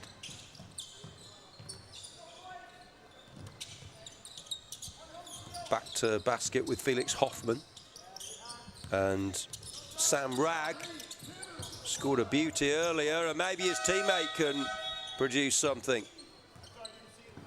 Kaya Kiral, but they didn't get the effort away quick enough, and the sound came for possession to change hands. Here's Hamish Young. Oh, he had the momentum there and he carried it forward well. Did Theo Griffin, the St James Gillespie's High School #3. And Hoon Kim, 0-0.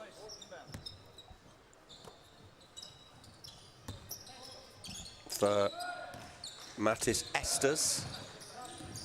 Rolling subs, remember. Can freshen things up as much as you want.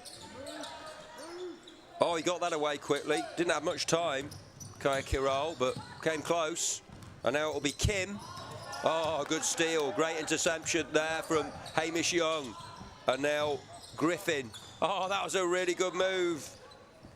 Alexei Datsenko hoping to get on target, the number 27. Estes for Ragg. He's having a good game so far. 7-6, halfway through. Well, more than halfway through. Of course, they're 12-minute periods. Who's going to go into the break in the ascendancy? It's the slimmest of advantages currently for the team on the ball. James Gillespie's High School in their white and maroon strip.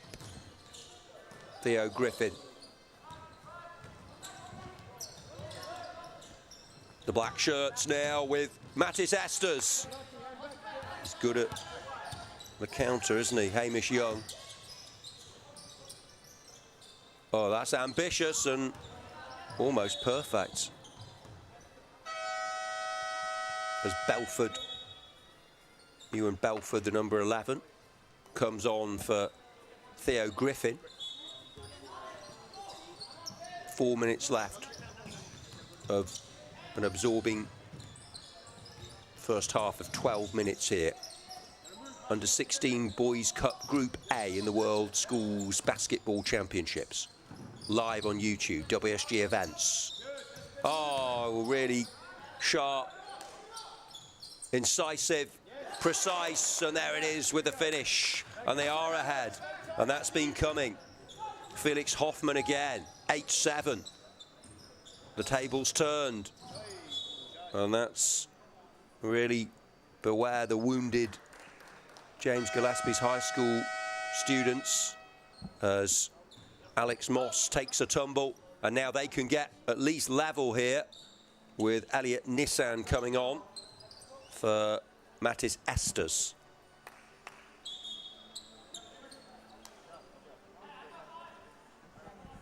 It's gone to and fro, this. Well, they thought they had a free throw there, but it wasn't. Now, Moss for Troshchenko. Oh! Belford couldn't get that. And as so often happens, one team misses, the other punishes them.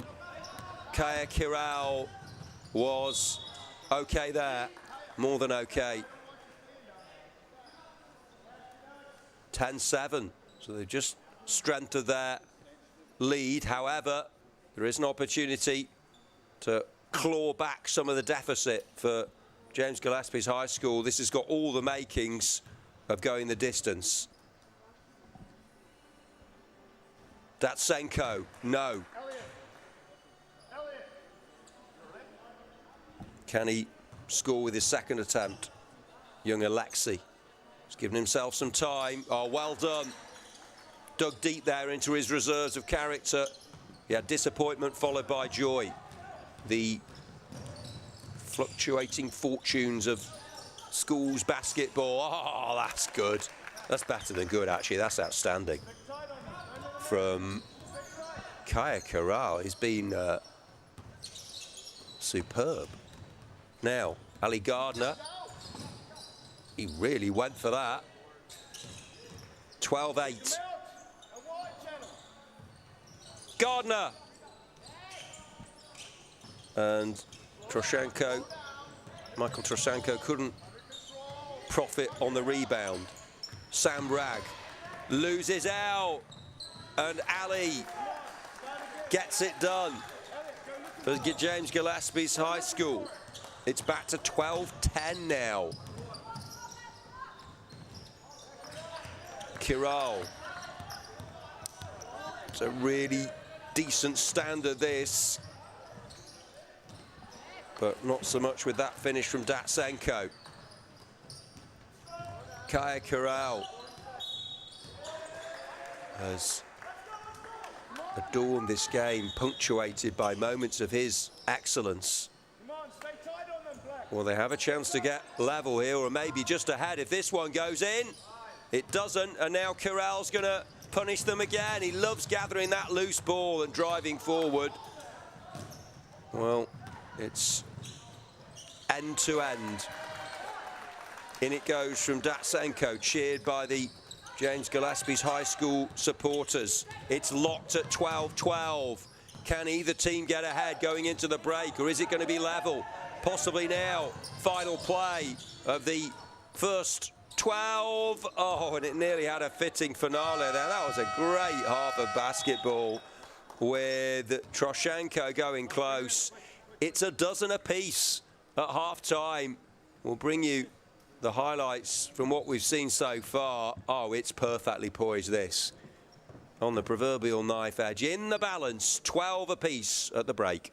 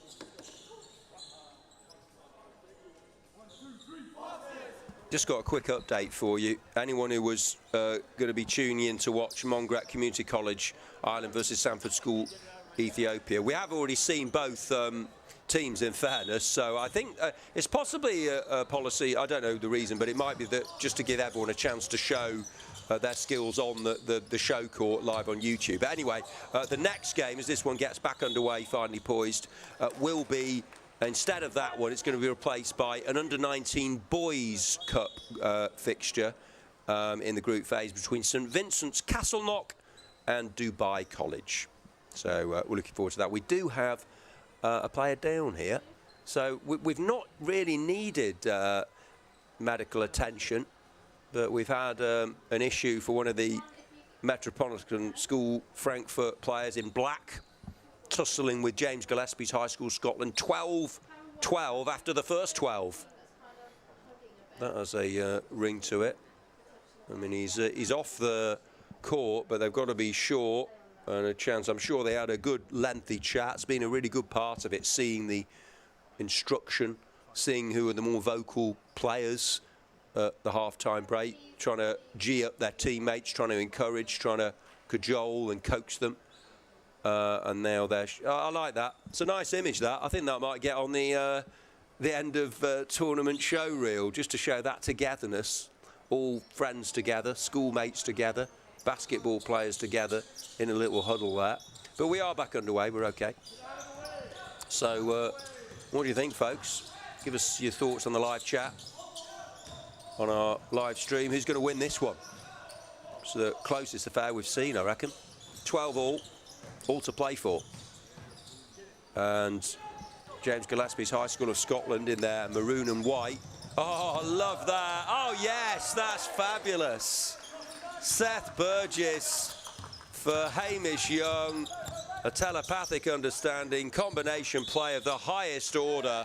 That is a beautiful 2 points. It's almost worth more the way it was created by Burgess.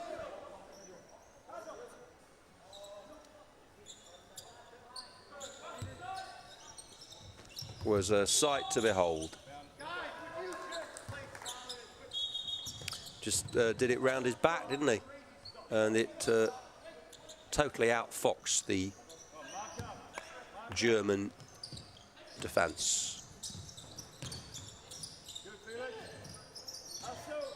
It was a moment of flair for certain.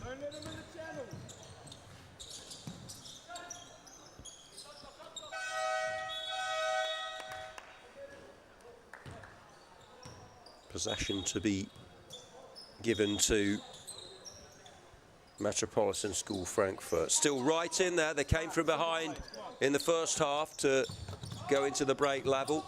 But that moment of brilliance has given the Scottish outfit fresh wind in the sails. Are they going to cruise to a win? They won't cruise, but there could be choppy waters to come. Oh, he's at it again here. Hamish Young has been, whatever he had, energy drink or whatever was in the water at half time, has done the trick for him. He's been good throughout, to be fair. Oh, and that's a simple one for Theo Griffin. Great start to the second period from James Gillespie's high school. They've got themselves a 4-point advantage.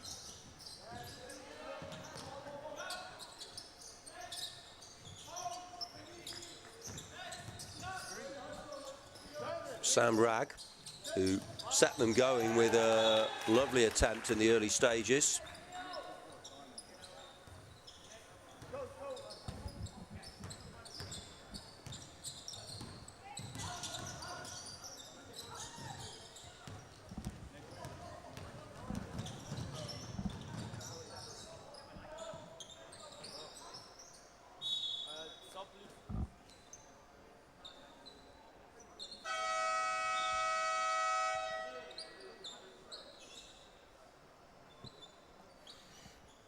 (16-12), fourth minute of a feisty second half so far. Now important points to play for here. Hun Kim, no. Can he get the next one? Relax, you got it, is the cry from the sidelines. They could do with this. Oh, and it thought about it, but was reluctant to draw. Griffin.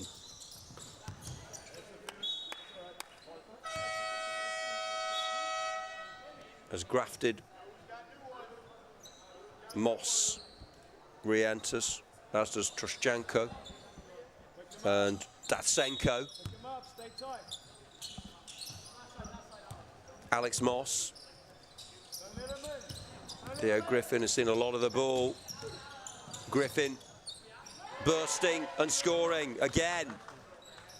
Well, you have to say, Owen, Ian, Amy, Kerry, the leaders of this James Gillespie's outfit, they have got their views across. The players have listened, the players have realised, and they've really been excellent in the second period. It's been totally different to the first. They've been dominant. Here's Datsenko carrying, and then Moss. Oh, wonderful.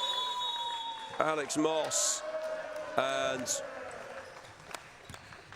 this is how to do it. I'm not surprised they're going for a timeout, because they've got to reorganise here, Metropolitan School Frankfurt, otherwise they're heading for a defeat. They were 12-12 at the break, but the first 5 minutes of the second half, 8 points with no reply from a vibrant, potentially victorious James Gillespie's high. They've still got work to do.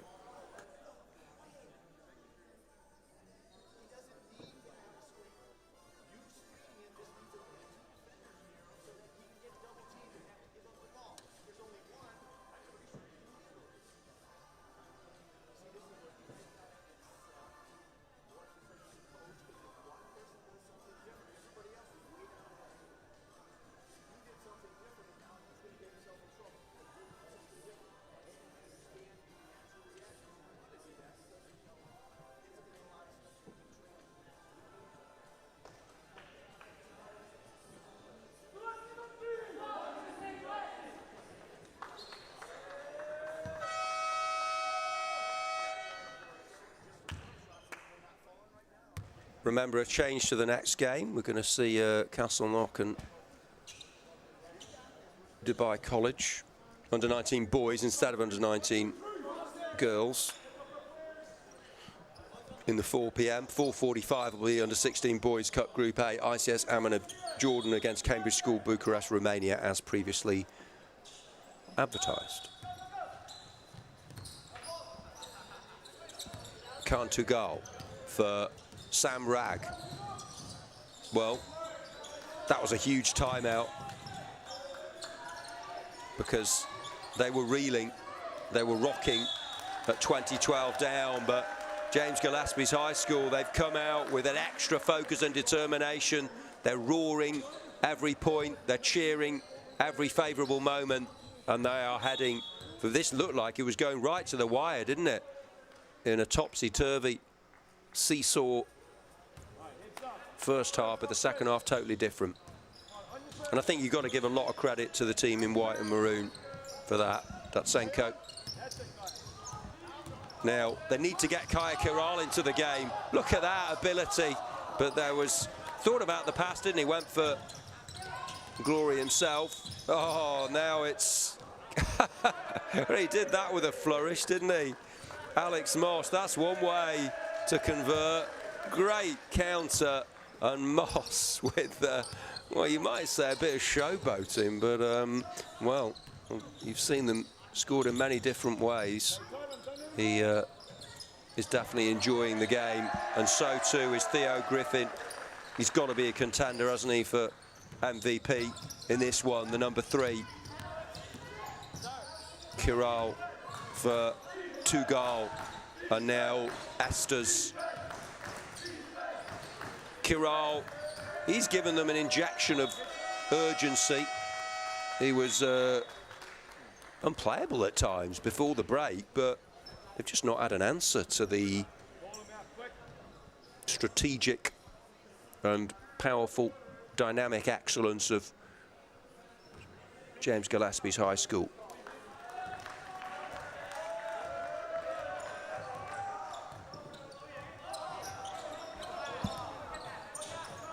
Oh, a bit of ball carrying by Troszczenko. He gets in on the act, and well, you do sometimes get it in many different sports, don't you? Completely contrasting halves, and that's been the case here.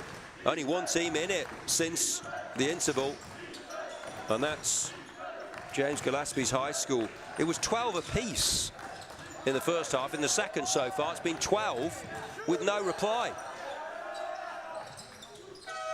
Oh, that was a clever build-up. No end product, though. Trying to manoeuvre that one for Moss. Oh, this should be their first points of the half as Kaya Kiral gets forward. And they are going to have another opportunity, as that was pulled back. Kiral has definitely been their headline grabber. They're looking to him for the inspiration, but it's going to have to be a monumental effort from him and the rest of the team to get back into this one. He misses that. 24-14. So at least they are on the board for the second half now, through Kiral's two-pointer.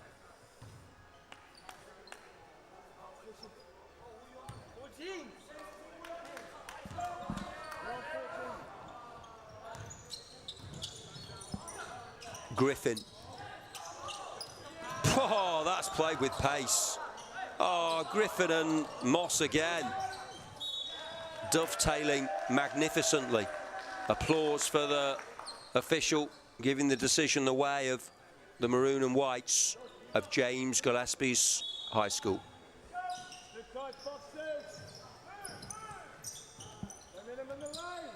Griffin.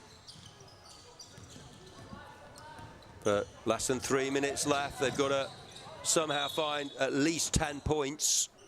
Otherwise, they're going to be leaving this one empty-handed. Have we got another? Oh, yeah, they're pretty much changing the whole team there. Gillespie's, James Gillespie's High School. You don't often see that, do you? I mean, they've decided to alter it. But I think they've got such a big buffer in terms of a points advantage, they can afford to do that with Ali Gardner, one of the players coming on. Hazim Ghanem, who started the game really well as well. Seth Burgess. Kim missed with the first one, gets the second. I've said that so many times today. 24-15 now, they're within 9. Well, you can, well, as we know, you can score even, well, a lot more than 9 points in 2 minutes 30. But the trouble is, their opposition are likely to score plenty themselves, as we saw through Seth Burgess.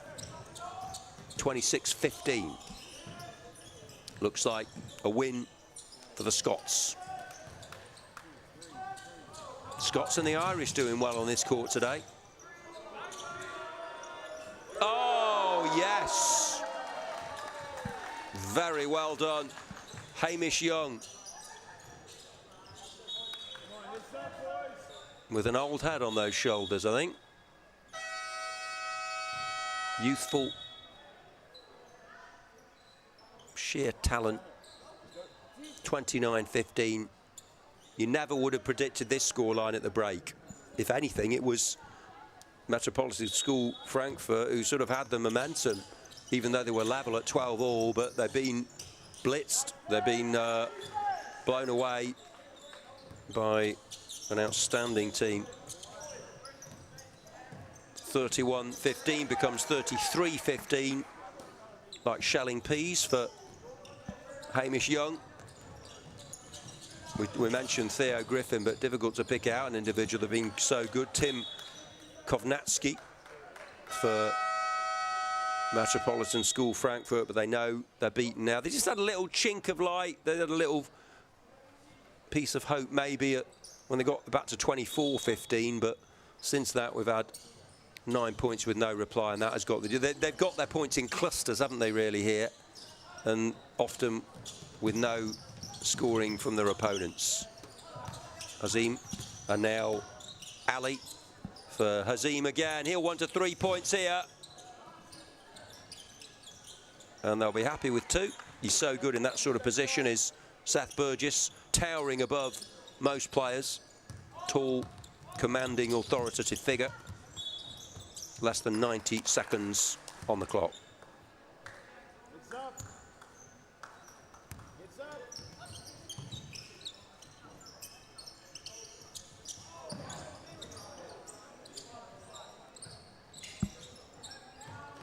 And there he goes again, Burgess.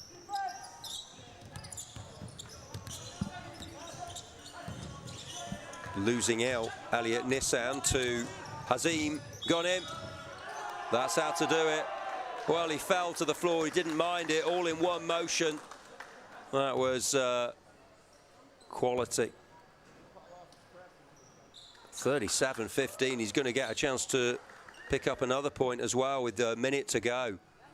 Well, this has been the best second half performance we've seen today, isn't it, on this show court, given it was 12-12 and the opponents were really going at them, but they have been, again, I'm sure it isn't just the half-time team talk, but that may well have contributed, but also you can say all you like about how well the coaches have done, and we've been so impressed with all of them, but it's all about the players on the court, isn't it, and whether they can get the work done, and they've done it magnificently. Having said that, Frankfurt were outstanding in the first half and they've struggled to assert themselves in the second, but they still look a good outfit. They've just lost a bit of belief, I think.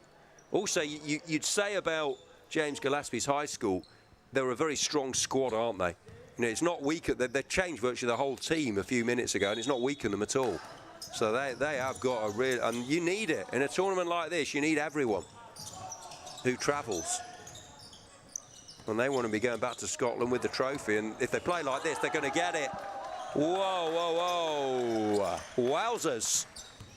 Seth Burgess. He's given a real cameo last few minutes as Seth. 40-15. From 12-12 at half-time. So that, you know, there were, again, this is going to become 42 now, so that's 30. They've won the second half, 30 points to 3 if there's no scoring. What a contrast. Good fitness of mind and body. Seth Burgess, he's racking up the points. Is he the player of the match?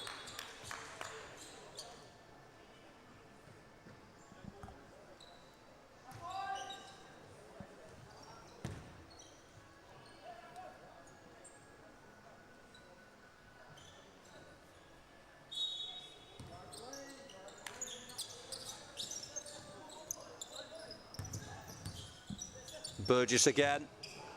Remember, we'll bring you the moments that have mattered, the exciting incidents, the story of the game, and there's been lots of great moments, particularly from James Gillespie's High School of Scotland in the second half. Metropolitan School Frankfurt contributed to a tight first at 12-12, but they've run away with it in the second half. Absolutely brilliant. Look out for this team, by the way. We might be seeing them in the final the way they're going. Oh, and nearly finishing with a flourish. They'll be happy with 44-15. What a win for James Gillespie's High School. Okay, folks, over here on the show court. In our under 16 boys game, James Gillespie's High School, the Metropolitan School Frankfurt. Next up, we have our penultimate game of the day. We will take up their 19 boys competition. For the first time, the show coming up in St. Vincent's Castle College.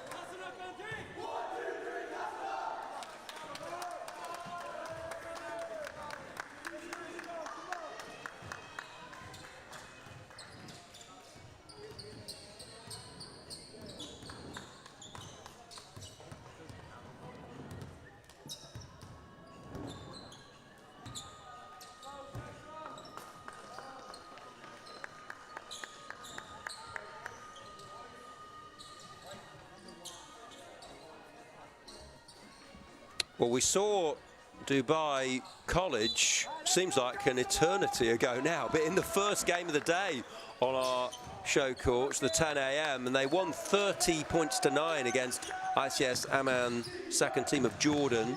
So Dubai College of the UAE, will this be a tougher test for them against St Vincent's Castleknock College of Ireland? Here's an early effort for Dubai and the number 2, Alp Atta, who, if you recall, was a star performer in the game. They're in red, St Vincent's in sky blue, but the Irish have been superb, boys and girls, what we've seen. They do have a real appetite for this sport, and the youngsters are going to have a chance to get themselves ahead here with Henry Kehoe, the number 13, as the official retrieves the ball. So will it be first blood for St Vincent's Castleknock College of the Republic of Ireland? Couple of bounces, in it goes. That was inevitable. You just knew that would be the end result. He looked so confident there, and he just gave himself a moment of calm, which is often what you need amid the intensity of competition. And again, never in doubt, makes no mistake, unerring, clinical, 2-0. Deadlock broken with both of those one-pointers going in. Here's one from open play by Colm Ali of Dubai College. It's crucial for Kehoe. Might be more joy here with Daniel Brown going for an attempt, but Colm Ali, Dubai led by Daniel Riordan and Sophie Hember. St Vincent's by Colin Townsend and Peter Palfy, who we saw do so well in the All-Stars game yesterday. And, well, that was an unusual one from Alex Gunson. Get our rebounding going now, come on. What are you calling, Henry? 2 points notched to date in this penultimate game of the day on our show courts on the live stream. Oh, he's nearly at it again, Kehoe. Oh, and that seemed to take an age from Daniel Brown to decide what it was doing. Both teams looking good so far. It's physical, but there's some thought going into these sequences as well. There's another one. Dara Burns doubling the advantage to 4-0. Here's Atta and Colm Ali trying to link up Gunson. Well, haven't had it all their own way, the Irish, but they have in terms of the scoring.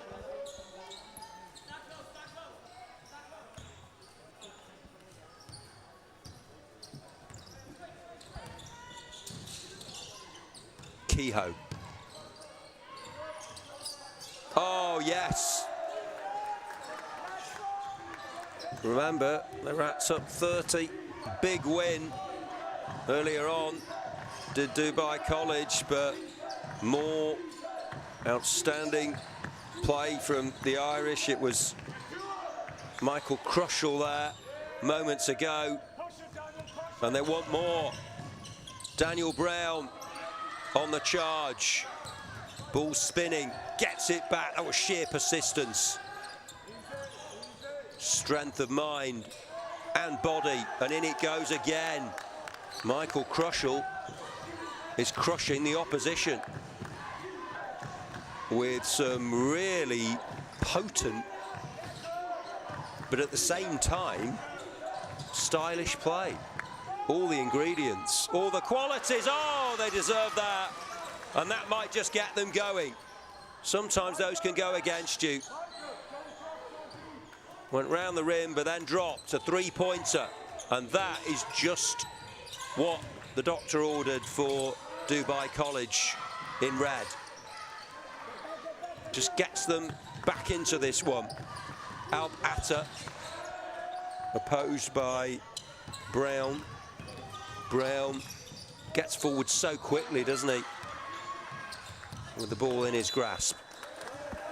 8-3 to St Vincent's Castleknock in their sky blue. High quality, high energy affair, this one so far.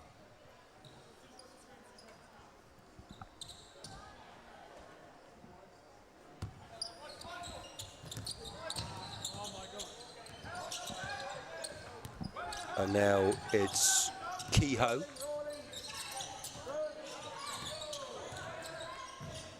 And close for Brown. Atta. Phew, thought we had another three. Alp Atta. Well, almost single-handedly he's taking the fight to the opposition. 8-5 now. Remember, they were trailing 8-0. It's a super comeback, this. Oh, that was clever, but didn't quite have the closing moment despite promising build-up. Past the midway point of the first period of 12. 2 12-minute halves. Alp Atta. Oh, yes, well, wasn't able to score, but more good balance and control in the run forward, and he's going to take the resulting throw. Nope. Encouragement from Leith Sharaf and Arnav Holt, his teammates. And, well, that just goes to show that's a good lesson for any youngsters watching. You know, he maybe needed that. Just a little bit of energy from his teammates. 2 of them went over to him after he missed the first one, gave them some encouragement, and it worked. He scored. Oh, that's one of the best of the day. Whoa. From Daniel Winders. Really good technique to get 3 points for his team.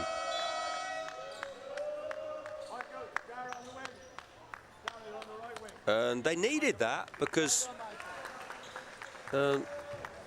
Dubai were roaring back at them with real focus.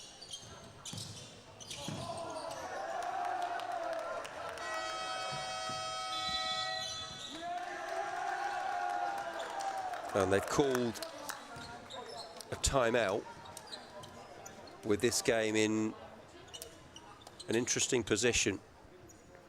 St Vincent's Castleknock College, Republic of Ireland, under-19 boys cup group game, leading 13-6. Back underway shortly. 1 minute timeout.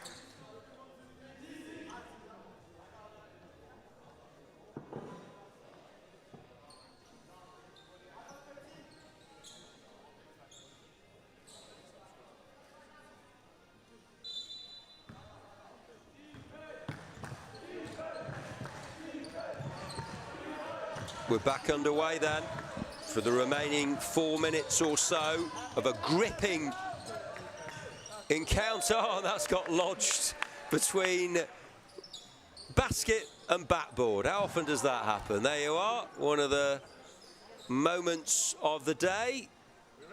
A pause amid the frenetic intensity of competition in these brilliant championships, and the coaches and the players see the funny side there. Just got lodged. They want to make it a bigger lead going into half-time here, the Sky Blues. Dubai College. A helter-skelter affair, but it's been real blood and thunder stuff. Rumbustious and passionate, and there's one in, and that gets them back closer. But, well, 5 points is definitely achievable. They can bridge that gap, but they're up against a very, very impressive unit. 13-8. 3 to go of the first half of 12 minutes. Oh, he's good at those. Dara Burns. Will he get another? Yes, he will. Burns, he did exactly what Kehoe did before him in the early part of the game there. 2 chances taken admirably. So much to admire from all of these teams today. Oh, and it was manoeuvred well over to that far side by Laith Sharaf. Another one flies in. 15-11.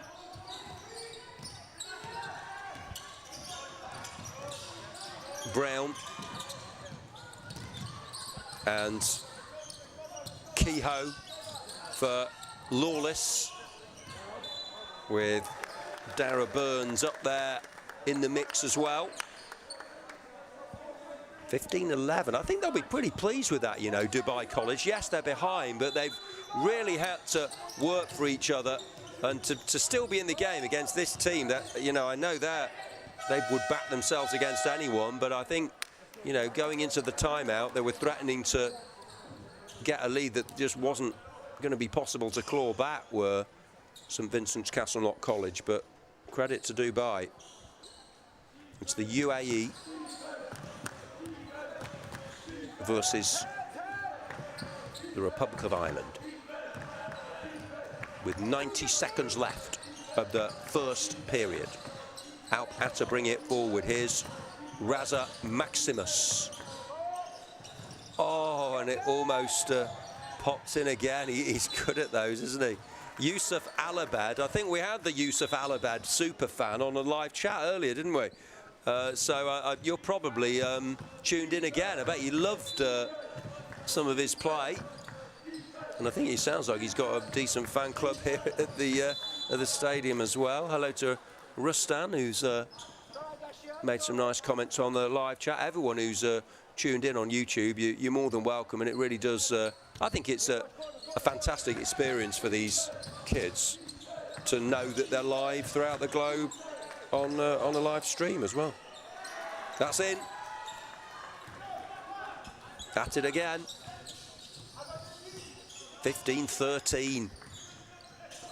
Fabulous character from both teams, but especially Dubai, who were really up against it at one point. Oh, nicely worked. That's a big moment. Set up from Henry Kehoe, finished off by Dara Burns. They've got a lead of 4. It was much bigger than that earlier on, though. 17-13 with Sark Erkin, and Alp Atta tries his luck.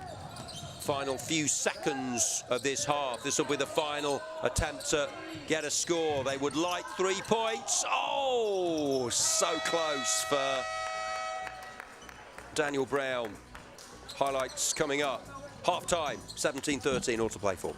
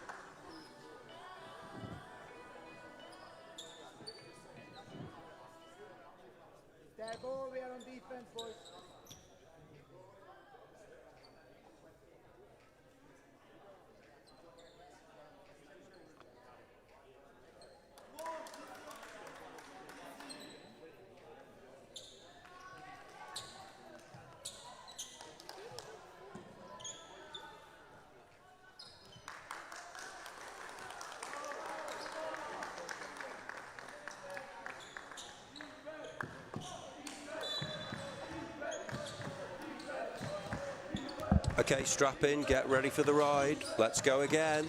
Really good game this, 17-13, under 19 boys. Group A. Can they get it back level or even better? Maybe. Alp-Atta. Well, this would be a good final, this, wouldn't it? Who knows whether they'll be involved in that tomorrow. Only time will tell, but Alp-Atta again to 17-15. For Dubai College, just 2 behind. St Vincent's Castleknock College, the Republic of Ireland, leading 17-15. Just got the one game to come after this. Aid will be joining us for that. And I'll be back with you for the duration tomorrow, when all the prizes will be handed out, all the accolades. Business end, we love a Sunday in Spain. He's got one. Can he get two? Dara Burns. He's been absolutely lethal from this. Oh, yes. You just feel he'll never miss one.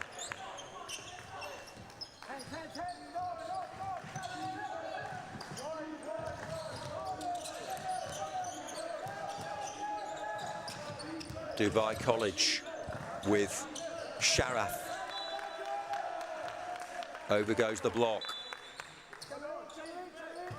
Is it going to be enough for the Irish side? Some impeccable, immaculate, exemplary play from them in both forward and defence, but Dubai College have really been thriving themselves.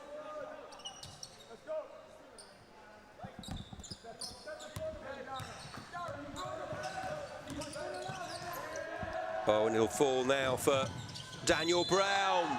Electric, rapid, effective, superb. Daniel Brown.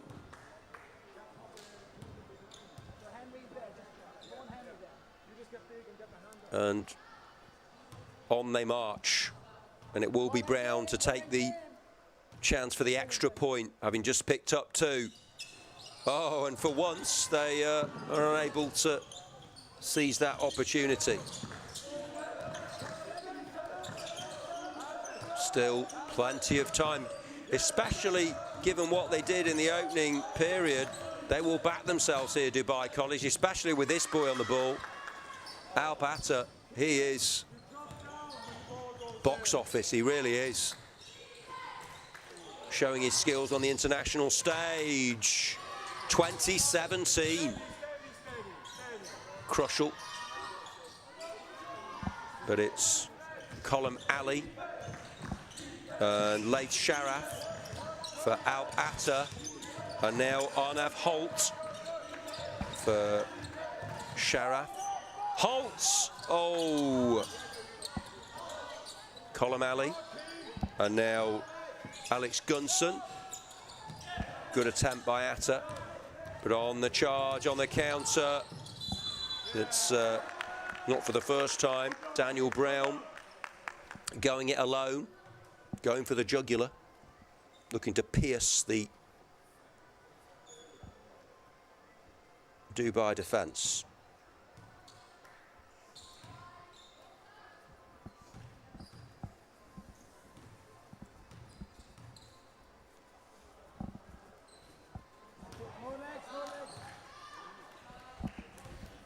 Well, couldn't take that one, Brown, but he will have another chance to deliver. No. Are they running out of steam here? Still nearly 8 minutes for Dubai to turn this deficit into an advantage, but oh yes, that is brilliant. Tenacity combative nature, and then had the game intelligence, read the situation to win the ball, then score, and he's done it again. 2 in quick succession for the dynamic Daniel Brown. I think those two, that pair of 2-pointers might be the difference in the final reckoning, you know, from Brown.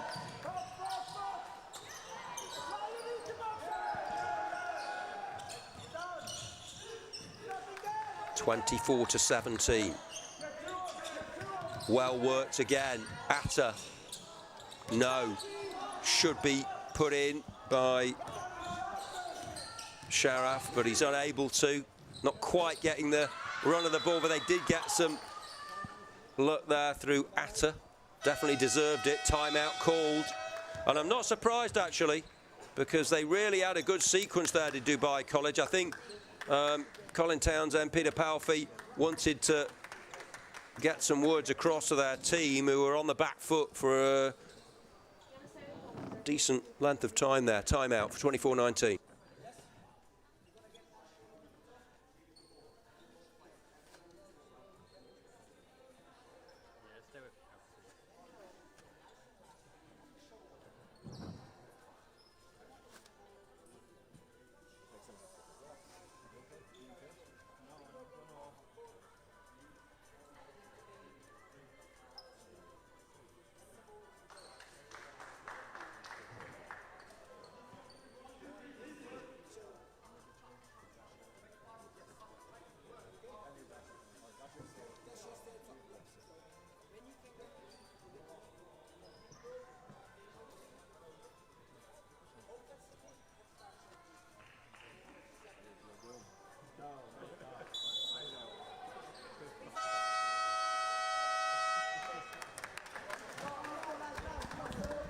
Timeout taken. Wonder what was said there. They've got a 5-point lead here, St Vincent's Castleknock College, in this Under-19 Boys Cup group fixture. Group A. Could still go either way. Henry Kehoe got their first point. He was on the ball there, linking up with Michael Crushell. Oh, but they've stolen it. Oh, that was painful for Arnav Holt. No, Alpata, rather. Kehoe for Burns. Kehoe again. Always seems to be available. Lovely play. And Burns knows how important that was after the timeout to get the instruction and then get the 2 points. They're 7 ahead. That's always a good lead, isn't it? A 7-point lead, certainly in a close game. When we're into the final quarter of the contest. Sharath. And almost from Sarp Erkin. But just calming down the situation here. Quite happy to let the seconds go. Kehoe for Crushell. He's lost it though. Raza Maximus. But there's the whistle. Maximus foiled on that occasion. Coming up to the final 5. So work, pass and move, Dasher. I need more energy from you. Come on. Oh, that was really super slick for Dara Burns.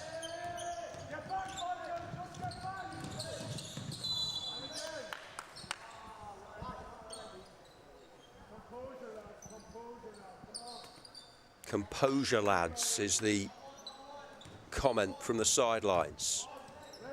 And yeah, I suppose it's easier said than done. But I think it was an Irish accent I heard, so I'm pretty sure that comment was coming from the St Vincent's team. But there's another big one. 3-pointer, 26-22. It's going similar to the first half, this, isn't it? With Dubai coming back into it. They've got to get more than the... They're going to need a few more scores here, St Vincent's Castleknock College, to get the job done. But with the number 29, Dara Burns, involved, they're well capable of doing precisely that.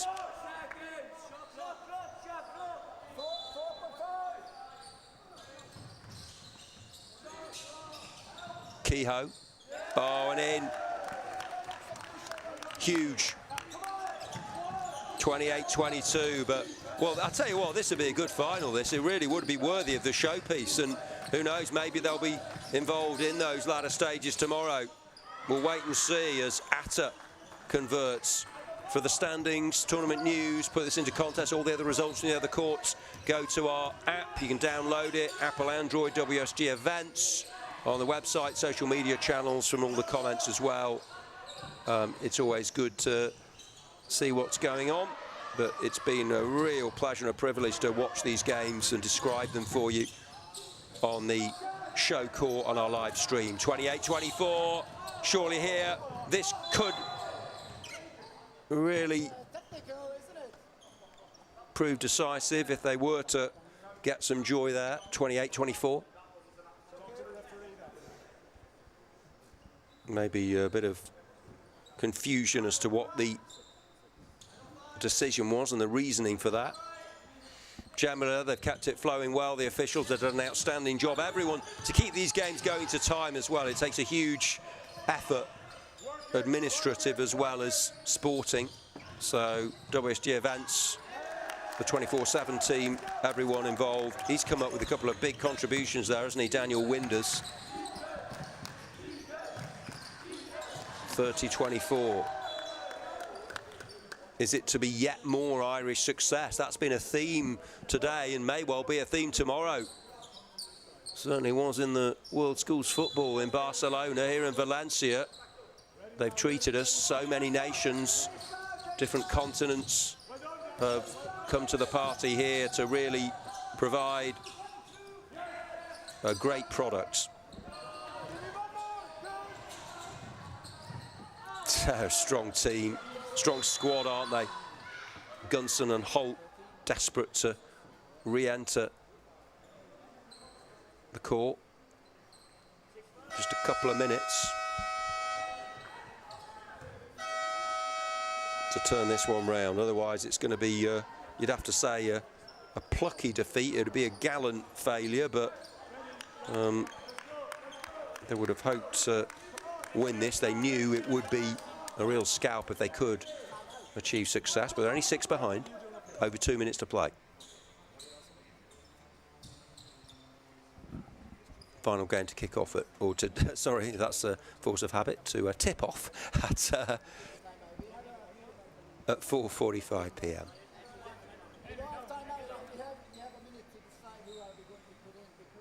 Oh, right, now, so there's a, I'm not sure what Peter Palfy and Colin Townsend are exactly saying here. But we have a pause. So they're well aware this is far from over. The proverbial fat lady yet to sing her tune. Will she be forced to change it? They're in they're warm favourites, aren't they, St Vincent's Castleknock College? They've been ahead for the vast majority of this contest. It's Cian Hayes getting involved, the number 20. Daniel Brown for Burns, contender for MVP, definitely. Oh, yes, that does it, surely. They've got quality coming from all areas, that's the thing. Winders.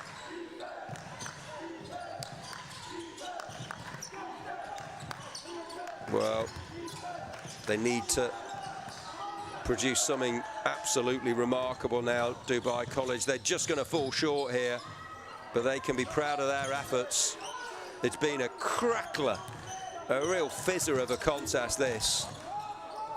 An abundance of energy and quality, and there's Al-Batta roaring in satisfaction and joy. He knew that was good as soon as it left his palm. 33-27, they need 2 more of those to level it up. And I'll tell you what, they're capable. They're definitely capable, this boy is. Al-Batta, this needs to go. Well, thought he might just try to get 3 there. Al-Batta moved over. They're 6 behind with 30 seconds to go. Hang on, they're 4 behind. Shara. Few nervy little moments here perhaps for St Vincent's. I think they're going to have enough. They know what to do. Hayes for Daniel Winders, and now Michael Crushall. Highlights to come, by the way, at the end of the game, and there have been plenty of those. Brilliant matchup this. St Vincent's Castleknock College of Republic of Ireland are going to win this one with 10 seconds to go. Dubai College 33-29 down. They've played their part, and 2 really good sides. Really enjoyed this one with 1 game still to go. That'll be under-16 Boys Cup Group A, ICS, Amman, Jordan and Cambridge School Bucharest of Romania. But we've still got a few seconds left of this under-19 Boys Cup Group A fixture. And I think they're bringing that to the end. I'm not sure what's happened here. Or are they still, is that a timeout called? I think it might be. Just for the very end. So yeah, they've called a timeout with 10 seconds to go. Which is not much time to make a difference, but important messages to be put across.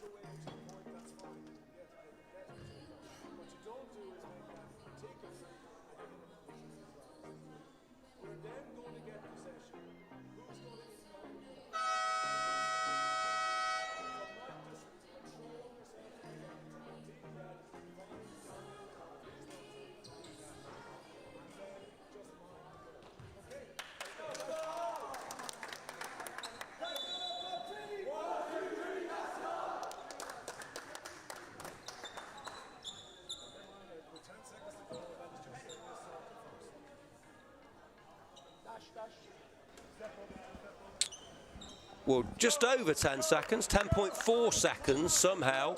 Dubai College need at least 4 points in that time. Maybe a bit of gamesmanship, just making their opponents wait for victory. Good rivalry between these two.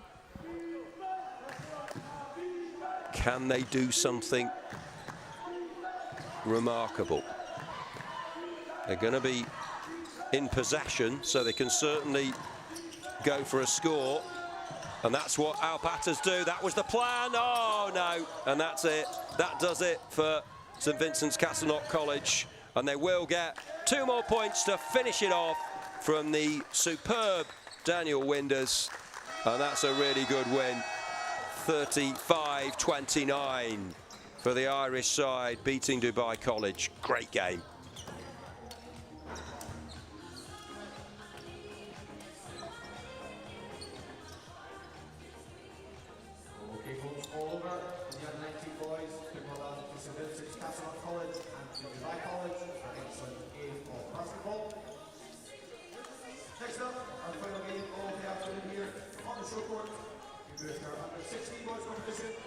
ICS Amman of Jordan, taking on Cambridge School Bucharest of Romania. We get our game underway in about 10 minutes time. We have both teams please make way on support. Your warm-ups underway. We'll get this started in 10 minutes.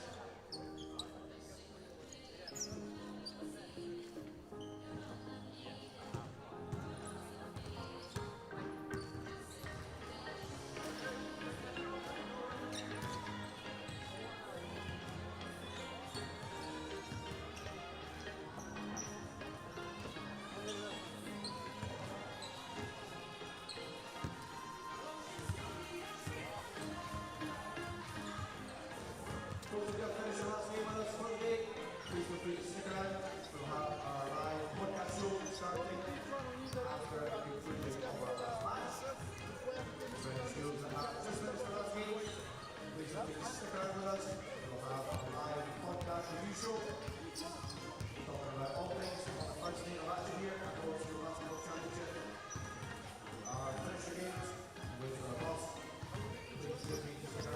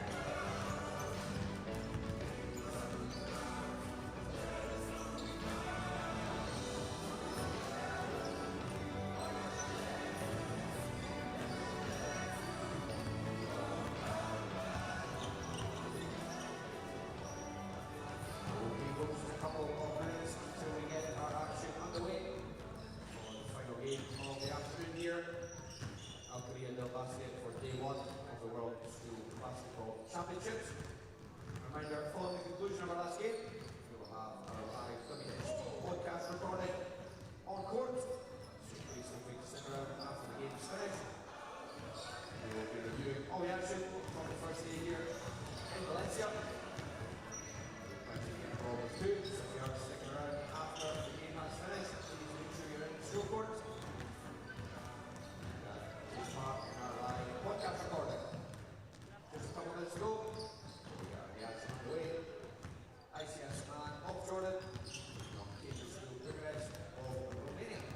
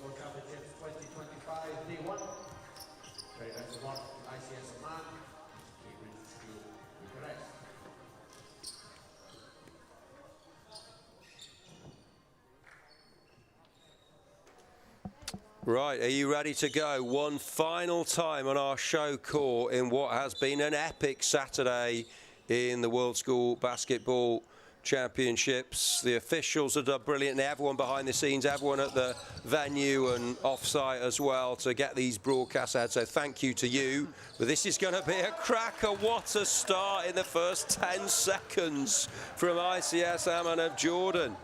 A beauty.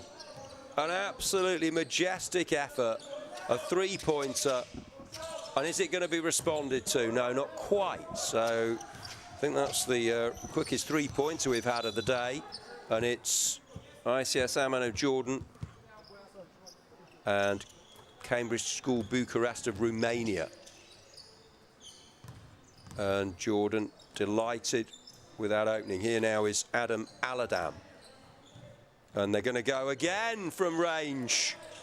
They've got the rest of their lineup, led by Nada, Suleiman, Marwan Jermaine, Ismaili Salam, Abdullah Abdul Rahim, Yusuf Aladab, Faisal Manasser, Mahoud Abu Rub, Aman Amin and Saad Agawal. There's a response, 3-2. Intriguing fair, one way then the other. Ebb and flow, give and take, to and fro. Oh, lovely. He looks a player, doesn't he? The number 2 for ICS Amman of Jordan, already clinical. But here at Cambridge School Bucharest with Nicholas Fustos, remember him? Someone was saying he might get in the NBA later in his career, who was watching the stream. And they're back to 5-4. They've got Dan McCartney leading them. And their players, Radu Dinescu, Carlos Rodero, Emre Senkaya, Horatio Karaja, Yakov Fufligin, Tudor Bogdan, Theodore Badgenaru, Eric Badia, Luka Moisa and Nicholas Fustos. We saw them earlier and they really did produce some special moments in that game. Remember, 2 halves of 12 minutes. Aid Battersby will be taking you through the closing half, and I'll be back with you tomorrow. And can't wait for all those finals, but also the completion of the group games. Here now come ICS Amman. Can't quite get the points there. Eric Badia tries his luck, but it certainly is the ICS Amman of Jordan number 2 who is looking very good on that left side. Badia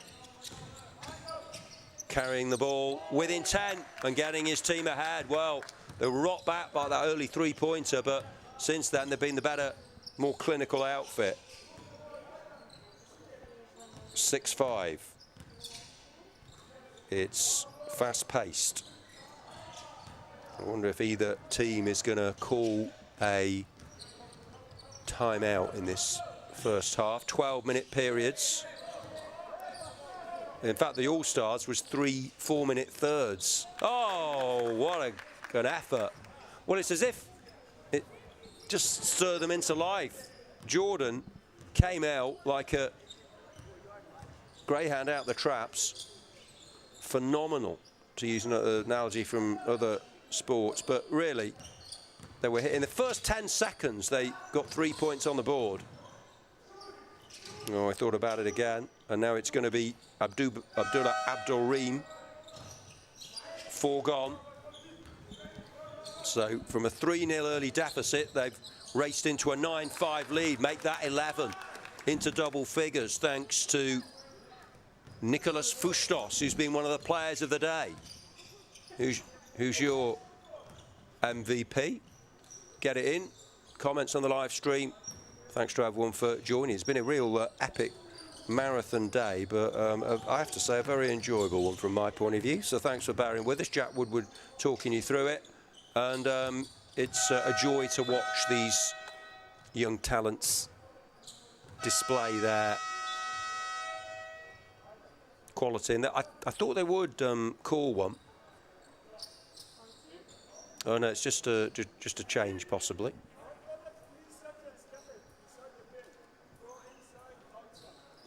Rolling subs.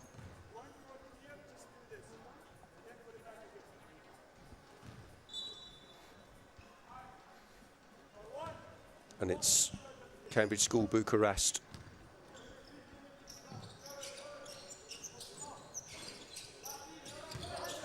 Oh, he looks player, doesn't he? First it was Horatio Karaja, but then it was followed up by the dependable Luka Moisa.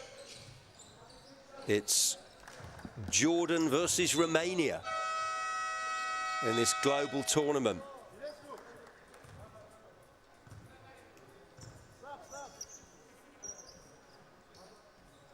Very satisfying scoreline for Cambridge School Bucharest. It's been a long day for these lads and girls. Really good. You got to pace yourself through it. You got to make sure you get the fluids on board. Make sure you restore your energy levels at the right time. You've got to do a bit of sort of game management, day management, and it's all part of them if they want to, you know, have a career in sport, or it might be something else. There's so many routes they can go down. You need to apply yourself, show that teamwork, show that tenacity, working to pressure, getting a buzz from the live occasion. 13-5, Cambridge School, Bucharest. Oh, and close for Emre Senkaya. And again. Now Ismail Salam collects with 5 to go of the first 12-minute period. And Abdullah Abdurrahim.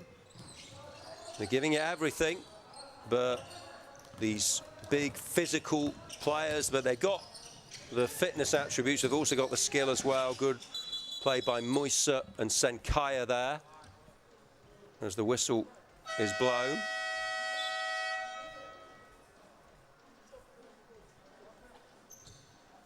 And just having to have a brief hiatus.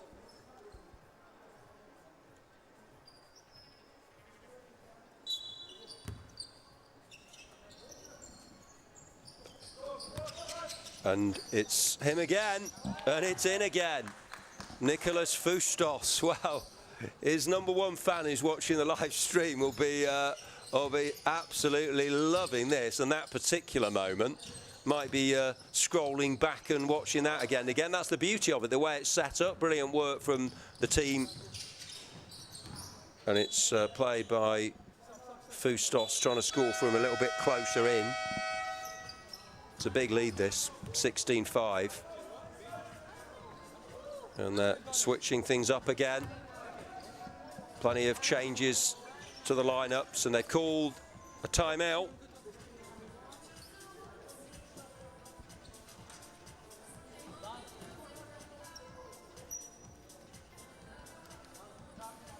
So messages to be put across by Nader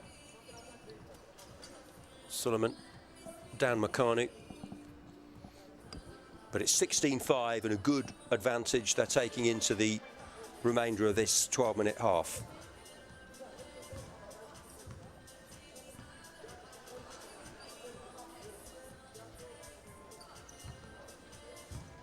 Great interviews, by the way. Go to the World School Games event series X handle.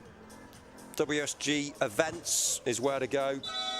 Brilliant comments from Bella and Miaz of Cathays High have just been posted on that, and several interviews from the other courts. Remember, this is just one of the courts. We're able to get the cameras in and provide you with the stream, but there are several other group games being played on the corresponding courts.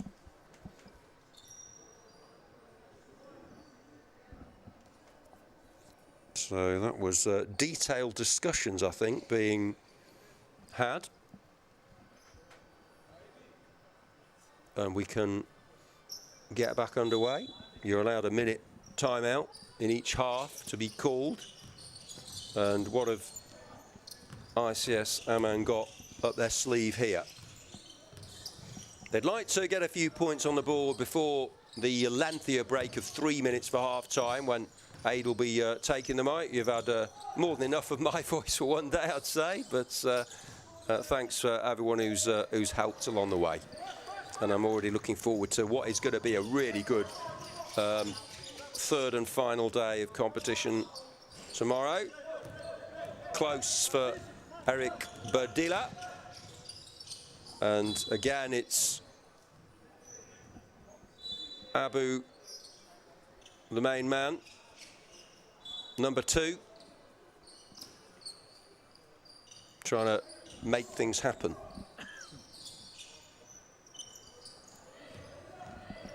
Nicholas Fustos. Oh, all the way forward. Took him a while just to get his bearings there. Was slightly disorientated, I think. Yakov Fufligin, #24, who's come on for the latter stages of this first 12-minute half.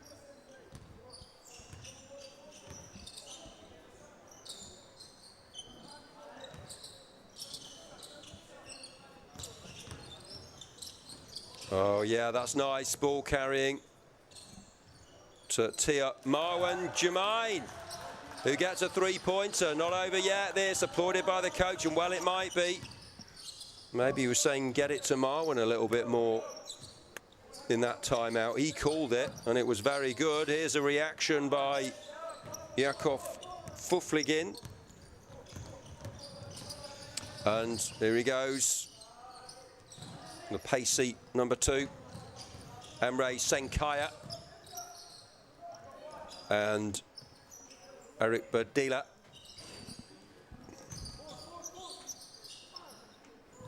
And it goes for Nicholas Fustosh. Very good. It's him again. Fabulous Fustosh. Maybe that should be his middle name. But he has really caught my eyes, caught a lot of people's eyes today. You might have your favourite from some of the games. We've seen some really good individual displays, but mostly it's been the collective. It's been about the team. It's been about the support that they've shown for each other, the individual excellence as he sets up his teammate there. He's actually looked pretty good, hasn't he, Fufligin, since coming on. Oh, that's a good interception. Oh, brilliant. That's great stuff from Eric Berdila. He's definitely been one of the better players, and they are racking up the points. Don't be confused by what you see on the scoreboard at the bottom. We're just reconfiguring that.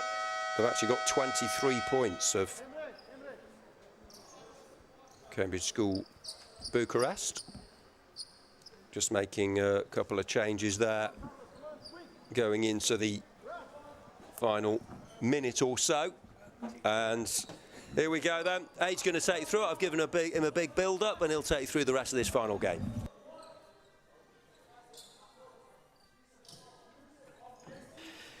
Welcome back. Jack's had to dash out as CSB, Cambridge School of Bucharest, in a very healthy position here as we come towards the end of the first period. 23-8 ahead.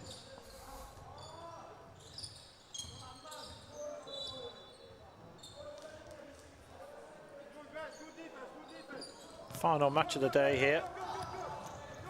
And there is a live show coming on our WSG YouTube channel not long after this. Oh, lovely play, but that one just hits the rim and rebounds away. Bit of luck for ICS, because let's turn it around. Here's the shot from Jermaine, but that's a three-point attempt as the hooter goes. And what a great first half that is.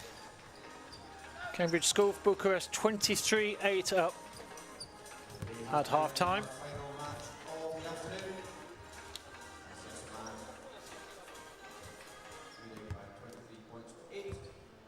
You see both teams just going to their huddles and see what the coaches have to say to them. Let's have a look at some of the highlights from that first half. Or maybe that one we just missed. Unless they score on the no. Okay, maybe not. Okay, that's a beautiful point there for ICS. Under pressure, Dinescu.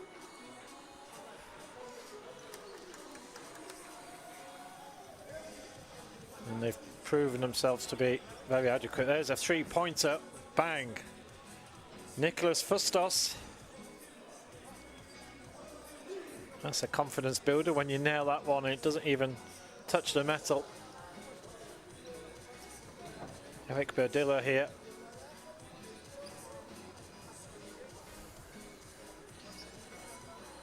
So the coach from Romania doesn't look that happy, does he? I think I'd be quite comfortable. 23-8 up at half-time. They're obviously going to have some much bigger games to come. That's for ICS Amman from Jordan.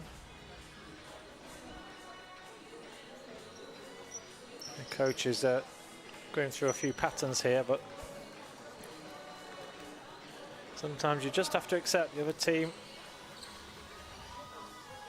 just got that little bit extra. But you still learn a lot at this age. There's still a lot to be learned. So, final 10 minutes here of, final 12 minutes, sorry, of day, what we're calling day one on our web stream, but we had a few all-star matches, all streamed as well. On Friday, 3 all-star games. Girls, the boys, and there's another 3-pointer attempt. They're doing some practicing of their long-distance shooting there. There's a pass goes astray. CSB moves straight in, back in the attack, under quite a lot of pressure. They did well to manage to get a pass away. There's 4 players all around him. Here's another 3-pointer, but I think at the moment they're just in 3-point practice. The team in green. But yes, we had fun at all-star games yesterday. Girls, the boys, and then the staff. Let's see what you've got, the staff. So loads of extra pressure on them there in front of their pupils to perform.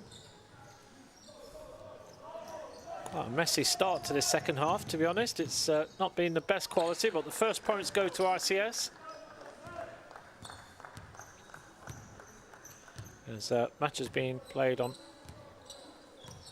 other courts as well, so not everything is on here. This is the final match on this court, but there are other games taking place. We're going to go. They seem to be trying to line each other up for 3-pointers, aren't they? He goes steps backwards. Here, you have a go at 3 points. Here we go, 3-point attempt, and it's bouncing off everything.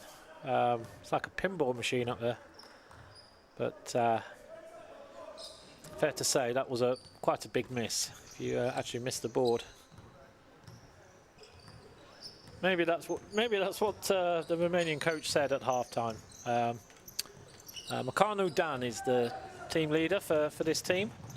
And maybe he said this is the time where get your 3-point prowess in, because there are going to be some big games to come in this competition. We have a little timeout ahead.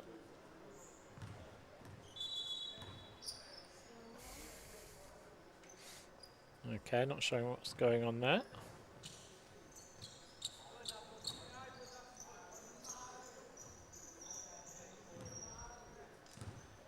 The injury is not a lot, so we carry on. 23-10.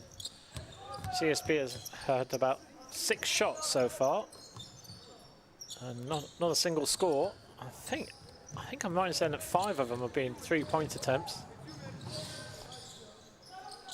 Did well there.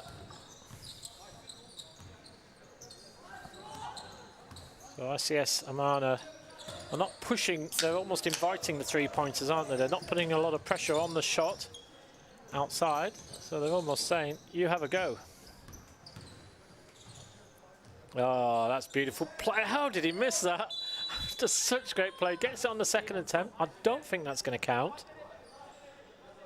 I think it does, actually. I think, and there's a foul.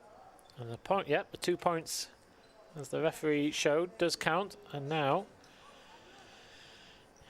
he gets a pop, does Radu Dinescu, for an extra single point here. And no question about that. Well and truly nailed. Well, he scored the 3 points, but in a slightly different way. Oh, that's a loose pass. And Eric Bedilla has a go from downtown, as they say in America. But was quite a big miss. Ball's gone out of play.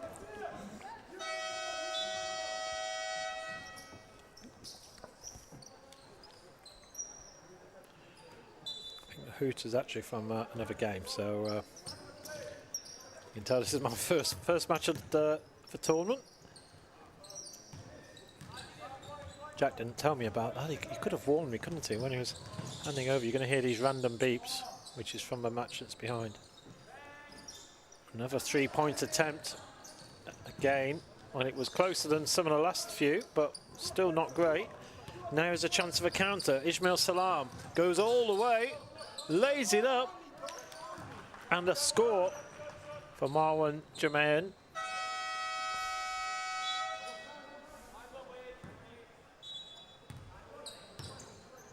This time, there's just a few subs going on in the background.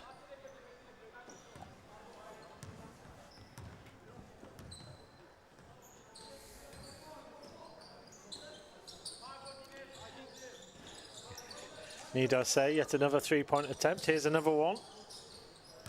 And both of them no good. From Didescu and Berdilla.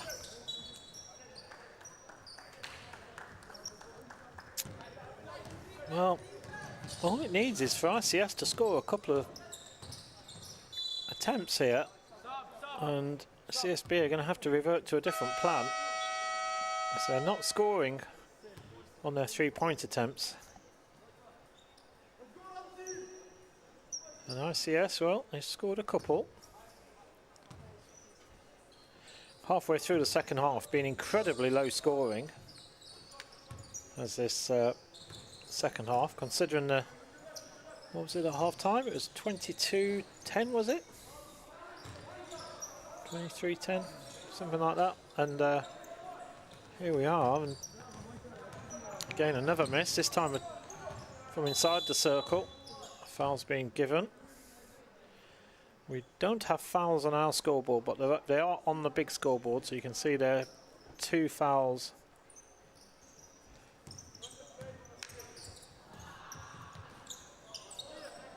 Oh, nicely done.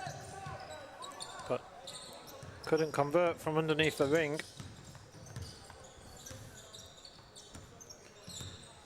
So there is a live show going on shortly.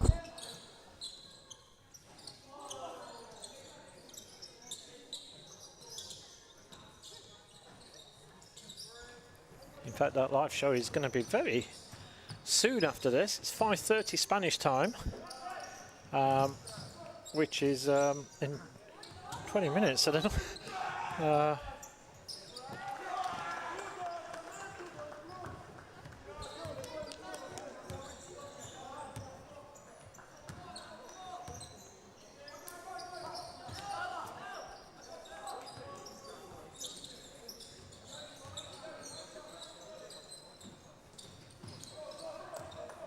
So they're going to have quite a quick turnaround.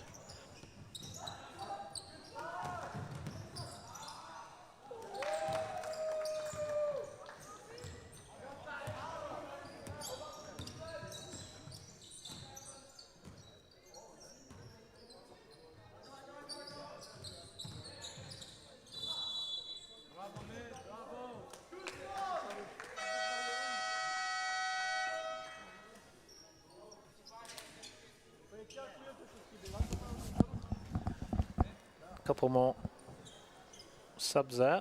Coach just making sure his players are okay.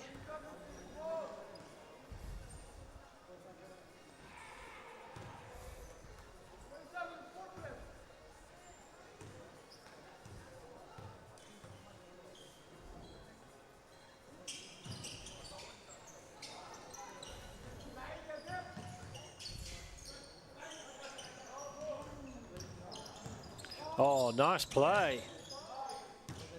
Did well there.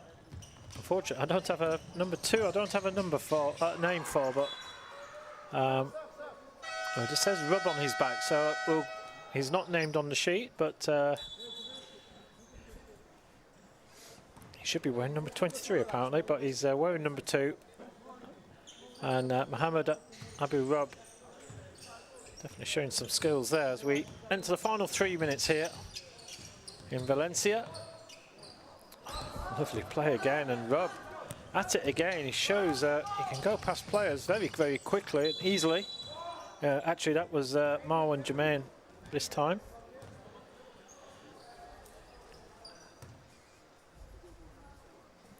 A few of the players complaining to their coach that there was a foul that he missed. I love the fact that some of these youngsters actually then shake hands with the official as a sort of half apology for questioning him, but great respect scene. Well, obviously I've completely killed this game, having come on at half-time with 40 points on the board, and here we are, what is it, 52 now? No, 42. Me and my maths. Well, there's been a few more than that, so I think we've seen maybe 6 points in the second half. It's not been an absolute point fest. Here's a three-point attempt from ICS. Probably one of the better attempts we've seen in this half. I'm sure Cambridge School Bucharest are going to have something to say about that. They've gone for 2-point range, but that was nowhere near.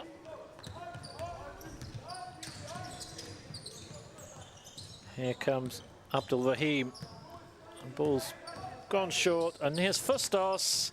And Fustos, no mistake. Of course, all the results, league tables, information is all on the app for the event. Whoa, there we go.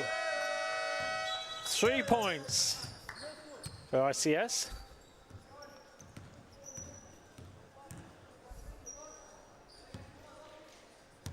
Another substitution taking place.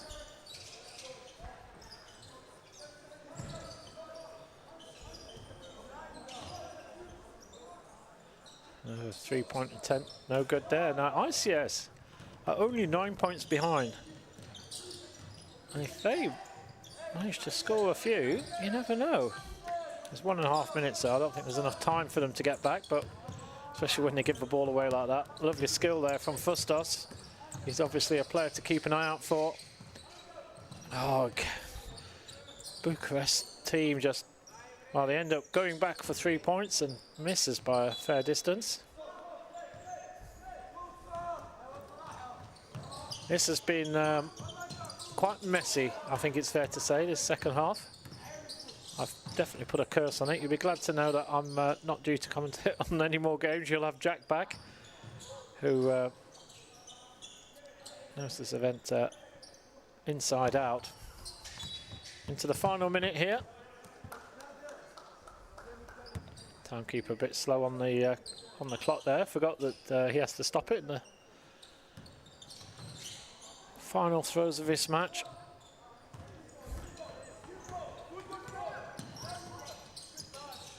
Oh, must be nicely done.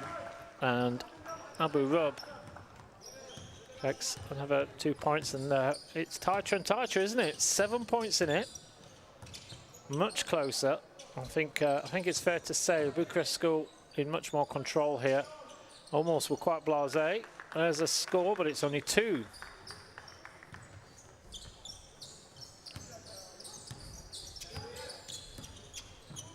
Abu Rub again. Well, the scoring has started again, but we are in the final few seconds. And Cambridge School Bucharest dominated this in the under-16 boys. As the buzzer goes.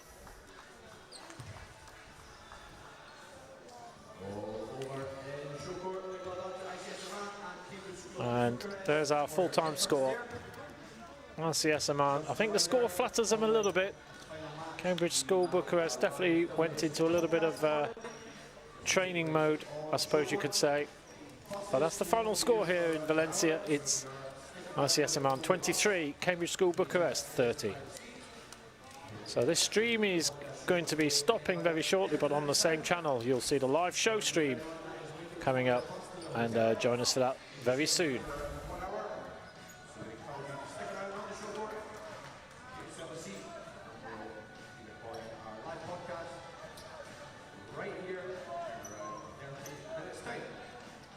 Once again, ICS Amman and Cambridge School Bucharest.